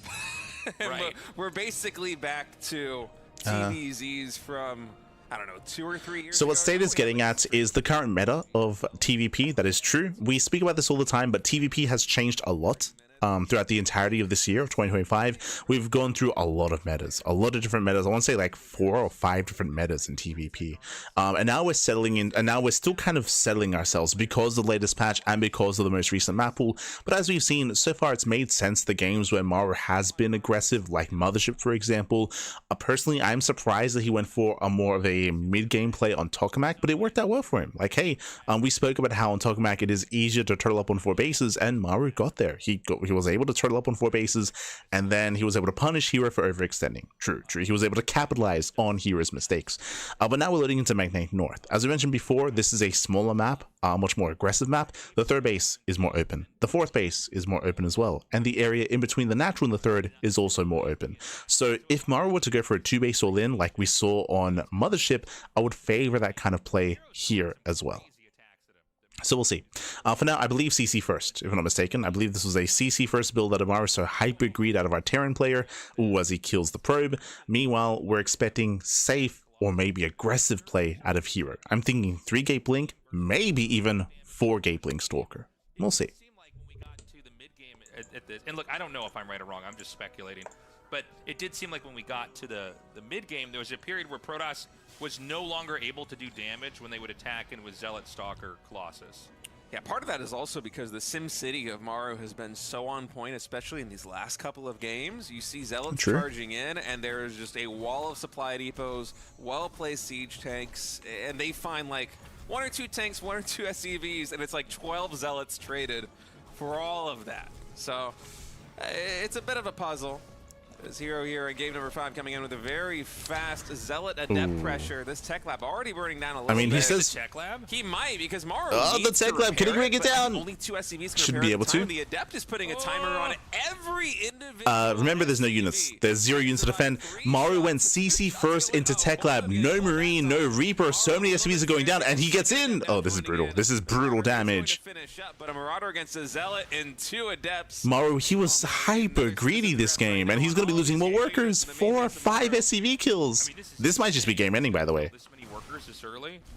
Like this might just be game. You know, if there was a way to win the game, I would say it's yeah, to do a lot of damage to Maru before he's on that 3rd base, and that's exactly what we've got now.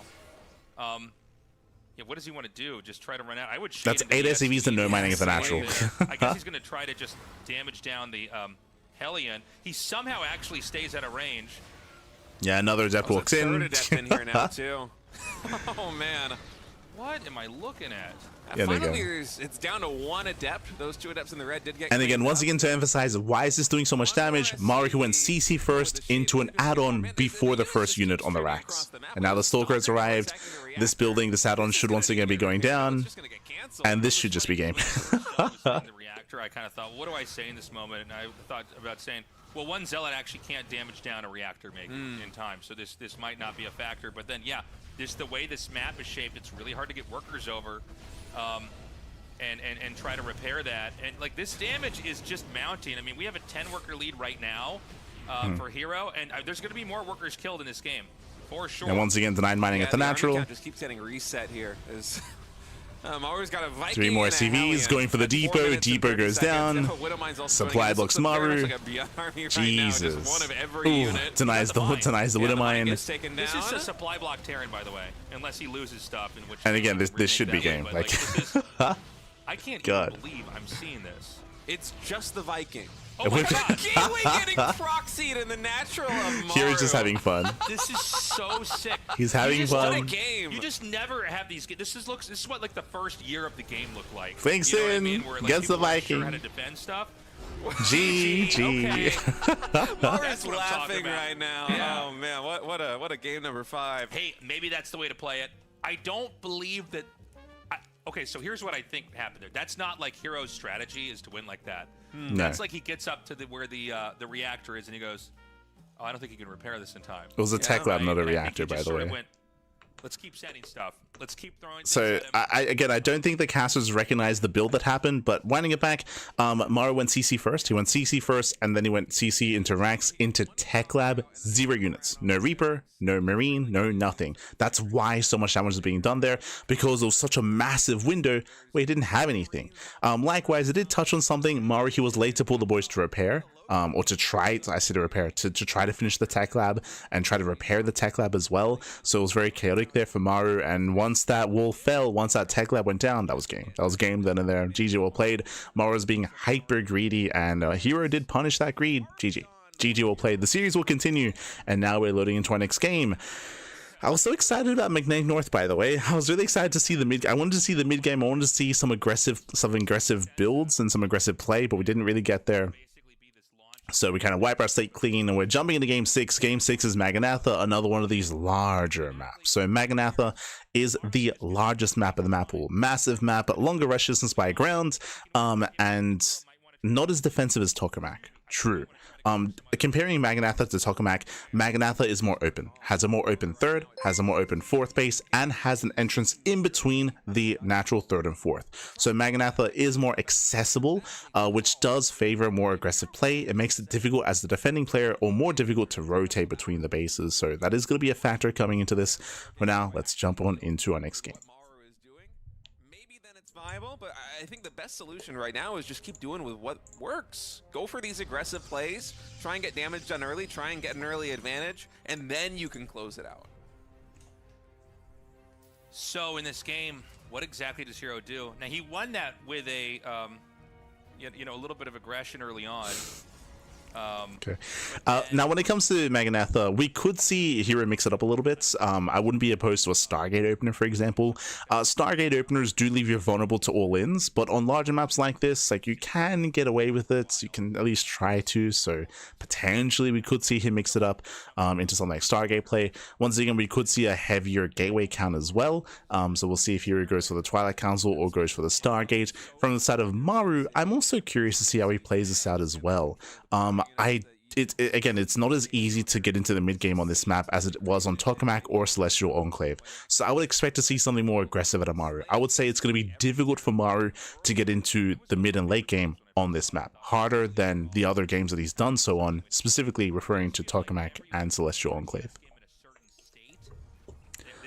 As I mentioned, because as opposed to those maps, here there are more entrances, there are more openings, there are more ways for the aggressing Protoss player to go in and to harass and to be aggressive. Once they have map control. Later on, that usually has the edge.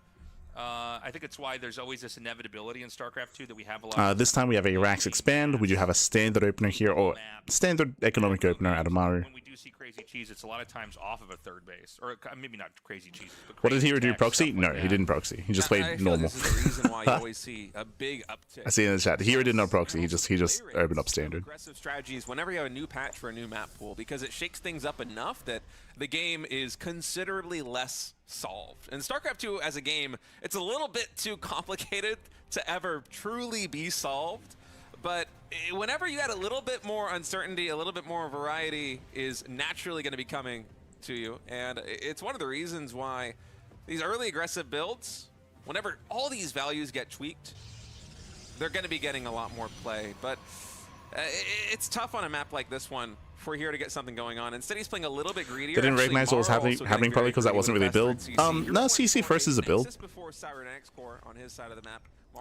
CC before starport, hyper greed out of Maru. Oh my god. Behind this third command center, and okay. I was actually wondering heading into this map if we're going to see some more aggression coming out of Maru, actually, because well, the answer's no. It is a very powerful map for siege tank pushes at the and also a big shout out to Inko in the chat. Thank you so much for subscribing to Twitch Prime for 5 months. Thank you, Papi. Thank you. Do appreciate it. To maneuver around there as the Protoss player trying to defend, but no, it's just going to be straight up macro here for Maru.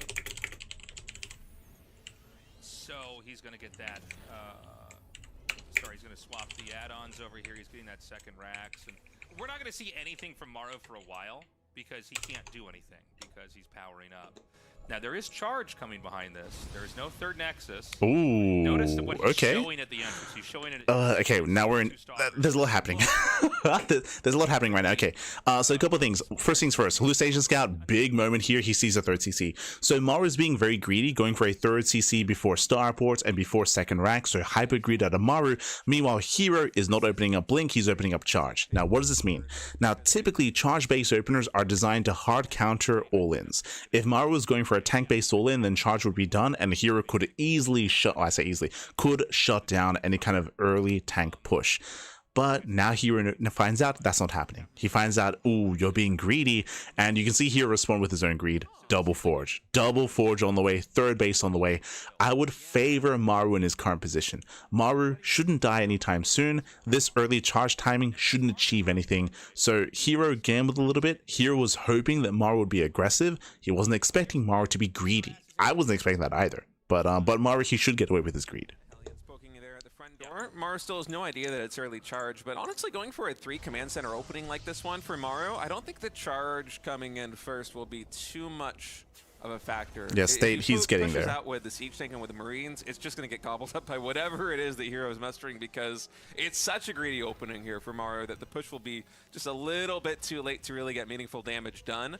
And herO recognized this, perhaps with a yes, the State, he kind of got there. He's a little bit tentative in his words, but to try to push what he's trying to say is that when it comes to these two builds compared against each other, here his setup is ideal against a push, but Maru isn't pushing, so Maru is in a better position. With delayed upgrades.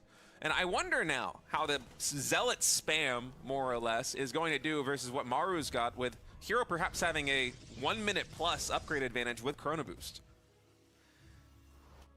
So we have 1-1 coming out ahead of Terrence. So a couple of things here. When it comes to how these builds are going to set up, herO, he will have an early 1-1 timing. True, he will have also a 2-2 timing as well. A lot of this will come down to the third base. Maru, he's going to be able to saturate his 2 bases really, really quickly, and he's going to be able to take his third base and saturate that really quickly as well. But can Maru save his third? Basically, herO shouldn't be pushing until Maru expands. When Maru expands, he's going to expose himself, right? Maru, he's going to be exposed because now he has to move his army, he has to try to get in position and protect his third base location. When he's doing that, that is when Maru is the most vulnerable, and that is when herO can strike, is when Maru tries to expand. So that's going to be the timing, that's going to be the moment that herO ideally wants to hit before Maru fully sets up his SimCity and turtles up on 3 bases. And it's also a little bit hard to make this read as Maru, because you do see a lot of greed coming in from herO. It's a relatively fast third base and it's a very quick fourth base, so that could be the reason why. And he's actually going to drop a scan. That scan I'd say it's a standard third base for herO. At the top side, and if scan Maru reveals Zealots, he knows. He can check the movement speed and see nice that scan. Charge has been researched. He knows. And Maru, just knowing what a Galaxy Brain Terran player he is, almost definitely did that. So he's going to have a very good idea of what herO has gone for here, but he might not know the degree to which herO has gone for it, because, as you said... And you can see herO, he's not going for a 1-1 timing, he's going for a 2-2 timing. So herO, he's going to hit later. Maru is going to establish his third base, or at least he's trying to. A ton of Here comes herO. And just try to barrel down the third base of Maru. I feel like this might work better than anything he's done, but it will come down to the wallet. Like, this is what it comes down to. Maru, he's still setting up his third base, and herO, he's just now hitting. Because even though it's going to hit yet, here we go.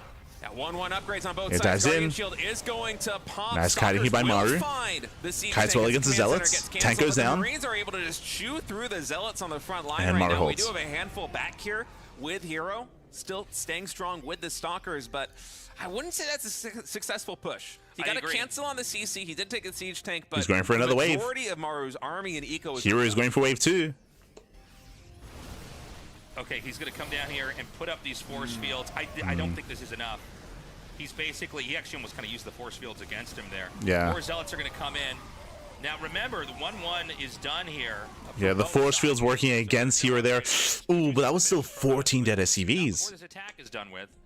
And 2-2's almost done. It is as different of a game as this has been. Damn, he just actually shuttles the tanks down here immediately. Yeah, really nice positioning with the tanks. Very nice. Area. It is the same theme, no matter what the tech is, apparently, with these two, because Maru's got his third base up, does not seem to be touchable. Even when you lose SCVs, those are necessary sacrifices to keep the third base alive. You can remake those. You're trying to finish. Now there's 3 tanks, and now we have some decent SimCity. Here come the Zealots. He's diving in. The bottleneck is brutal, though. And Maru holds. Yeah, Maru, he completely shuts us down. He loses 2 tanks. He has 2 more behind this. It thinned out a bit, but no Guardian Shield is painful here. Just didn't have the energy for it. Luckily for him, he does have the closer warp-in point And now with the warp. you can see how fast Maru is at rebuilding that wall. It is crucial. Against a Zealot-heavy composition, it's crucial here that he rebuilds that wall as quickly as possible to make sure that Zealots, that they just get choked up. Oh, but we see herO coming in from behind. Now, herO's going to look for another entry here. Okay. And, I mean, Maru is just buttoned up so nicely. I don't really see the hole in his Maru play. has to be careful. I don't see a Warp Prism flying into the main either, so he's going to have to try to brute force his Has way to kite into back. this. Boys are being pulled. He has to pull the boys. Right now for herO as he charges in once again. 2-2 upgrades versus the Tanks are going to be saved. Nice target firing on the Stalkers. When Maru, he does hold. All of the bio, especially with the Liberators now in the sky, raining fire upon them. It's just too much damage coming in defensively here from Maru, and herO simply doesn't have the numbers to bust it. He might have these extra bases compared to the 3 expansions of Maru, but it's simply not enough to make up for the difference in value. It's what, been 4,000 or so resources already in the advantage of Maru in terms of. I see in the chat, no splash. This build is meant to be without splash. Yeah, like I mean, this is, it's designed to be the case. Remember, there's a 2-2 time with charge. No, there's no storm. There's no Colossus. I should emphasize that because of that fact, this has a bit of a time limit. It means that over time, herO's army is getting worse and worse. Like, herO's on a timer. If he fails to get too much damage done soon, then he's going to be outscaled. Just because he has no further tech, right? Because he has a very low quality army. But the problem is that Maru seems to just kind of know. It seems like the reality of this situation is if Terran just knows to wall in, and why would a good Terran not do that, then suddenly this isn't as strong. And, you know, one of the issues is behind this, herO wasn't really trying to outgrow still. He got on 5 bases really early and kind of sat it out and tried to force win, and it backfired. So he's getting into the mineral line. Maru's out of position. Okay, better attack here for herO. herO gets a tank, gets 4 SCVs, pulls away. herO better trade. And you can see that this area in between the bases is much more open. This area here, it's much more open. So herO can take a better fight. He's going for it. 3 now finishing up. It's still going to be a 1 upgrade differential. 3-3 for Protoss and 2-2 for Terran are finishing at just about the same there are time. EMPs. And that's going to be the cue for herO to go. Literally the upgrade finishes. Yeah, Storms, they dive in. They get one of the tanks. 2-2 is ready. 2 tanks are going down. Biggest attack yet here for herO. But are there enough Zealots? Power this position. Does he actually nice pick up out of herO. Seems like he's got a lot. The tanks are cleared. And again, you can see how open this is. And we were trying to emphasize this at the beginning of the game. If you remember, at the beginning of the game, we spoke about how this map, Maganatha, is more open compared to Tokamak. And this is the example of that. You can just see how much space there is in between all the bases here. And this is just ideal for herO. Like, herO wants to fight out in the open. Might be able to get a lot more damage done. The Does link in. trying to find the angle right now on the Gets the Liberators. Siege tank was focus firing them down now. It's going to shift herO has to get out of here, though. Zealots. Maru was retreating into the natural expansion. Now he can finally push back out. Behind all of that, Maru was losing 10 SCVs at the third base. And you can see herO, he is crippling the economy of Maru, and for the most part, herO is mainly trading Zealots. These are better trades for herO. As long as he can stabilize against this next wave from herO, I think he's just fine. Yeah, and you know, the real takeaway that you can have here watching this is the command centers haven't been destroyed. right? He kind of comes in there, he does damage, and then what Maru does is he keeps running away. So let's take it into the and this mineral actually line. might be a good setup. Hold on. I think he was And again, trying to previously, sandwich Maru, this. he had brought his 2 zealots Liberators and 4 minerals tanks. down here. He I lost the think Liberators, he actually lost the one tanks. Like, this Maru position is barely has weaker. enough, but he's trying to It's weaker for outposition him. Maru. The problem is, yeah, Maru And here, he basically smells plays blood in the better water. step He knows how away. close he is to breaking Maru. He's And, close. Well, hold on. Remember, Here comes the another tank count big was attack reset, here. the Liberator count was SCVs are gonna reset. be pulled. Nice mine A shot. lot of Zealots charging in, more SCVs getting taken down, but it's just too difficult an angle to push into. When Maru kites all the way back deep into the natural expansion, SCVs now on the front line. here he are gonna pulls be back absorbing once again. some of the damage here for the Denies the bio third ball as base. Maru once more. And again, this is much better damage for technical herO. units has gotten reset. There's no Liberators, there's no Siege Tanks, and it seems like finally with 86 And you can hear probes, State is finally getting there. just enough economic muscle to force He's like, the oh, you know lift what? off Hey, the he third did kill base. the So Liberators. Like, now yeah. that income disparity, He did. which was already in hero's advantage, it's going to start growing a lot bigger. Yeah, he has got a lot, and this is where herO started to succeed. So he actually can start to win this game. He's been winning this game for the past couple of minutes now. Like again, like to be able to reset the tank count was a big moment for herO. herO has to back up. He needs those Zealots. He has to back up. herO overextends. Yeah, big overextension for herO. herO, he may start losing the Immortals. Maru fights back. The Zealots It's very close. Start to really push this.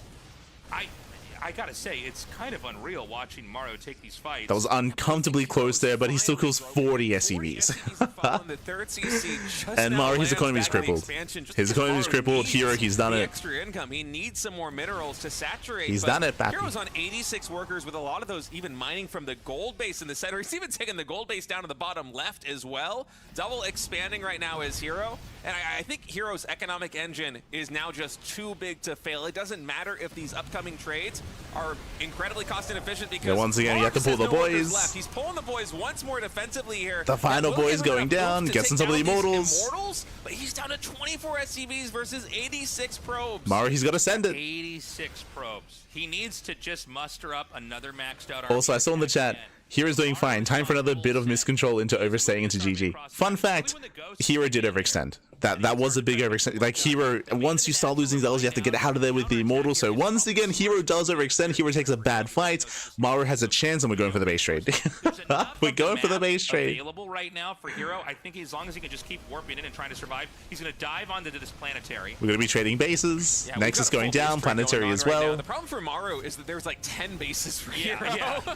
There's so many to go through. I think as Maru, you just want But to as you're saying, even though Maru has a chance with his base trade, herO can always recall, right? He can always recall back home. Really matter. You're still able to clean everything up while holding He has the so high many ground in your bases. main base. That's exactly what Maru's doing. Okay, Maru's so going for the he should not- pylons. Oh, he is going to ramp the ramp. I actually thought that this would be a mistake. Okay, hold on a second. Dives so into he's the gonna main. win this fight here. He's not going to recall home. He's forced herO will everything to clean lift this up. off. Now remember, there are just more bases in the base trade here for herO. So he's going to recall his probes away instead of recalling his army there to try to defend this. He's going to probably just make cannons, gateways, whatever you can make. You just have to have enough stuff to fight this army. But remember that, like what we've seen. Oh, the CCs are on fire. They're on fire. And again, never base trade to Protoss. herO, he can always just turn back around. He has more expansions. It doesn't matter that Maru's floating his buildings, because herO should be able to warp in more units and warp in a bigger army. Should be able to. We'll see. One of the problems for Maru is that he's going to have to push into herO. He cannot take down every Nexus. There's just too many of them. He doesn't have the time to do it. He had to choose production or eco. He went for Okay, herO's production. turning I think around. that's the right move. But realistically, herO, if he wants herO to, supply blocked. can sit back and just try and defend one of these bases with shield batteries. He has mining. Maru does not. Both orbitals are burning down. Both orbitals are down. There's no more command centers for Maru, but Oh, the gateway's not is getting herO up. gonna hang herO's back, still or is he supply gonna go blocked. for a fight? Because Now, if in a it's head-on down fight, herO, Maru does have the better army. True. He does have the superior army. herO has a better economy. herO needs to get his production back up and running. All this damage for herO, obviously, Maru can is still win permanent, this. right? Look at the resources that are banked here. There's about 1,300 Remember, the supply lies. Minerals, but no gas. The supply is lying here. The army supplies are very close. It's the worker count that is in favor of herO, but that doesn't matter here. Here, he's got almost, he's got 1,300 minerals on the back. He can't spend his money. He can't spend his money, Pappy. Okay, they're actually pretty damn full. So hold on. Yeah, Maru can win this. Now, this is the majority of Oh the my probes God. here. Was the majority. He's going to kill off a lot. The stalkers are trying. Gets a medevac. Units that can basically like trade out maybe. So again, herO cannot fight head on, but he can do stuff like that, right? Like get a medevac here and there, get a marauder here and there, just pick off a couple of key units. In theory, herO could just keep kiting just like this. You take down one Marine, you take down one medevac. It might Ooh, not that's be a lot. lot of Okay, damage, that's a lot but of cannons. You are thinning out the army here for Maru, and he's Here, he sitting can back take a with fight less at the mobile gold. units. Okay, so he's made an insane amount of cannons. Yeah. Just fight with the cannons and Hero should be fine. By the way, he could land a command center. There's no command centers left. I'm sorry, there wasn't one in the 3 down there? They Okay. all burned EMPs. down. Okay, excuse me, all right. I Hero thought there was dives still in, one gets that was 2 going ghosts. down there. Ghosts are This, going I think, down. is the end. Heroes won this. This is just an insane... I can't believe how good these games have been today here. It's been wild between Hero and Maru, and even here at the very end, Maru's making it so close. And all right, we are going to a game number 7, baby, between Hero and Maru. It looked like it wasn't gonna work the first 5 or 6 waves that Hero sent in. But eventually, he just broke Maru's back. He had just a little bit too much economic muscle, and Terran could not hang on anymore. I'm surprised that he committed to it. I really thought he needed a transition, but clearly that was... So winding it back here, again, we tried to emphasize the importance of the map at the beginning of the game, but it did come into play, like, for good reason. Maganatha, as we tried to explain, is more open compared to Tokamak, compared to Celestial Enclave. Because it's more open, you saw that Hero was able to rotate and find a better angle. He was having some really bad fights, I will say. Here, he was taking some bad fights, pushing into the triangular third base, but after some time, he rotated into the area in between the bases, and there he had a lot more success. As we try to emphasize, it's very open. It's very open in between the natural, the third, and the fourth base. That's when Hero was able to dive on top of the tanks. The tanks were exposed. The reason why they were exposed, there was no SimCity, right? Like the CC, the depots, the center tower, all that setup was at the third base. There was no SimCity setup in between the bases because there's just too much space. There's just too much space. So Hero, he abused that position. He was able to get on top of the tanks, on top of the Liberators, and as soon as he reset the tank and lib count, GG. That was GG then and there. That's when Hero, this Mass Zealot style, did work. Hero still overextended, true. Like, there was a joke in the chat, and it did happen where Hero stuck around too long with the Immortals. He shouldn't have lost them, but he did stick around with the Immortals. He lost the Immortals. That made the game closer than it needed to be, but still took it in the end. GG. GG. Really sick best of 7. Let's go. Okay, hold on. That's okay. There's been a pylon made in the main. All right. Easy. I got excited too. I did. Oh, it's gonna happen. But there's also eBay block. an SCV coming out, and there's a second SCV. And are they gonna? Oh, second SCV. We're going for the proxy. He finds one. This is the barracks hasn't started. I don't know what I don't really know what the protocol is if your second SCV is scouted. Because I feel like if you see the second one, then you know the other one's already on the map. Well, if Maru wants to hide a barracks, he's going to need to build one in the just main eBay. base right now. He's going to make it in the natural. Or in the natural. But it has to be the second barracks. Otherwise, Hero's going to know. Yeah. Hero might have thought that was the first SCV. I think he might. I'm not sure. Yeah. I don't know the time. He would. He would have thought that was the first SCV moving out. Interesting start here to game number 7. Yeah, there's going to be a little bit eBay of block. Yeah, just going for the eBay block. Abandons the idea of a second barracks. So, as they're saying, initially Maru, he wanted to go for the proxy, but he got scouted, right? The probe saw the SCV, so Maru, he deviated away into an eBay block instead. I feel like it was going to be a proxy T-Rex Marauder for a second, honestly. It probably was going to be. With the second SCV timing. All right, Cybernetics Core now coming in here for Hero. The engineering bay in the natural expansion is revealed, so he's just going to go right onto the third base. I think the SCV, yeah, it's just a little bit too slow to block that from going down. So Hero will have an expansion, but it is a bit exposed here. Yeah, well, the whole idea of putting the eBay down there is to kind of force the Nexus into a really open location. You know, these natural expansions, maybe one of the first things when StarCraft... Yeah, what they're touching on, Hero, he's forced to take the unnatural natural at the third location. Maru, he's not going for a faster factory, he's just going Rax Expand. There are some players that go into factories for a reactored Hellion to punish this. Maru is not doing that. He's going for the CC, so he's going for a standard follow-up, but Hero is going to have an awkward time defending back at home. Now, very quickly, talking about the maps, welcome to Winter Madness. Winter Madness is one of the newer maps. It is known for being a larger map, longer rush distance by ground, and defendable 3-base and even 4-base setup as well. I will say that this map is not as defendable as Tokamak or Celestial Enclave, but it's still up there in terms of like more macro defensive maps. Still up there, not as high as those two maps, but up there nonetheless. And Hero, for the first time this series, Stargate opener. I say first time this series, technically Hero did go proxy Stargate in game 1, but that's a little bit different. That was a proxy. Here, Stargate back at home. this is standard when you're forced to take the unnatural natural. What I mean by that is, it is really difficult for your stalkers and gateway units in the early game to defend your natural and your main at the same time when you're spread out in such a way. So opening up oracles and opening up phoenixes do allow you to more freely maneuver between your bases and defend. And of course, attack. Sometimes also one in the main base, because one of the biggest threats you have to deal with here as Protoss is Hellions, is Reapers, is drops. But should Maru begin making siege tanks after the first Cyclone, he's going to be able to hit a timing at that third base before herO is able to get a lot of upgrades online, before he's able to get a lot of production online, and that could prove to be very dangerous should Maru choose to go down that path. So what State is talking about here is because herO expanded towards Maru, that third base is exposed, and which means Maru has potential to go for a 2-base all-in. Not just that, because of the Stargate opener, that means Blink is late, that means that Charge is late, that means that the Gateway army is weaker as well in the early to mid game. So herO is very vulnerable against an all-in right now. Cyclone able to catch one of these Adepts. It will get bursted down as there's Oracle an Oracle on the main base of herO. I think Maru, gets one, 2 a SCVs. little bit unexpected.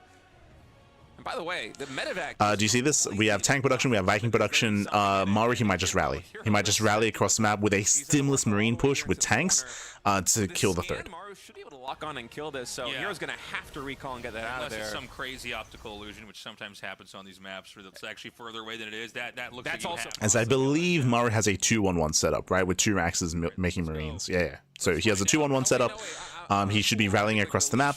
Landed Vikings can do a surprising amount of damage. And Maru can pull the boys. You can pull the boys with this build. So he's going to go ahead and recall that. Boop. But we're almost to the point. You can see he's getting ready.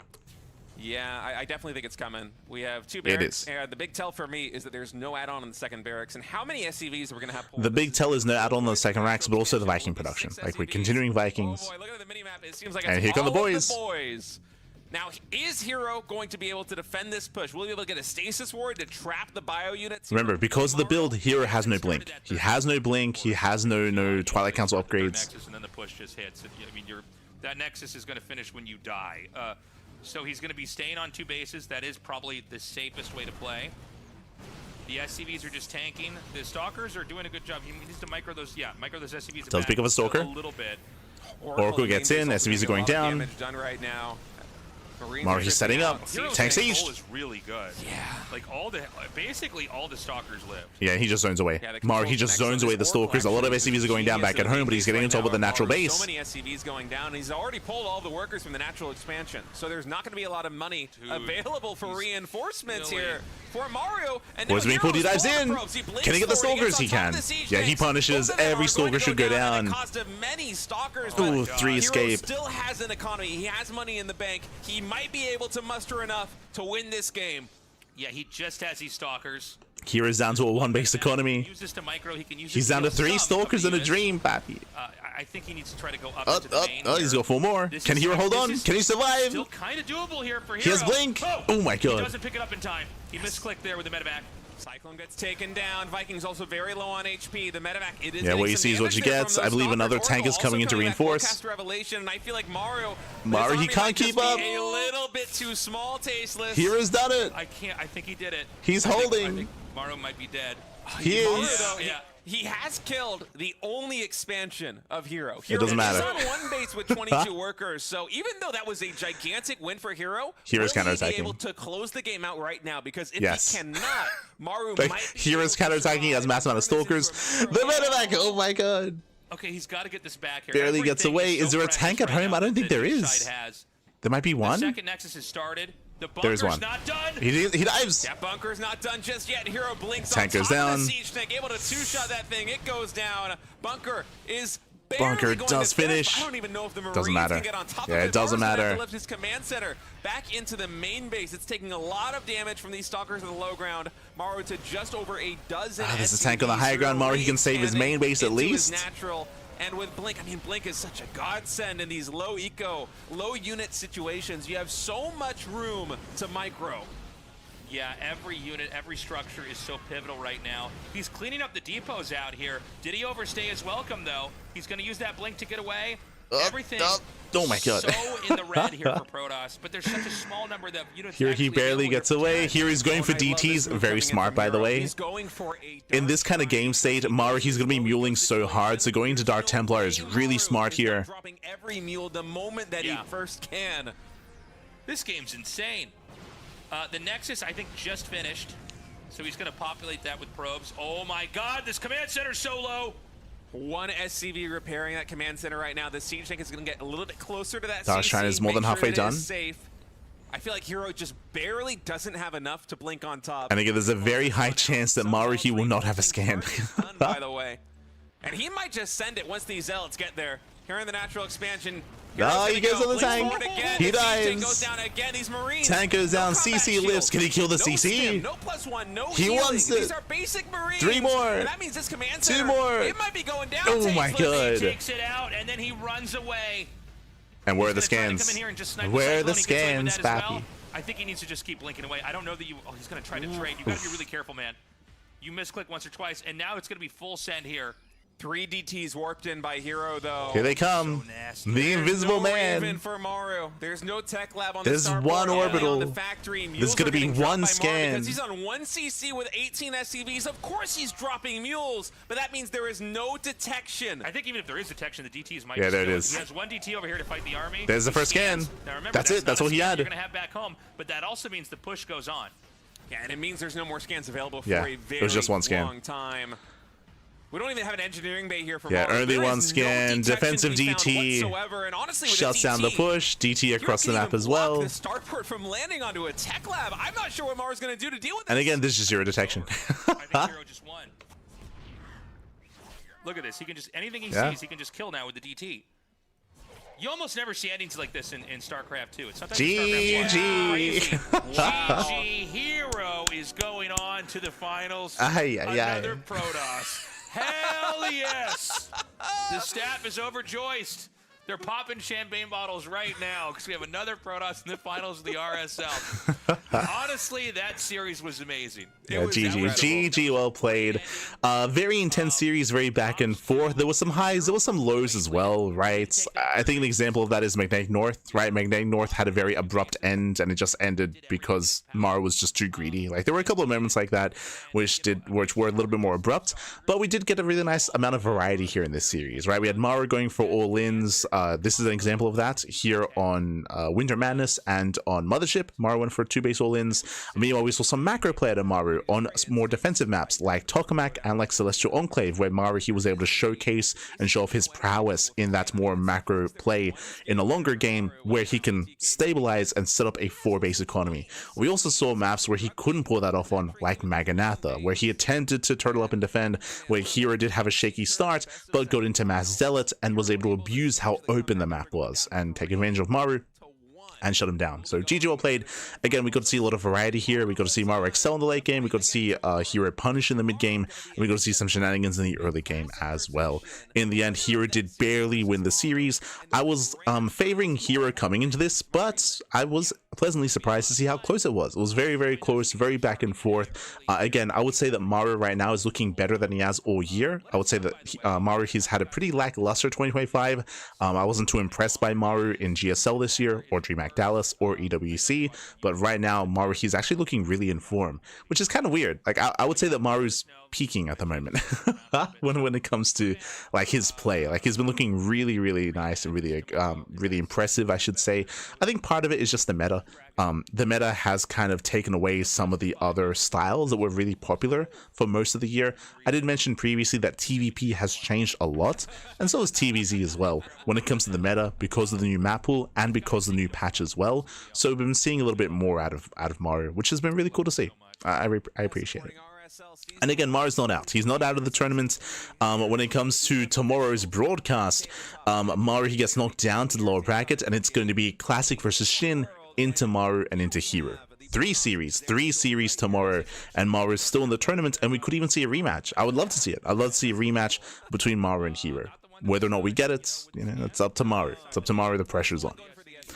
So again, 4 players remaining: herO, Maru, Classic, and Shin. And again, we're going to be wrapping up and crowning this season's RSL champion tomorrow. It's going to be tomorrow. Yeah. Wait, what? Isn't that immortal? Wait, What? no, the Dragoons are already dead. The Dragoons are already... Like the dead. Yeah, they're trying to figure out their own lore.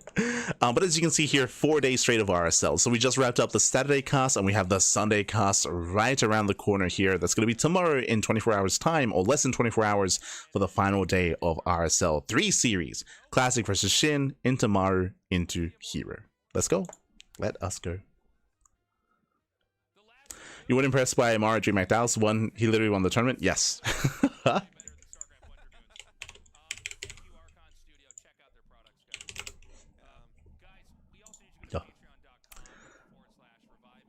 But GG, well played. With that, congratulations to our players, and again, we're going to be coming back tomorrow with the remainder of the RSL, with the remainder of the tournament. Otherwise, hope you all enjoyed yourselves, hope you all had a great time here, and we'll see you guys next time. If you want to support us, you can do so by following us on the socials, !socials in the chat. You can follow us on YouTube, Twitter, Facebook, Instagram, all things CranKy Ducklings. We do stream on YouTube, and we upload on YouTube on a daily basis, and you can also support us on Patreon if you wish as well. It's going to be a really intense period of StarCraft. We have Kung Fu Cup this week. We have the Platinum StarCraft League around the corner as well. There's a lot of content, a lot of StarCraft that is around the corner.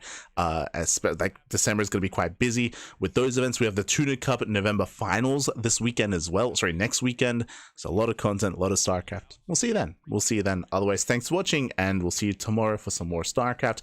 Stick around. We're going to be giving another StarCraft streamer a raid. We'll see who we can send everyone over to. Let's have a look. I know that Snake Stars has been smudging as of late, but I don't know if there are many other people streaming at the moment. Reynor's playing League of Legends. Of course he is. Este Reynor. Sort of a stream. Yeah, we'll give some love to Sort of. Give him some love. S is Sort of. He was actually casting yesterday. He was casting RSL yesterday. A little bit unfortunate they didn't have him today, I don't think. Yeah, they didn't have him today, but did have him yesterday. So give him some love, give him some support. Otherwise, we'll see you guys next time. Ciao, papi, ciao. See you next time. Hasta luego.